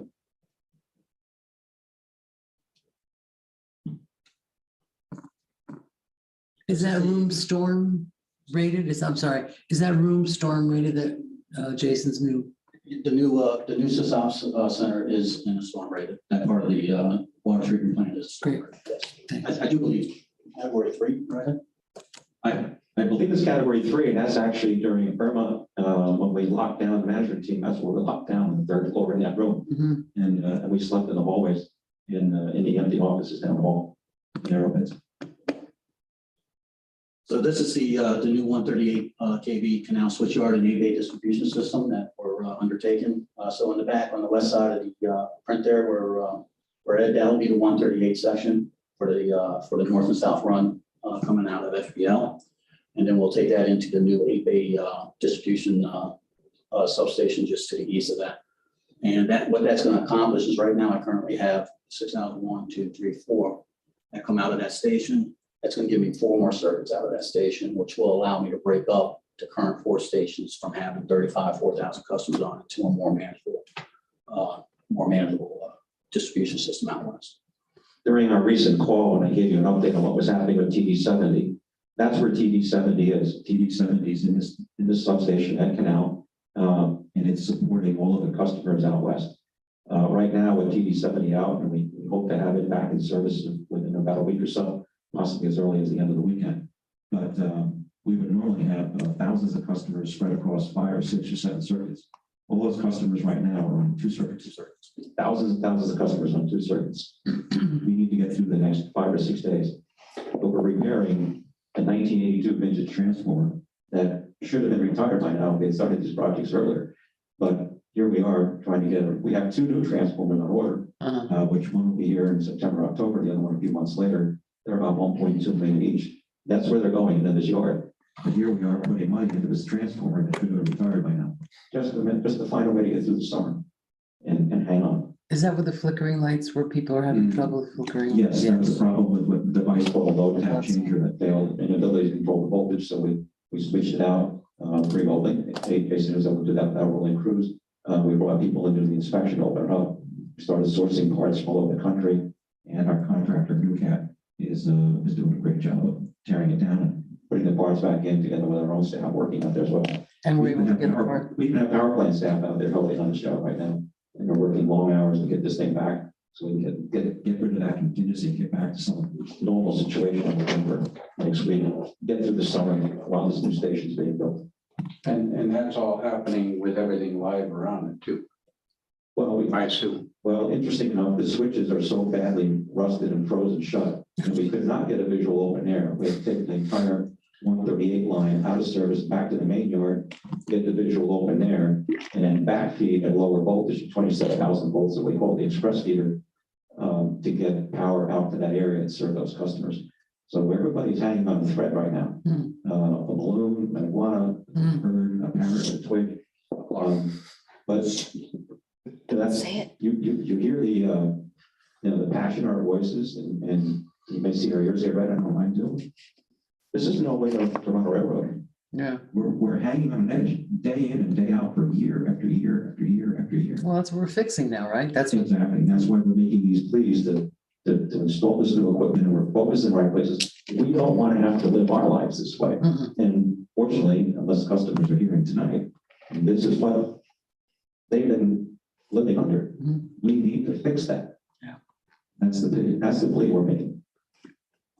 He's doing a good job making a plea. Yeah, really, thank you. Trying to. So distribution scope, what are we doing out there? So case in point, this out earlier, that's one of our old wood poles. That's probably a class 3 wood pole, maybe a class 4. Oh, geez. The one next to it, that is a beefier class 1, it's called a class 1 wood pole. It has about, what do you say, Mike, about 18 inches in diameter to what we have out there right now. To answer your question about overloading poles and stuff like that, we actually have a program called Pole Foreman. We actually plug the pole size and all the equipment that is on that into a computer program, and we hit it with all kinds of winds to tell us what that pole is going to do with all that equipment on it. So we actually model every single pole that we're planting in the ground. So what are we doing on the distribution side? We want to move all them steel cross arms, all the steel, all the metal out of here. As Commissioner McCoy said, we are the lighting capital of the world. You know, why not a track map? You know, why don't we put the metal up here? Let it hit us. So Live dangerously. Exactly. You know, on the edge. You know, so we're getting all that out of here, and that's all. And that's the whole point of rebuilding the system is to make the system more reliable, more sustainable for not only us, but for futures down the road. Because our equipment, when we plant that in the ground, it'll last 20, 30 years. You know, but you don't want it to last that long. You want to get on it before that. So. Got 20 or 30 and worked after 1970. Exactly. On all the new stuff, you know, there's certain things that you've mentioned. Lightning we can't control. Mylar balloons, I thought at one point we passed a ban on them, but it doesn't seem. We tried to pass that ban. It didn't work. Did we get shut down by the state, or what did we get shut down? I remember we talked. I remember came up to the dais, but I don't remember. It never passed it. I don't know. Well, you got my vote for Mylar balloon ban. You know what? I'll second that one. Yeah, I mean, you know, that just seems like such an easy. Let's give and make it illegal to sell them anywhere around here, or at least in the city. But you know, we can't ban iguanas and lizards and birds and whatnot. As we move to the the polymer stuff, is the geometry going to be different enough that we significantly reduce the likelihood of those, or should we all take a look guns on iguanas? On the distribution side, we're actually putting 38 kV and 45 kV insulators up there, which they're a taller stack. Right. And we're also sticking the fiberglass cross arms on there. So we're actually expanding a 6 to 8 inch insulator out to a point of 2 feet. So you got to be a pretty big lizard. You gotta be a big lizard. You gotta be a big lizard. And same with, that helps with the balloons too. And the pole wraps. And the pole wraps, yeah. The pole wraps help out tremendously on the lizard side. And the pole wraps, that's just a thing, Black. it's a slickening of the surface so they can't get up. That's that black wrap that you see on the poles Yeah. in 3 different spots. And And the last piece to that is, if you see a lot of the new stuff that we've done, you'll see like a little plastic cover that where the wire connects to the insulator is covered up. so they can't Those are get to with it. animal guards, so we're Yeah. now installing animal guards on, all the equipment, trying to minimize the distance or space between Right. the exposed live parts and where a animal, bird, lizard could. Can get in there and short it. Eel skin, we use eel skin, we're using everything, and it's not real eel skin, but that's what we call it. And the stuff holds up in our UV and all that So far, reasonably well. so far, yeah. So it actually looks pretty good. If I can keep people from stapling signs on it, it'd be good stuff, but can't have it all. Well, it's something. So if we're doing it now, if any of the work that we're doing, we want to be in the customer's ear. And so we try to get out there a minimum of 72 hours before we even do any outage on any customer. We're meeting face to face with key account holders and businesses if we need to take an outage on a business. We also are hanging door hangers, which are printed out, and I think Commissioner Stokes, I gave one the other day in 3 different languages, Creole, Spanish, and English, to let people know that we are out there as well. And then we also blast them with the outbound phone messaging as well, to let them know. The sense I get from the street is that there is enormous respect for the crews. I almost never hear any negative on, when something goes. I give you some negative on the cruise. What's that? I'll give you some.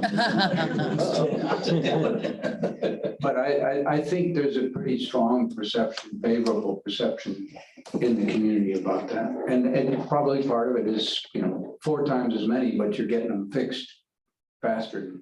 We like it when we beat FPL. So. You got a good bunch of guys over there and gals, because Miss Munden, who works in the warehouse, she actually holds a line person's ticket. And she. Thank you for saying line person. You're quite welcome. I appreciate that. I'm trying to do that more often, because the industry's changing, so. Much appreciated. So, example, the West 13 Phase 1, this is it. The blue line is the area that we covered. What did we do out there? We spent a total of $2.4 million. We put 128 new poles in with the associated hardware, and we completed that from September of 2019, and actually had it completed in May of 2020. Those are all the cement poles that you're seeing down on Lake Worth Road as you leave the city off of Lake Worth Road. And please don't think that we're going on wood. We are using a combination. We are using wood, class 1s and 2s only. I don't buy anything less than that. We use KIP 8 all the way up to KIP 12 cement poles, and we're using equivalent of what's called an H5 in steel poles. So we're actually planting 3 different types of poles: wood, steel, and concrete. And how do you do, I don't know about steel poles, it must not have been. It's called ductile iron. It's called ductile iron poles. They were actually, they use them a lot. They were using them a lot in the Midwest, in the Tornado Alley area. Because They hold up. They hold up, and they got a big, they got a big flex point on them and stuff like that. So the problem is with the cement and the double iron to achieve what I want is a heavy pole. So you have to have the equipment to lift it. So we're utilizing the IBW contractors to do the heavy lifting. And then my guys are going out there, and our guys are going out there and doing our wood installs and stuff. Can I put in a little request? No, you can't go play in the truck. Well, I would like that. I'd love to go on a tour, but as a bicyclist, we don't like poles in the middle of the sidewalk. Right? Yeah. Right? There aren't a lot of them, but they're a pain. And then when the ground wire gets loose, There's a lot of them. Ah, They're being addressed. I'm trying, guys. We are, there are green book standards, FDOT green book standards based off of the type of road, whether it's 2-lane, single lane, speed of the road, that setbacks need to be obtained for where those poles are located. And sometimes you just don't have the So space. we are, pushing our poles further back to the right of ways as much as we possibly can.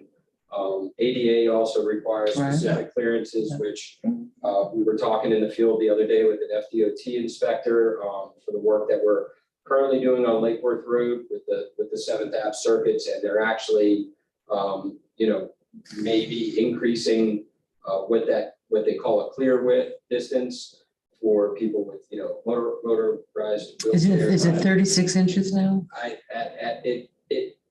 There's some gray areas where there's a standard width that needs to be maintained. Uh-huh. At a pole, it's called what they call a point. So a pole would be similar to like, if there's a sign there or something, Right. at one point in time, it was very circular with how the standards went, the state, to FDOT, to ADA, and it kind of just ran you in a big circle. And it was somewhere around 30 inches. And I hear it may be increased, it may go up a little bit to like 32 or 34. Can we hit them up for some money to help us move poles? Because Lake and Lucerne, Yeah, right. Lake and Lucerne need it. Give me the money. I can tell you myself that that's one thing that gets me. I ride a lot at night because I work late and, poles in the sidewalk signs, Mhm. the nights the garbage cans go out and it's, I'm dodging units, so.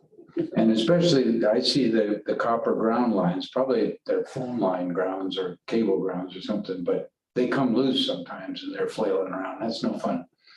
Okay, Getting after it. how are we No doing? shortage. 13. So in early 2019, going back to the West 13, that was ranked the forest performance circuit. That was the first one that we tackled. So like I said, we started in August 2019, phase 1. We actually broke it up into 3 phases because it's such a big circuit. October 2019, we had midpoint reclosers in place. And then in July 20, work was completed. And those Turned into normalcy. are those the remote control ones? So the remote control reclosers. And you can't play with So if those I'm not either. nice, Jason's gonna just like, I specifically had that designed into the system right at your house. fair enough. West 13 phases 2 and 3, we plan on kicking them off this summer. And currently, phase 2 is currently scheduled to start in December 2022, and then phase 3 is in design and pending on funding. We want to start that in 2023.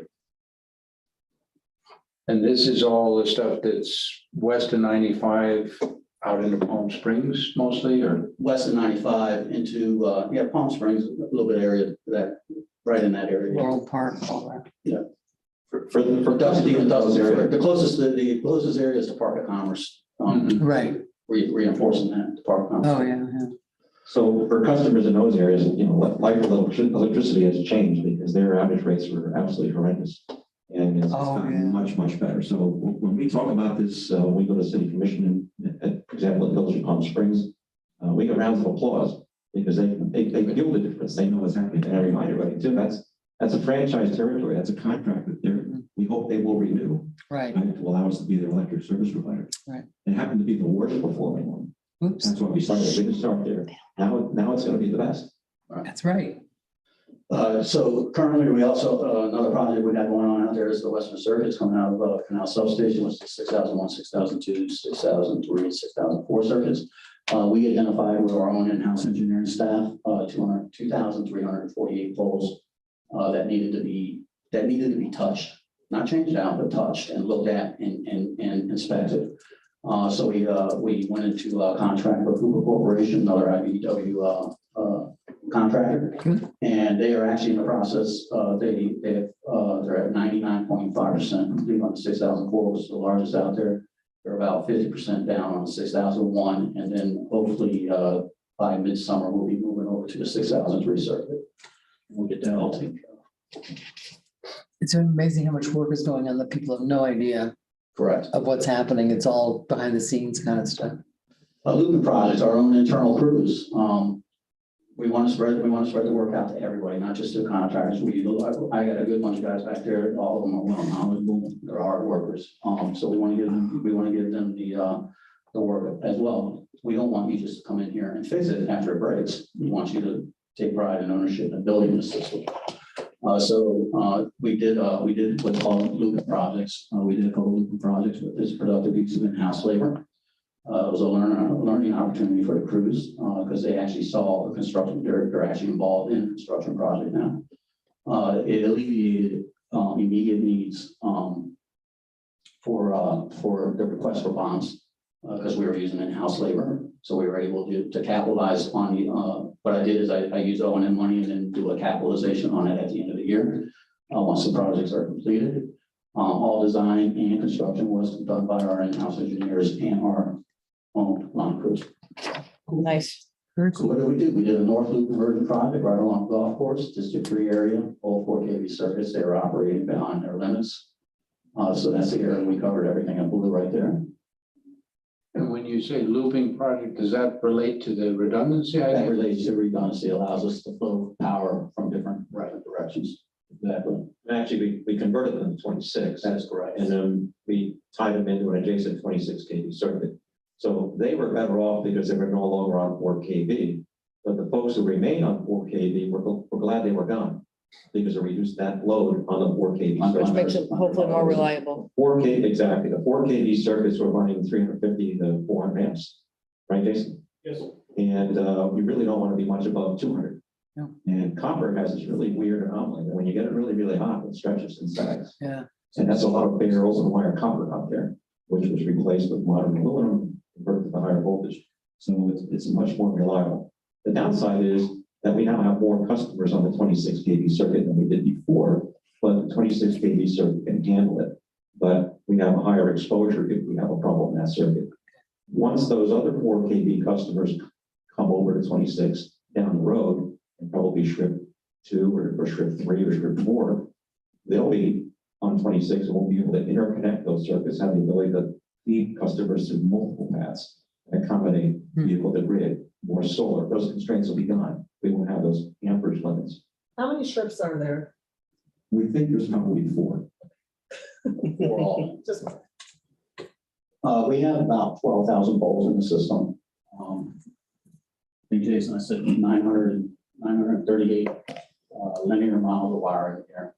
So, for a 12.5 square mile system, everybody thinks City of Lake Worth Electric is city proper. Right. We actually travel outside. We are out. Our city proper is 7.5 square miles. Mhm. Our territory is actually 12.5 square miles. Almost twice. So it's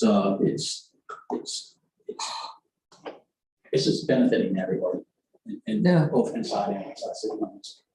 The south side looping is affected districts 1 and 2, or excuse me, 1 and 4. Again, converted customers up to 26, and the reason being is because they were operating out of the ideal limits as well. In these 2 projects, our guys, in those 2 projects right there, our guys successfully converted, like, I want to say, almost 1,000 customers, like 1,200. Almost 1,000 customers, 1,200 customers up to 26 voltage from the old 4 kV. We removed close to 6,000 feet of open wire and replaced that with insulated triplex. And the poles, I'd have to look at notes to see how many poles that we actually replaced out there and added to as well. And is the goal to do all insulated wire? Yeah, I wouldn't get that. Open wire is kryptonite to me. It's exactly what it is. It's open wire. Dangerous. It's bare. It's very susceptible to contact, vegetation, balloons, whatever. It's very susceptible. But just a question on that. If I've got vegetation that's going on it, chances are it's got a wind that's rubbing it back and forth. Can that insulation hold up against that for any length of time? For that short period of time, yes, so we should clarify that the primary, which is the wire at the top of the pole, will remain open conductor. We're talking about insulated secondary, which is the wire that's down lower on the pole after it's stepped down through the pole top transformer. It's that secondary, which was at the, let's say, household utilization level, which was most in direct contact with brush and tree limbs, and bamboo, palm fronds, things like that. The primary up top is less susceptible, but it's probably 48 to 52 feet in the air, something like that, right? But that will remain open wire. But it's that secondary, which was bare open wire, is being replaced with an insulated triplex. And have you had enough of the insulated out to get a sense that with our vegetation and growth rates and wind and all that stuff, it seems to hold up pretty well? Absolutely, out west of town with the Hooper project on the service coming out canal substation, we replaced actually over 13,000 feet. Yep. Of open wire secondary and replaced it with 9,000 feet of insulated triplex. And correct me if I'm wrong, Jason, the outages out west of town are far few. Yeah. And that's mostly vegetation outages. Most of your outages are contact, vegetation or balloon or lightning. It's just a contact. That's 95% of your outages are usually that. I think, 95. I think out west, we had a lot of animal contacts, vegetation contacts, and had a lot of no access backyards, right? Correct. As opposed to an alleyway, it's a zero lot line, and you're actually walking through the side gate into the backyard and climbing that pole. So that's one of the reasons it's tough. It's a tough Ooh, yeah, pole. there's no Little access. poles out of there. They're doing a lot of hooking out west, and I'll be more than happy to take anybody out on a field trip. Go show you guys what these guys are hooking into and what they're dealing with and everything like that. When you say hooking, They're putting the hooks on their legs and they're climbing the pole. oh, okay. Didn't mean the other one. Where is your mind? I didn't know. I wasn't familiar with the term.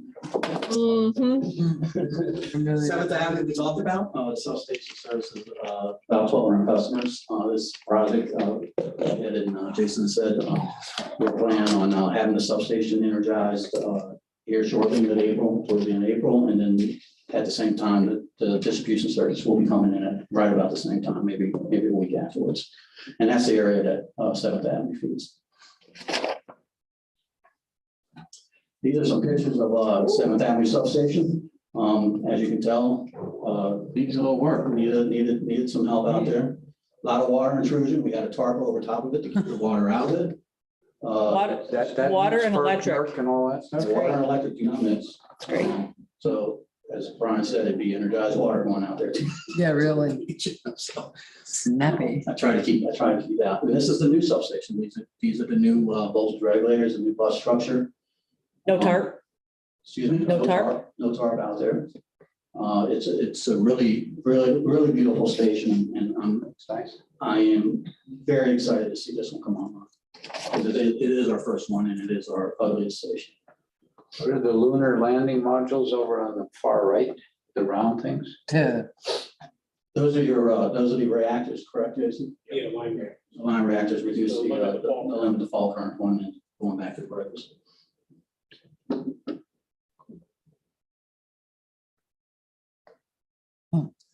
These are the ductile iron poles. These are over on Elizabeth Street, coming out of the Elizabeth Street substation. So that's a ductile iron pole. You can actually get them painted, or you can leave them in as the natural color, and they actually weather into look like into a wood pole. And what's that made out of? It's called a ductile iron pole. But what is it, concrete, the pole? No, it's iron. Iron. It's iron. Yep. Oh, wow. They're a little bit more expensive, but the cool thing about these is they're self-grounding. Yeah, the whole pole. It's self-grounding, so as soon as you plant it into the ground, You're good to go. you're good to go. What about rust? Excuse me? Rust? Doesn't iron rust? No, what it does, it just weathers in. It just weathers in to look like a wood pole. I'm sure if I brushed up against it in the shirt, Oh, I'd okay. walk away with a sting on it, Okay. but I don't plan You on don't do having a that. pole anytime soon. Sure. And You love your job. obviously, I don't know, but the corrosion doesn't just keep going into it. No. Yeah. No. Uh-huh. Somewhere to come. So it's actually the same material that the lighthouses that were built off the coast of Florida in the 30s and 40s in the saltwater. Yeah, Off of south of Miami. yeah. You got Alligator Reef, Tennessee Reef lighthouses. It's the same material that those lighthouses were built out of Cool. and have survived. And we planted some of the painted ones too, so. The worst of conditions is salt environment. Yeah. So, if we're in a high traffic area where we see a lot of pedestrians walking through and stuff like that, we'll probably have them painted and then installed, so nobody runs a chance of throwing under the dresser. With our internal crews and contractors, since started trip, 931 poles have been replaced and upgraded, 394 transformers have been replaced and upgraded, 3,800 feet of feeder conductor replaced, and upgraded with 336. We removed 26,506 feet below water and replaced it with fiberglass. It's amazing. My goodness. Whew. Any other questions? No. And that's mostly switching from copper to aluminum on the wire?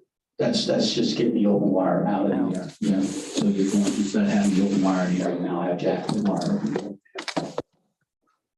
Now we're moving to the next piece, and we're going to invite Paul Nicholas to come up and talk about how we selected these circuits and ultimately what the budget plan looks like for Trip 2. How we got to a number of $40 million. Good evening, commissioners. Good evening. Good evening. Welcome to the dais, Commissioner Diaz. Thank Welcome you and your time here, Ms. Godot as well. So what we have here in front of you is the latest force ranking. This is the second iteration. The first iteration, when we did the first round of bond offerings, what we did basically took the numbers that Jason has gathered from the outage data and have ranked them based on the number of customers affected by the outage per feeder, the total number of trip closes that occurred on that particular feeder. And then they took the outage, it was I believe the total outage minutes of the impact, and then the customers affected, and then they were basically force ranked based off of the largest number of customers and outage minutes. Basically the greatest impact to the customers and trying to identify what areas of the system needed the most attention first. Okay, so we did that in 2019. We force ranked all the circuits. What we did was, where we had identified those circuits, obviously West 13, a lot of the canal substation circuits, as Walt had mentioned, 6001, 6003, 6004. You will see some of those on here again. There are some duplicate numbers, and I'll explain those. So the numbers in yellow are the combined circuit totals for the entire 6001, 6003, and the West 13. Those circuits were then broken in half. So basically we took one circuit and we broke it into two circuits using a mid-span recloser, the smart devices that we're installing in the system. And if there's a fault, so half of the customers can have power, the other half, until it's restored, would be without a power. The ideal is you install as many of these as you can on your system, and you have redundancy. You isolate the fault, just like a valve in a water system. If there's a break in the line, you close these down, you isolate where the leak is, and the rest of the customers still have water. This is just with electric. So those reclosers will act as a mid-span breaker, isolating the number of customers impacted. So those circuits were actually, you'll see them on there again with the 6001-1, one West 13-1. So when you look at this and you say, oh, wow, you see these reoccurring numbers, as Walt mentioned, Hooper has been working, day in and day out for the last, 7 months on the canal circuits. They've done a ton of work so far. The work is continuing to go. So we know with the work that's being done, those circuits, they're already getting attention. So we're going to continue with that. the residents in that western section of town are also going to reap huge benefits. Once this new 8-bay distribution substation comes in, the circuits will be broken down into smaller feeders. You'll have less customers on those circuits, additional smart devices going in, and all of the poles will have already been looked at, touched, grounding, rotten poles changed, cross arms, better grounding, new polymer insulators. So in going through there and saying, okay, well, what's the next one on down the list? So you'll see the West 13, we still have the next two phases that we're going to continue to work on with the West 13. Another section of that is also called French Avenue, which is a iguana-prone canal bank on the north of French Avenue in between Congress and, let's say, The canal. the canal, the E4 canal, if you know the Lake Worth Drainage District Canal, and it's just, the canals are breeding grounds for the iguanas. They nest over there. They're all over the place. You walk down there, they're just scampering. It's Like, weird. it's crazy. So you roll down and then you'll get into, you'll see the next major one down there, which is the East 12, which is a primary feeder, comes out of our main substation, goes down to our 12th Avenue South substation. You can see the number of customers that are on there, customer impacts, and that is the next substation and circuits that we're going to attack. The other thing too with this is when you strategically plan how you're going to work these systems, you have a 4 kV system and next to it, you have a 26 kV system. So when you do that, you can't tie the 4 kV and the 26 kV together. They're not compatible. They're not compatible because of the transformers that are on the pole, right? Right. So what you don't want to do, Right. what we don't want to do Whole city will. is back ourselves into a corner where we do this jump around scenario and say, okay, well, we're going to go over here and then we're going to go over there. And now all of a sudden we have an issue in a certain area that we can't backfeed, we can't tie the circuits together. And now we're in a prolonged outage. Residents are impacted, businesses are impacted, restaurants, the whole 9 yards. So we're strategically planning, with the next piece of the 6th Avenue South circuits, which we've done a lot of work on already, in converting the 6003 circuits to 26, backs up to the downtown area.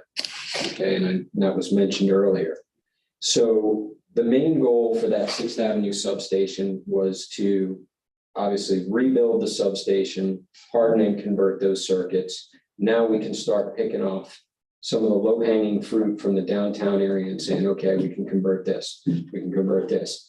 Taking that load off of the 1960s vintage 4 kV house, which serves as the predominant feed to all those feeders serving the downtown corridor. And that's old 1950s metal clad switchgear.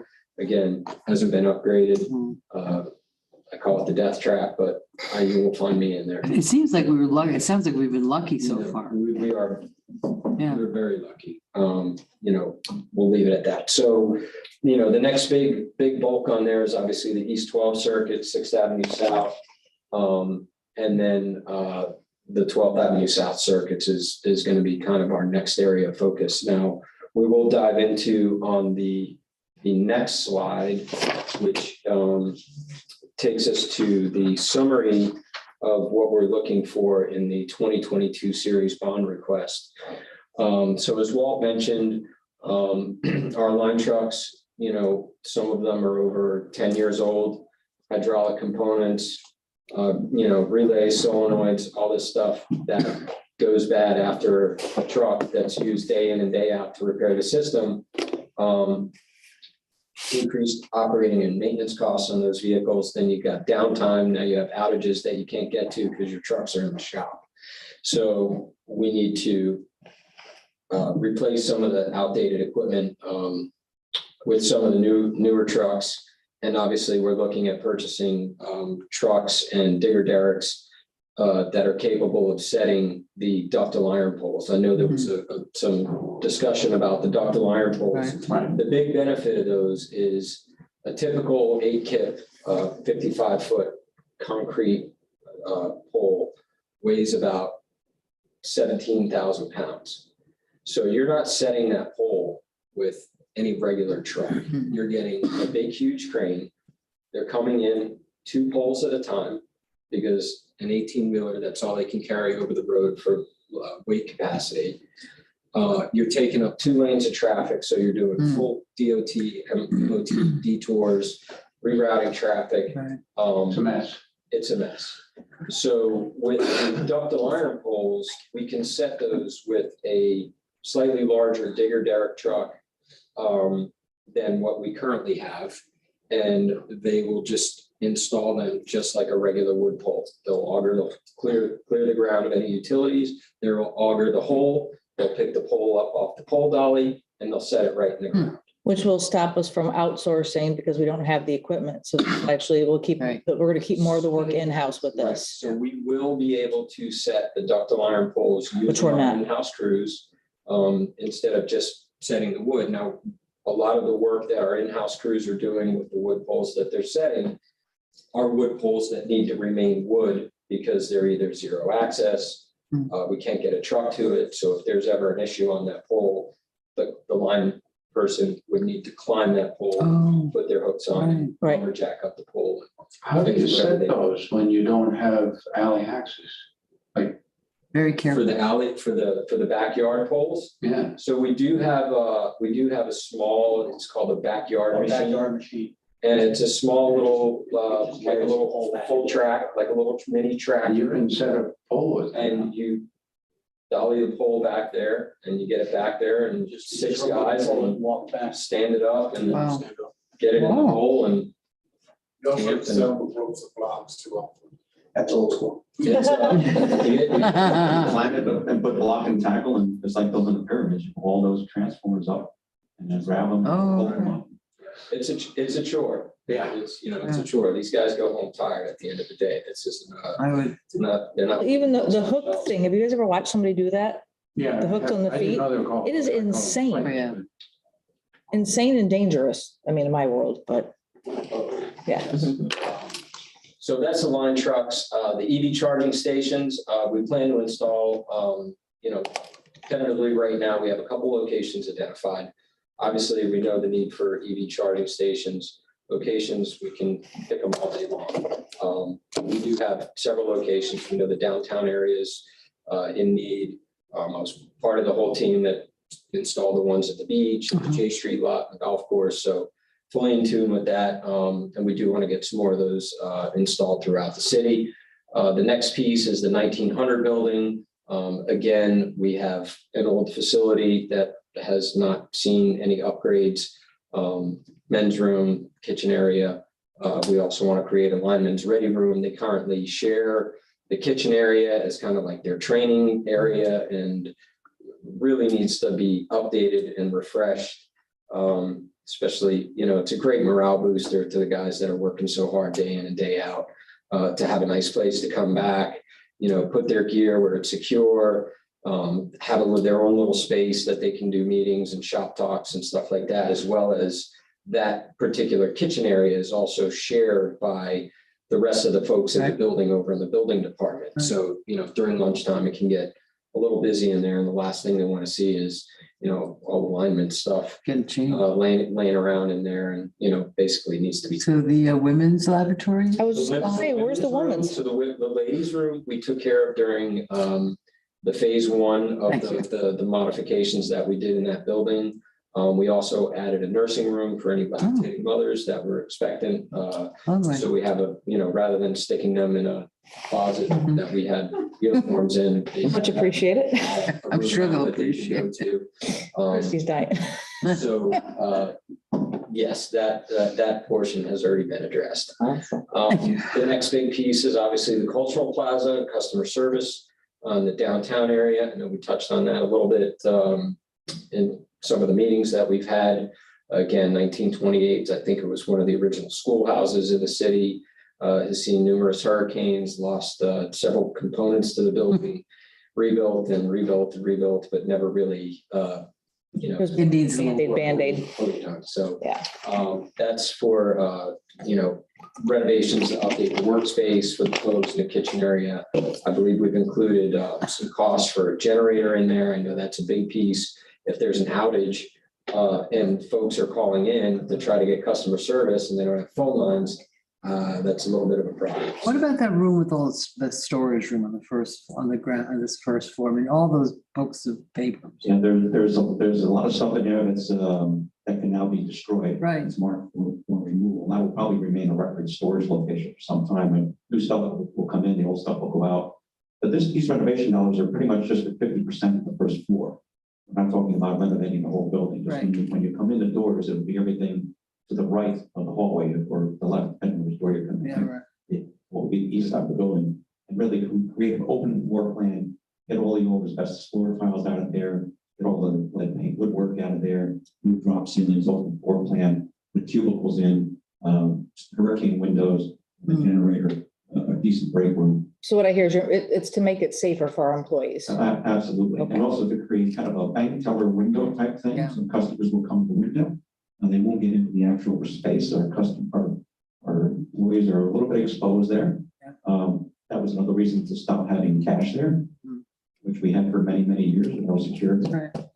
Sounds good. So there's no longer cash there, but to provide for the secure environment. That's such, every time I go in that room, though, the weight of that paper on that old floor makes me very, I mean, it seems, and also it seems like what a terrible use of real Space. space. Yes, we need to do something. That could be a else. community room, that could be a lot of different things. I mean, you go in the room, you go in that building, and you're immediately hit with that damn Oh, yeah, must, yeah, you know. too musty much old smell. paper. And just that whole first floor, and that's what our folks in customer service will leave it down. What we may need to do during this is either have them remotely report for some period of time while this work is underway, or perhaps rent some office space right here in town that we can put them in for a limited period of time, for maybe up to a year while this work goes on, and then move them back into their space. What we want to do is make sure that at one time there was some thought that we might move customer service someplace else in the city.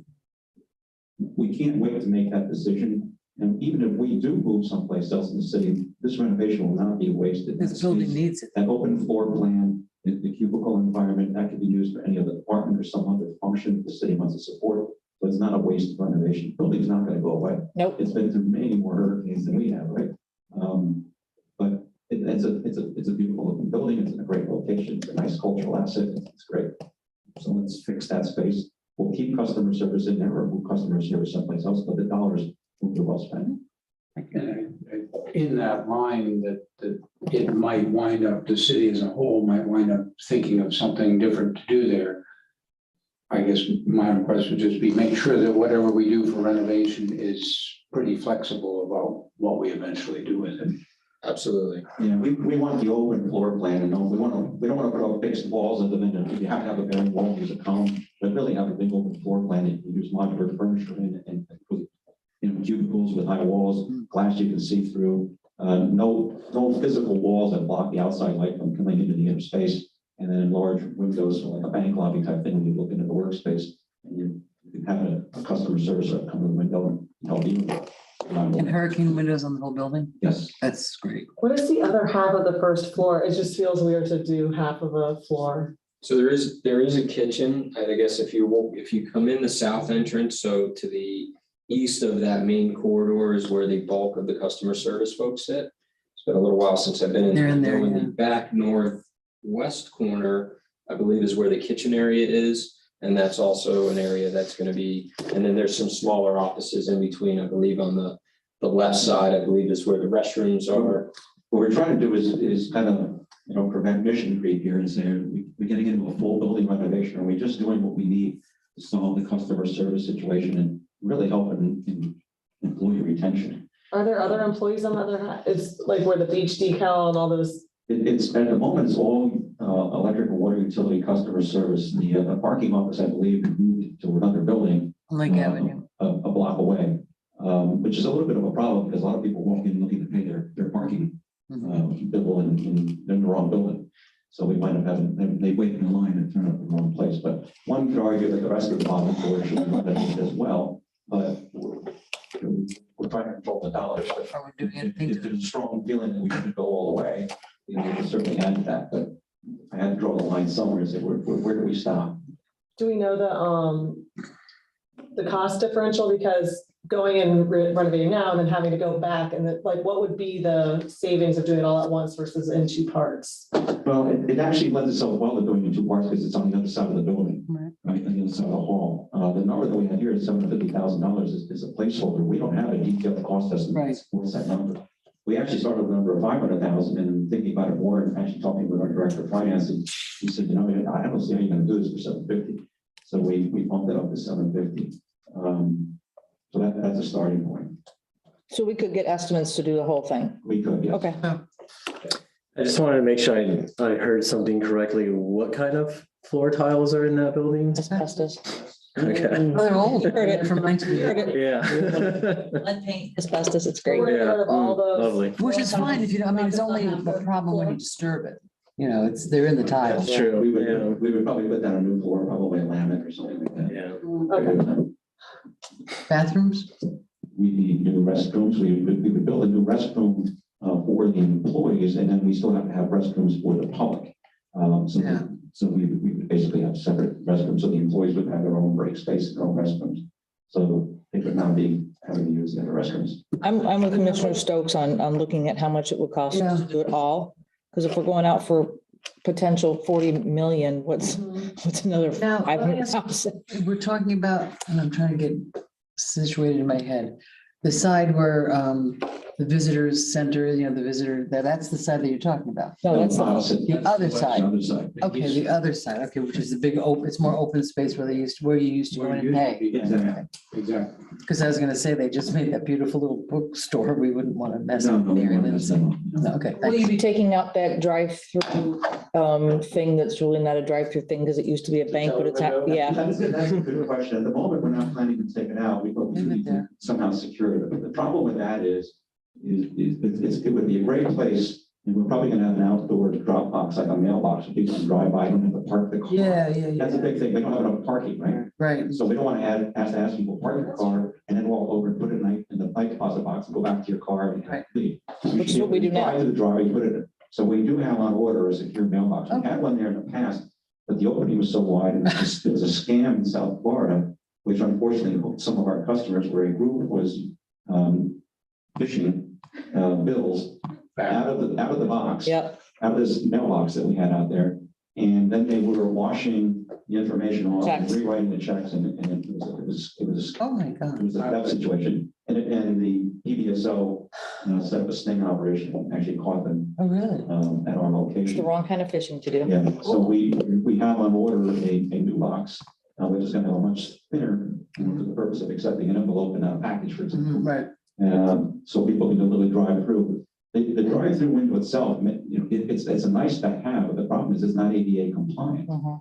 because it's down a set of stairs and it leaks like. So for an employee, it's not, yeah. Correct. And then you have somebody opening and closing and handing out lollipops too, right? Oh, yeah. I used to love going to the bank because my parents would give us the lollipop. We'd argue over what color we got. I want the red one, I want the yellow. But, so we'll just have a drive-through drop box and somehow I'm not sure we'll structurally remove it, but. It's, I mean, it's good. Yeah, it's good to have. I mean, you never know in 20 years what you might want to, and it is kind of cool looking, yeah. And the safe, the giant wall safe, some of you may have seen that. Right. We're thinking we'd like to retain that somehow as an architectural detail, as a historical piece, although it has a window. There's a window on the side of the building, it used to have bars on it. There's nothing, if you're listening, there's nothing in there. There's no cash, there's no money, there's nothing. The big gray box. It's huge. I think it's an interesting feature. Make it a bathroom. I would put the IT servers. Yeah. There's an idea. Yeah. Thank you. Okay. All right. Plaza, getting a facelift. I'm telling you, we need it. So the next piece on here is the meter test board. That is the actual board, which we periodically take the electrical meters out. They need to be tested, make sure they're within Bless you. certain levels of accuracy, make sure that they're reading correctly, that everybody's bills are what they are for their kilowatt hour usage. The next piece is a warehouse forklift. That's obviously to handle our warehouse materials, heavy materials that come in the warehouse. And then the next one is for additional NERC CIP security improvements that are going to be required, obviously, with our tie line or new tie line. Some of our NERC compliance regulations are going to change. We're going to have to up our security per those federal regulations. And we have some additional funds requested for that. The last line item you're going to see on here is the cumulative total for our SHRIP program. And the column up, if you go back one, just Ed, there you go. So all those items in the right column where it says Series 2022 bonds. So that is what makes up that 39.7 or $40 million request that we have in for 2022. The next slide Is all the projects is that the people. summary of all of the SHRIP projects that are comprised in that $37.8 million. So we'll kind Can of I do have a it. quick question on the Sure. previous slide? Why is the number different for the 22 request and the series 22 bonds for SHRIP? There's 35. 37.840, and go to the next slide. Well, no, and why in the request column is it 35, Something versus 30. That- 35.2 versus 37.8? And then it goes to Oh, 37. is the right, is the cumulative? Yes. Yes. But then what's the total on the? No, I missed a number. My apologies. It was, we had a couple revisions when we were, we added some additional funds for the cultural plaza renovations, and then there were some edits with some of the projects that we did. So I edited the numbers in the right-hand column, But and not the missed left. that 35,240. Okay. So good catch. God bless you. Apologies. I can get that corrected. However, the bottom number on the lower right side, the 39,710 is the correct number. Okay. Thanks. And, you know, when you see this stuff day in and day Oh my out in God. Excel spreadsheets, like the mistake is right there, you never find it. It's the same thing as QC. And let me add to that, that's reduced from the $44 million that was in the CIP discussion that we had in September, round 1 and round 2 of budget workshops. Correct. So projects, we moved some stuff around based off of what made the most sense. So taking a look at the detailed project list here for the SHRIP But projects, the total there is still 37. Yeah, that's right. 37.8, that's the correct number. That's the correct number. The far right side. The 6th Avenue substation, we did have some funding in there for the initial substation request as part of the 2020 series bond. We also have still now need to move forward with the land sale. There were some, I'm going to say some minor changes, I think, for the better in the actual design of the substation and the type of equipment that we're going to use, both from a long-term maintenance standpoint, going from an open bus structure, much like you saw the pictures of the new 7th Ave substation. So what we plan to put in at the 6th Avenue South is called metal clad switchgear, in which case all of the electrical components would be housed basically in a building.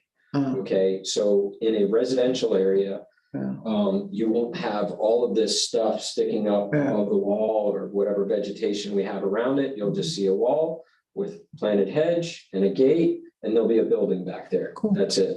All the feeders will come in underground. It'll be clean, do its job, and then long-term care, and obviously maintenance with the metal clad switchgear. It's not exposed to the environment.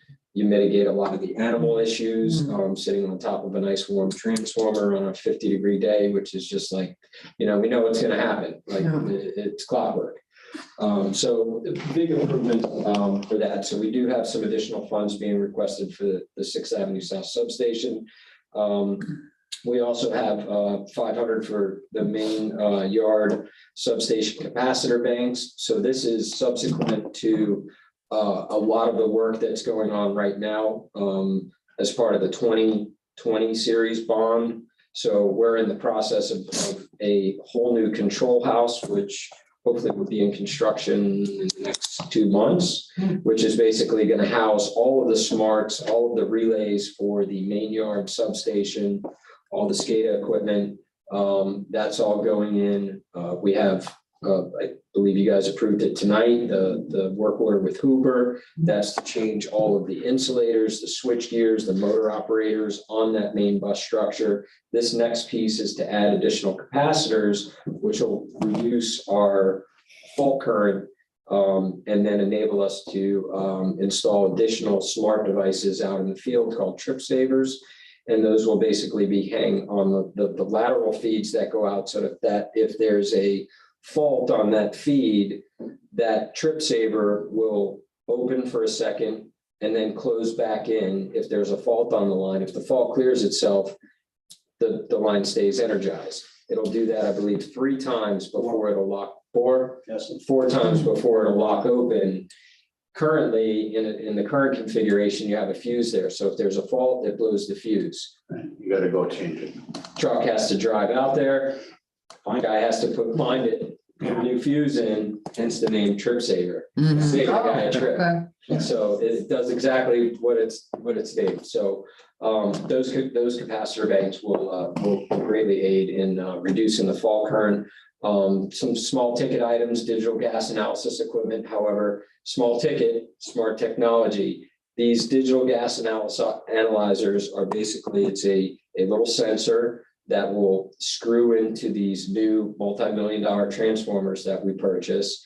And when there's a fault or any type of internal issue going on inside the transformer, the transformers are filled with oil. So when you create an electrical arc inside oil, it gives off certain gases. That will detect those gases, tell you, hey, you've Pay got a attention. problem. I need some Oh, wow. attention before you destroy a $1 million transformer. So small ticket item, huge value. Yeah. The next piece we've got on here, let's see, the FR12 fault indicators. Those are additional fault indicators. They hang on the lines. They sense when voltage is present, when voltage is not present on the line. So when we have a fault, our line guys ride out. They know where those Where it fault is. indicators are. They'll flash. Then they go to the next one where it's not flashing. So in between where it's blinking and where it's not blinking is where your problem is. Helps us with our restoration time. I believe that is our Mayfeed. L-bar. So another tool in aiding our line guys in getting out and repairing our system as quickly as possible. They're visible at night and day. We've got, as I mentioned, in reviewing the forest performing circuit methodology that we went through earlier, the next substation we're looking at is the 12th Avenue South substation. We've got that in there, and then these next 2 pieces. So in the first round of SHRIP, we had the funding for the substation. This is for the request to do the conversion on the actual circuits. So we didn't have all of the money with the projects in there and some of the shuffling that had to go on. We had to need the money to do the circuits. And that's basically to convert all of the 6th Avenue circuits in unison while the substation's being done, just like we're doing right now with 7th Avenue North. You convert a substation to 26 kV, you need to go out, change all the customer transformers to a 26 kV transformer, and then we're going to harden and do that voltage conversion at the same time. So those 2 line items are for the. Do we get any money back from the 4 kV transformers? Do we sell them somewhere or other? Is there a market for them? Not much. Well, Said from 1972. And we do have a scrapping process, and we do get some money back, I believe, from the scrap process. Did you want to play with them? I was thinking the same thing. I was like, he wants. I know exactly what he's saying. I know that I'll transform my backyard. As a functioning transformer, they're probably not worth it. You have to find somebody who's, And scrap metal or 26 to 4 or something like that, but it's scrap metal, of course, they're oil filled. So there's a lot. it used to be a PCB issue. I don't know. Yes, we don't, that's that we know of, all of the PCB has been removed from. So the answer is no, you cannot have them. I don't want to. I have a question. On the line item, the design for the new ICW crossing to the design is $3 million? No, it says beachside new ICW crossing construction. It should be design and construction. It's actually So the design is actually, you guys. That was what we just. Right, we just did that, right, yeah. I was gonna chime in. There are two additional components to that. So we've working with Brian and Julie Giles in the water department. We've have the water design, we have the electrical design. However, we've both been working collaboratively. We have to do extensive survey. So I'm working with another one of our sub-consultants, WGI Wattman Group. I've probably seen them in here 100 times. So we're working with them. They're gonna do all the bathymetric surveys. They're gonna gather all the information that's needed for the environmental studies. We're gonna have to do, Power Engineers has under contract Boulder and Associates, huge environmental firm. They're gonna do all the seagrass bed studies. And then Radiz, who is another one of our sub-consultants, I'm working with them now as well to do all the geotech analysis. So we're gonna do soil borings, all the stuff that's gonna be needed for the Army Corps engineer permits when we do the horizontal directional drill, identify where the softest substrates are to be able to do that drill across the intercoastal without, breaking equipment and losing Stuff like that, yeah. Yeah, it's. Do you expect to run into any utilities out there already? Well, we do know. We have the one outfall. Pipe. We do have the outfall Yeah. pipe that's out there. There is a sanitary line that comes from South Palm Beach Island to the To Bryant ours. Park Yeah. master lift station. And then we have R2 electrical lines. So we're also going to have all of those items located and identified in the survey. And then obviously we're going to pick a path and then we're going to designate the other areas that's needed for Brian and his team to get the water line in there permitted future down the road. Right. So I did want to mention that you will see probably the end of April meeting, if not sooner, two additional task orders, one for Radiz and one to WGI to complete the survey, all associated with the ICW crossing. So it's very technical, so I didn't want to rush getting those scopes prepared, especially when you have a lot of agencies involved in the permitting effort. So you want to make sure that you get that right and do it so you can get it done right the first time. Let's see where we left off. We have West 05, phase 2, which is the railroad track section along the FEC railroad corridor. West 05, phase 3 is a portion of the quad stack that's in the downtown area that comes up just east of the circle and runs north all the way up to 10th Avenue North, east of A Street, if my bearings are correct. And then that continues all the way up to 18th and then up to 18th Avenue substation. So it's a part of a big loop that goes up the railroad tracks and then comes back down depending which way your load flow is going. Part of a big sub-transmission ring. A lot of exposure on that. We have a lot of customers hanging on that route. Constat. And part of that went out. Yes. Multiple substations.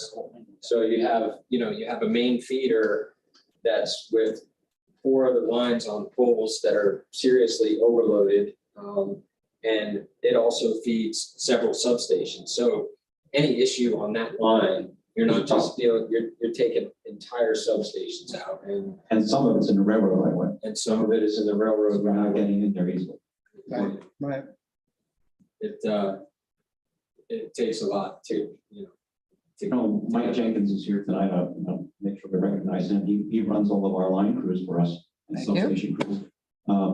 But we've actually had to do some approach neighbors that are near the line that have to cut their trees down to trim their trees, even though they're not close. They're trees that are so tall that when they break and they have trees that break real easy, would approach us. So we have actually approached them and they've said, yes, you can trim our trees right, along the railroad. So even just to get in here to do work like that, the permits in the railroad, flag operators slow the train down, keep us safe, keep them safe.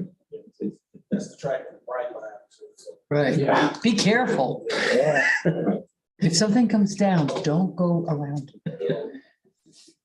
So that phase 3, that particular request there is to begin the design on that. It's going to be a little complex. So we're evaluating several different options to get rid of that quad stack. So that's to just get the design started for that particular phase of that project.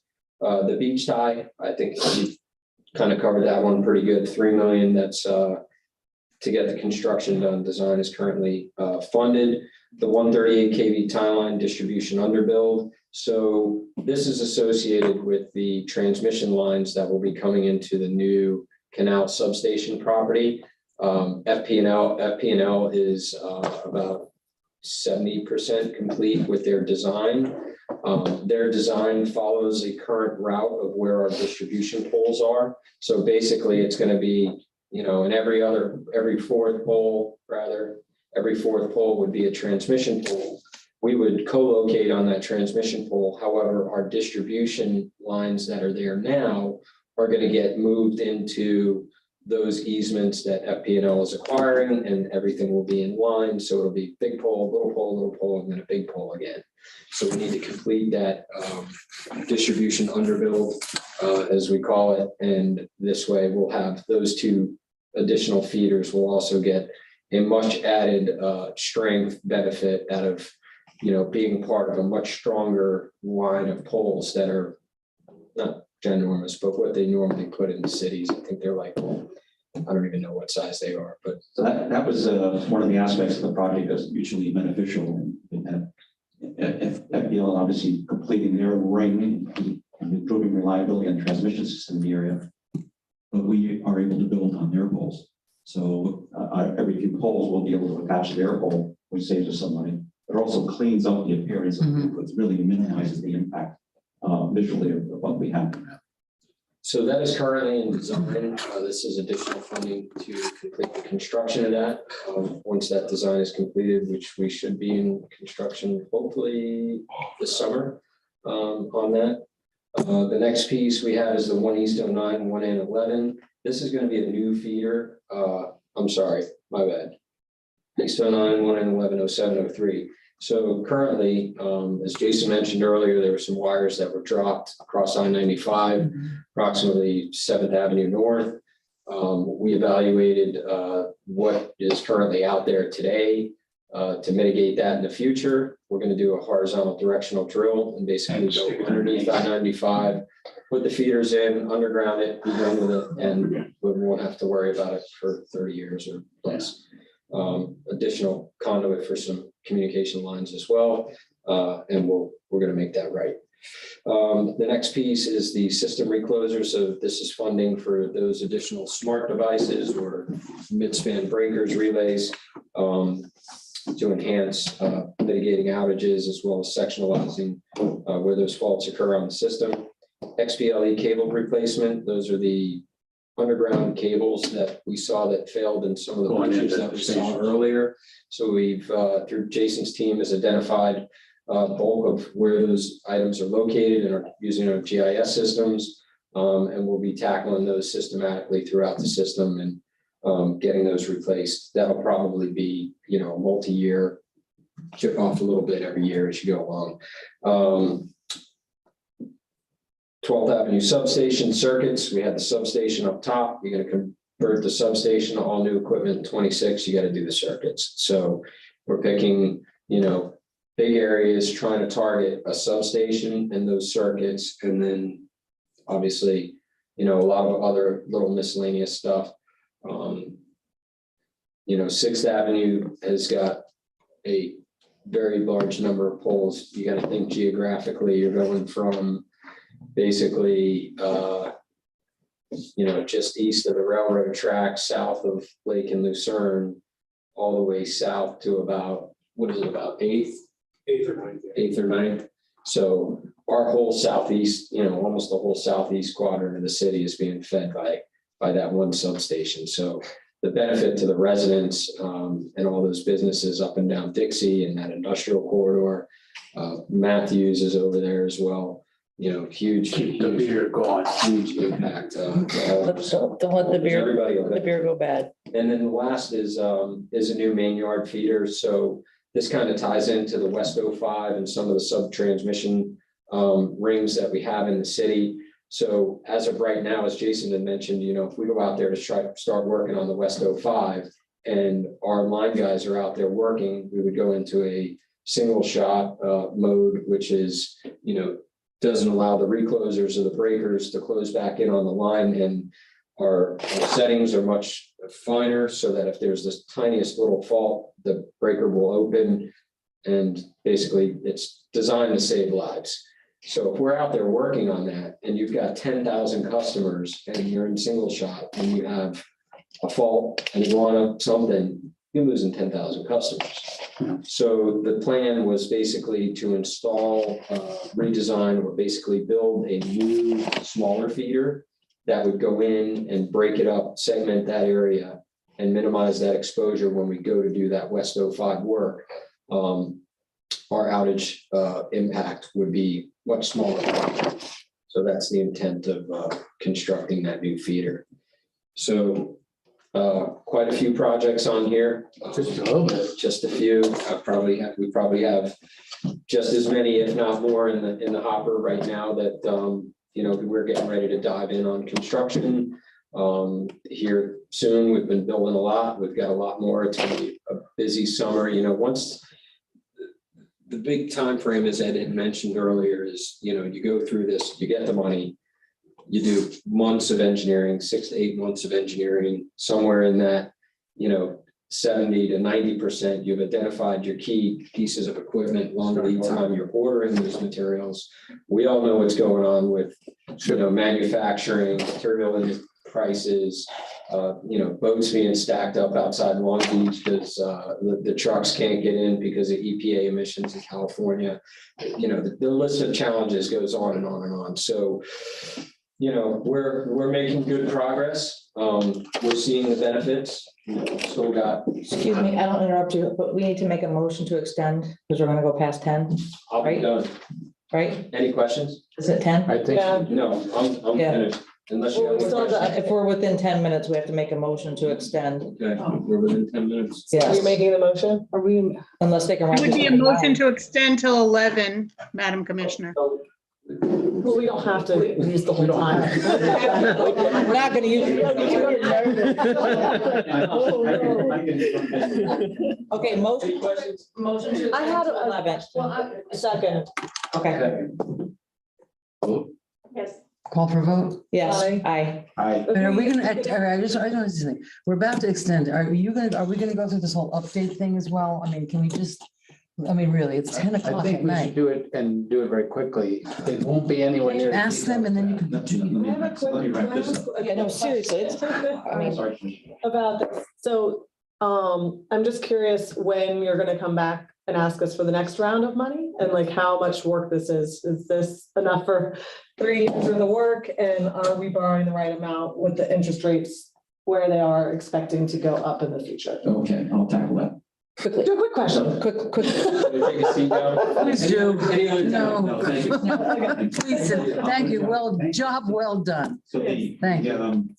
when we did the meetings in September, the budget rounds and the workshops, we showed, I believe, a 22 and a 23 financing. We would probably not do a 23 financing. We would do 1 and 22. It was shown, we thought it'd be about 44 million. It'll actually be 39.8, let's go 40 million, especially if we do some more cultural plaza. And we would probably not want to do a 23. We want to borrow enough money to keep us going for 2 years, but we don't want to borrow so much money that we're paying debt. Right. Service on on it, yeah. a pole that we haven't bought yet. Right. So we're trying to stagger it out. I would like to have it come every other year. Details, how do we pay for this, right? What's involved? So at the time, when we built the budgets, we assumed that the financing would take place partway through the fiscal year. The annual debt service, and these are very round numbers, and we'll get more details in the April meeting. It's about $1.5 million of debt service on this bond. Approximately 50% of that was built into the first year in this current fiscal year budget. Because we said the financing probably won't happen until halfway through the year. Then we'll only have a half a year of debt service. We built that first half. I remember that. That was built into the first budget. Yeah. And I know Commissioner Stokes said, well, that's only half. The next year you're going to need all of it. And that's true. But the first $750,000, so our rates are already assuming $750,000 per year of debt service. So we need to adjust our rates, and we look at our total rates and say, how much more does it need to go up to accommodate another 750, so you have a total of 1.5 million. I did some very rough back of the envelope. I think that's well under $2 per customer per month. but we can do some more specifics on that.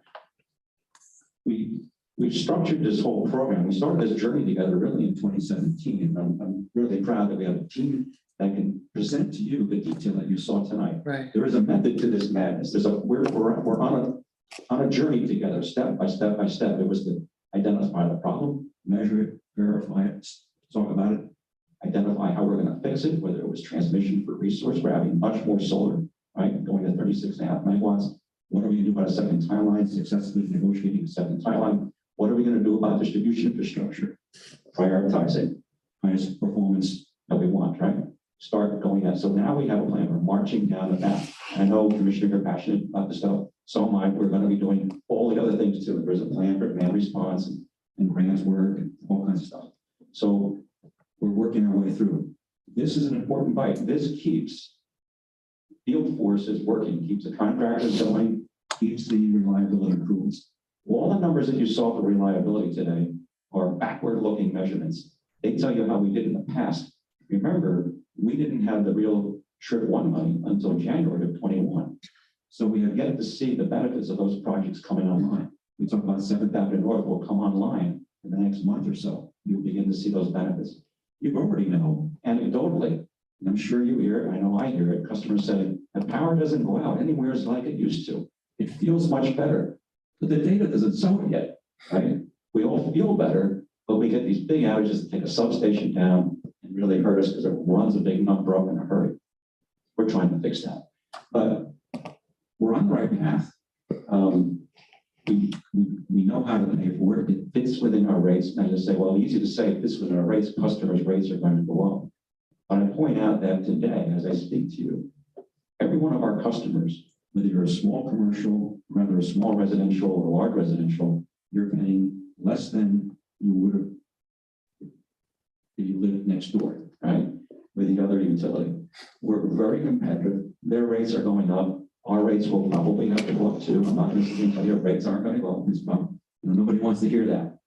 But we're doing okay and we're remaining competitive. And these are investments that frankly, it's not your fault that this happened on your watch. But the reality is that we're here together with this right now. And we have to address it. I have a fiduciary obligation to bring you this news and explain to you how we want to go about fixing it. Of course, you're the policymakers. You have to make a tough decision. Will you want to support this? Tonight, we're not asking you to vote on anything. Well, that's good, because we're not. Exactly. We wanted you to be We're informed. tired and you don't want us to vote right now. But we will be back in April to look at our authorization. We are probably 95% of the way in terms of our preparedness with our financial advisors, bond counsel, underwriters, in preparing all of the documents for the Series 21. The public offering statement is virtually complete. Some more data to add to it. It's pretty well along. We do have meetings scheduled with the rating agencies, major rating agencies, to explain what we're doing, which they're familiar with. They've seen us in Trip 1. They've read the independent engineers reports. They have their own independent engineers to review what we're doing. They assigned us thankfully an investment grade credit rating on what we wanted to do. We expect that we'll continue that, but we'll certainly give it a good try. As the city manager with us on those calls, so she'll be all things out. And then, of course, we'll do, assuming that you approve us to go issue the bonds, we'll be on the investor roadshow with the big investment houses who suck up these bonds and they buy them up pretty quickly. So a lot of those wheels are in motion, but we're not asking you to say go right now. You need to think about it, and we'll ask you for a formal approval at the April meeting. One question. If this commission just says, no, we're not going to do that, we're just going to continue to fall apart. I mean, if this money, what I'm hearing from our staff is that this money is desperately needed to get us even to where we're not falling apart. Right, the old rotten poles are still out there, and even after we do Trip 2, there's still rotten poles again after that. And we struggle with it. We ask for more. Is it how? There's a limit to how much you can execute in a 2-year, 3-year period of time, and you have to be able to, supply people from the systems that you're going to fix next, but you haven't fixed yet. You can't try to fix them all up in time without shutting a city down. Yeah, and I've been a customer since 1980. And I can tell you, it's much better than it used to be. But you didn't answer the mayor's question. So if this commission says no, We're in trouble. Okay. I don't know how anybody actually not want to improve our system, but We joke with these, we're running out of duct tape. Yeah. And stuff is falling. Gorilla glue? You know, and Gorilla Glue. And, you know, we have two major transformers right now that we desperately need to have running for the summer that are 1982 and 1972. And right behind, you know, 6th Avenue South, 12th, 15th, 4th, 11th, 18th, those, it's all 1970 vintage That sounds transformers. like every street in our city. Exactly. pretty much. It's all from 1970. How many more years can we get on those transformers? Got it. And if our public image wasn't good, isn't wonderful now, can you just imagine? Now, we had talked, was this the same with, we talked about having a from Jacksonville, a bus coming down, a truck coming, what was that with regards to? True. The failed transformer, the low tap changer on the TD70 transformer canal, we hope to have back in service next year. As a contingency, we have considered and may yet follow through on what's called a mobile substation. I think that's a So good it's a idea. trailer mounted transformer. It weighs about, I think, 50 or 60 tons. Wow. It's a massive piece of equipment. It is available to us. Walt is working through the details. We don't have those to present tonight, but we are very much interested in having that here as an emergency spare for the summer. And there's also a thought that we've had, we're kicking around in the last few days, perhaps buying it. We intend to buy what's called a TPTL3. So the main yard has two of these monsters at $1.25 million each. We're talking about buying a third, probably in trip 3. One thought that we had is perhaps buying this mobile from Jacksonville and using that as a third and having it here sooner. And perhaps it could be cheaper than buying the third one. And it's a good one, it's in good, I mean, it's. They've never used it. They've never used it. They've never used it, but they have maintained it. So it works. It should work. Just because you haven't used anything doesn't. But we have not yet completed the discussion on whether it's for sale. Taking it for a test drive yet? I just want to make sure. Sell it, but it's an interesting option Mm. that we're going to pursue. And that's currently not in the budget for trip 2. Mhm. But if it seems to make sense, and we feel that we want to go back in the cage with a lion, which is Yeah. what we do here, and make the case for buying the big piece of equipment. Can I throw this we might in do there? that. Yeah. But, Okay, we're thinking about it. Okay. It's almost 11 o'clock. yes, it is. Commissioner McCoy? I'd just like to say that I really appreciate this presentation, and, you know, maybe initially I sound a little skeptical about how do we balance, that was good, fair game. I'm always looking for, I'm concerned, as we just talked about, that when we do these things, it does eventually translate into a rate increase. And, you know, let's make sure we're looking at, I come away from this presentation very convinced. We got to do all this stuff. There's, you know, is it going to solve all our problems? Is it going to make hurricanes go away? Is it going to make iguanas go away? No, but it's certainly moving. And some of it is just, you got to do it. So I'm happy with the presentation. I get the point that you just made, Ed, that it would be nice to look at time series of data and see, hey, we did all this stuff and our stats are getting better. It's not far enough into it that it's worth looking at the stats yet. So we'll look at them in 3 years, 4 years, whatever the right time period, but not now. So I'm happy to see that.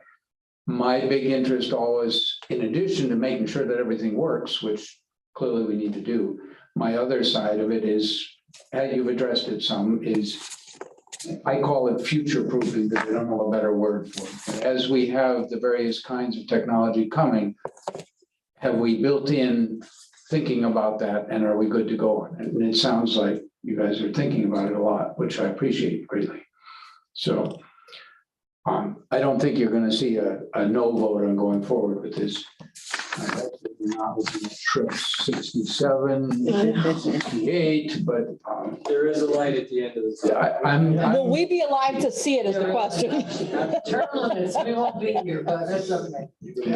A well-lit, non-flickering light. You know, Amber down, little amber down here. I work for this great guy, and he mentioned something to me a while back. He said, he said, you may not get to everything, but if you leave it better than you found, Mhm. you've done a good job. yeah, And Absolutely. those words resonance in my brain every day. And I think what all of us try to do here on a daily basis for the city is we were given something, we're trying to make it better. Right. And I think we all share that vision. Kind of, where we sit. Very good. Thank you. Thank you very much. All righty. Well done, sirs. Thank you for all of your time.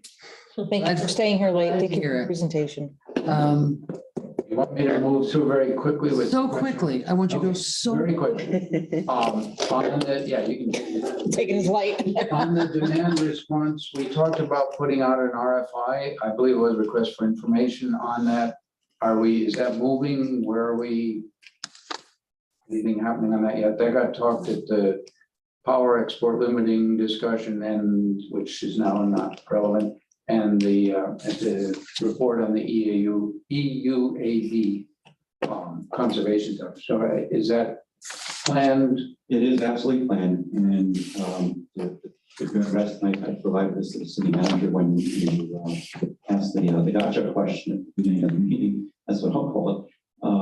We do have a critical action tracker, and I took the action items, the recommendations that were made in that EUAV presentation, and created a tracker and identified which department was responsible primarily and which had second responsibility.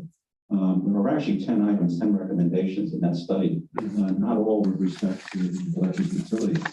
Actually, a number of them were recommendations for you as a commission to approve certain things and do things. So, for example, the board recommends that the city commission require all properties consisting of 4 units undergo a free energy utility. So that would require city commission action. So give us that direction. We have to build an organization that will do that, because that's a big job. The board recommends that the utility proactively and privately reach out to customers with large utility bills in comparison to properties of equivalent size. The responsible party there is the electric utility, supporting the department's electric utility and our conservation group. So we are actually currently under contract doing a study with a company called eSource out of Boulder, Colorado. And eSource is taking a look at our AMI system and identifying all the things that AMI will allow us to do. And this is one of those things. eSource also has built a database that has the conditioned square footage of properties. So we would be able to then run through, using their assistance, run electric bills across their model, come up with high energies per square foot, so we can follow through on that. Can you email us these answers? Okay. Because you're talking right now, I'm gonna be honest, I can't even digest what you just said. I'm being honest. Sounded Like, interesting. it sounded great, but I really want to be able to. I'll wrap up with the one that Commissioner asked us. Yeah. Demand response. And yes, we are working on demand response. Sure, there we go. And I did meet with purchasing today, to talk about how we can go about getting a consulting on board to quantify demand response. How much could it cost? What technology would involve? What kind of penetration rate could we get? How much load could we actually capture based on their experience in similar markets? So we can come back and say, hey, it's going to cost about X amount of dollars worth of capital to install this type of equipment. And we need to capture these many customers, and we would offer them this much of a payment. So you can get a sense of, is this a program that we want to do? Does it make sense? Can we install the demand response system and engage customers at a price that's cheaper than buying peak energy? And we have proxies for what peak energy costs in the marketplace. And that's reasonable. It's sort of a return on investment kind of approach, but an alternate, slightly alternate approach would be to say, hey, let the market figure that out, put it out as an RFI. And if somebody says, hey, we think we can do it with a good ROI, that they go ahead and do that rather than us find a second. I strongly disagree. Absolutely not, because what you're doing in the demand response program is you're actually from the operator's console with a mouse click, turning customer equipment on and off. We're not turning that function over to an outside company. No. We need to own the equipment, Sure. and control the button and decide which neighborhood, how many devices we're going to interrupt at which time of day for what size load. So turning it over to an outside company says, here, put all this together and turn it over to me. That isn't what I meant. We want to Maybe I misspoke. We want to quantify what this is all going to cost so we can do that return on investment. And by the way, the return on investment is not just dollars. It's environmental as well, right? So we should take a look at, because this is the way we're wired as a community. Are we going to put a dollar value when it comes to this? So that may tip us to do more projects of that sort than we might otherwise. We need to own that model and then move forward with a recommendation, okay, let's go ahead and make that investment. Right now, I couldn't tell you might be $500,000 or $200,000 to put a system in to capture how many megawatts of demand response. We simply don't know, because we don't have the experience in it. We need to get that information together, build it in the budget, and act on it. And if it's capital, we should be able to trip it in, push it in perhaps in the trip as a bond issue. And if it doesn't fit this term, should we do it as PAYCO? Find a way to do it. Okay, that's somewhat of a status on that one. We talked at meetings in October, November about bringing solar energy loan fund, I think it was, out of north of here somewhere, Port Lucie. Are we moving on that? Has anything happened? Yes, as a matter of fact, we've asked purchasing and purchasing is agreement. In fact, we had a conference call on this morning together with Valentina. She's going to reach out to Martin County and identify what documents or purchase orders or contracts were put in place to name the Solar Energy Loan Fund as the nonprofit, as one of the sources that customers can go to. So we want to see how they did it contractually and see with council that we can piggyback on it and implement the same thing. Good.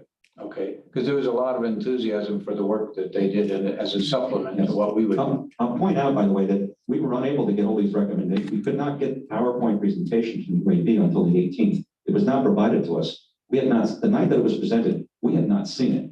That's the first time that we saw it. And we did not get a copy of it until the 18th. And we converted it into the action item. We will speak to them about that. No, it's not about them. It's not like we haven't been thinking about this stuff.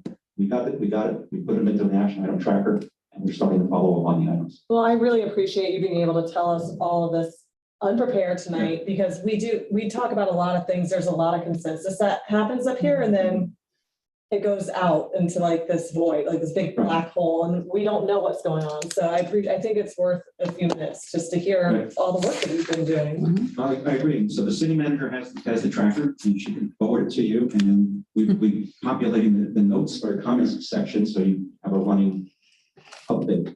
Where are we? Going on. We're on the last two, I think. RFP for the in-community solar that's on the street, if I'm not mistaken. It's absolutely on the street, and we've had a series of questions that have come in, which were good questions, and we've been working on the answers. And one of the questions that just came in was, can we have more time?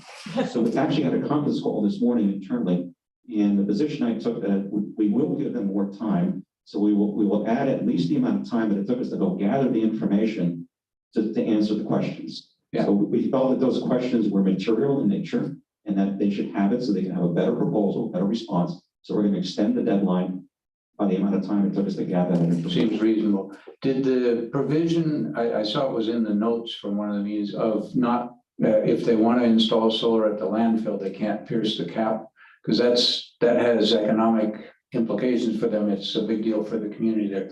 I didn't see it in the RFP, but maybe I didn't look the right place. I don't believe that was in the RFP, but that would be certainly if somebody proposes a project like that, we would have been.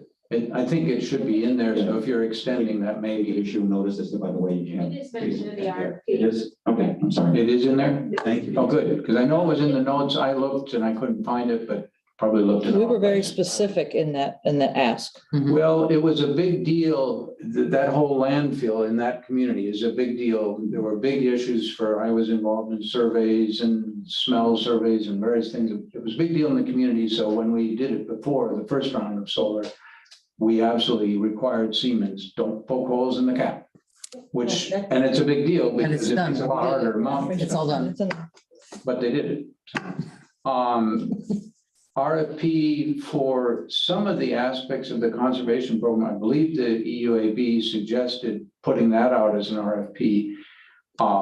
Seems like Self might be a reasonable candidate. It probably should still go for RFP, but to do some of that work.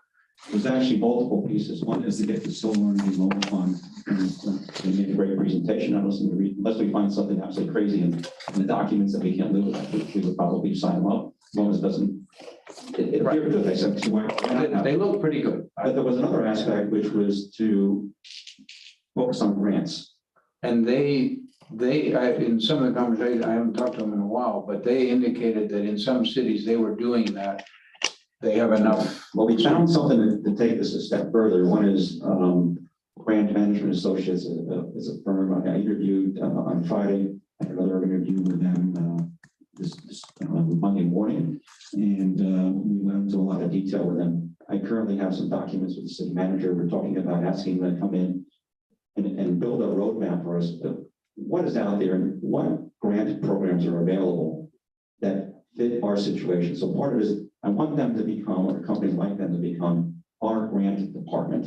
And that requires not just responding to grants when we happen to hear about Also them, follows. but telling us what is out there. Right. And how do That's we. the big one. how do we That's do that? making me crazy. So they need to know what's our situation, Yeah. just as if they worked here every day. Hey, all of these SHRIP things that you have in SHRIP 2, SHRIP 3, SHRIP 4, whatever it is, all of the community things we want to do for conservation, what are they? And then they would be on the lookout and say, hey, these are the areas you fall into. This is something you need to be prepared to do this and this. And then importantly, they have experience in actually winning. Mhm. So how do you write that and ask them to write it for us, right? And then if we don't win, give us feedback on saying, this is what the winners' proposals look like, because they don't get feedback on why you didn't get selected. You'll get feedback on this is what the winner proposed, right? Follow. What do they call grants management? GMA, Grant Management Associates, I believe. I would, Okay, let's, Correct. I would Next. encourage keep self in that loop, because I think they, on stuff focused on this, they're Oh, probably. yeah, they're not, yeah, these would operate in parallel. So self, I think, is going to be more customer focused. We're talking about how do we fund pieces of SHRIP? How do we fund vehicle chargers? Maybe how do we fund the underwater line to the barrier island? How do we fund a substation? Free money, free money. Right, how do we do that? And there's, I hear of other utilities, municipals in the area, they get money. And I say, Lake Park. how did they get that? And I look and say, Yeah, did anybody know about it? And, and they probably didn't tell us they were doing it. Yeah, right. They're like, let's get the money before everybody else realizes. Right. Sure. But we do have to get the county support on some of these FEMA grants. If the county doesn't put us on the list, we're not even eligible. So we have some something to do with the county. Done? Cool. Last one that was on that came out of the report from the EUAB was an interesting one that caught me a little bit off guard, even though I'm a tree guy. They said, put a lot of emphasis into trees, that I haven't researched it further, but the argument is you get a lot of heat island mitigation effects. And obviously there's multiple ideas. I mean, it's kind of weird to me to think about the utility being involved with trees. It's probably not something that has grant support for it. So if we wanted to look at doing that ourselves and doing some other things with grants, Actually, it may make sense. I'll read you the exact language because it's on the tracker. The board recommends, this is the advisory board, the city commission implement a formal program for ongoing investments in our citywide shade canopy. So I don't have the authority to do that, but they specifically said that the commission should do that. In the tracker, I said, who's responsible? The city commission, we need to direct that should be done. I think frankly, that it really falls under the community sustainability group as opposed to the electric utility in terms of building our tree canopy. But it is on the action item tracker. That's something, and I'm very careful not to take the language and slant it to say something else. I took their exact recommendation word for word and put it in a tracker that the city commission needs to implement that. So that's that would be something for you all to say, let's do this. Yeah, and we need to look into it. There's certainly well-known studies on. I think we were all tree people. Every one of We're us all up here is a tree tree people. person. Maybe there are grants that can help. It clearly is well documented on heat island stuff. It which absolutely. certainly affects conservation and energy. You know my house. I do know your house, and and there's also good effects on property values. So there's a number, and walkability as we Yes. walk into this Yeah, place and all absolutely. this Yep, is- we all agree. I have one last quick question. Okay. Can we have a festival or something in 2025 when we retire that coal plant? Everybody gets a piece of I'm coal. serious. We need to celebrate these wins Yeah. when they happen. And I know it's. 3 Start years planning away. now. So start planning now. Let Lauren know. That's not, it is a little misleading, because we say we have coal in this portfolio, it's the Stanton 1 unit, 11 megawatts. The barn is a coal unit, but it's not always running on coal. Many times it's on a slow burn with coal with a lot of gas fire, because they're trying to stretch out the coal, because coal is cheap and that they have on the coal pile. So they're managing their coal resources, but it's not 100% coal, but nonetheless, 1 unit of coal is more than we want, right? And we played a small role together with FMPA, who played a large role, and also the leadership and the Utility Authority in Orlando made the tough decision to retire that unit at the end of 2025. Yes, we'll have a party. Let's celebrate. Let's have a party. Motion to adjourn. Yes. There's a second? Oh, yeah. Second. Third. All in favor?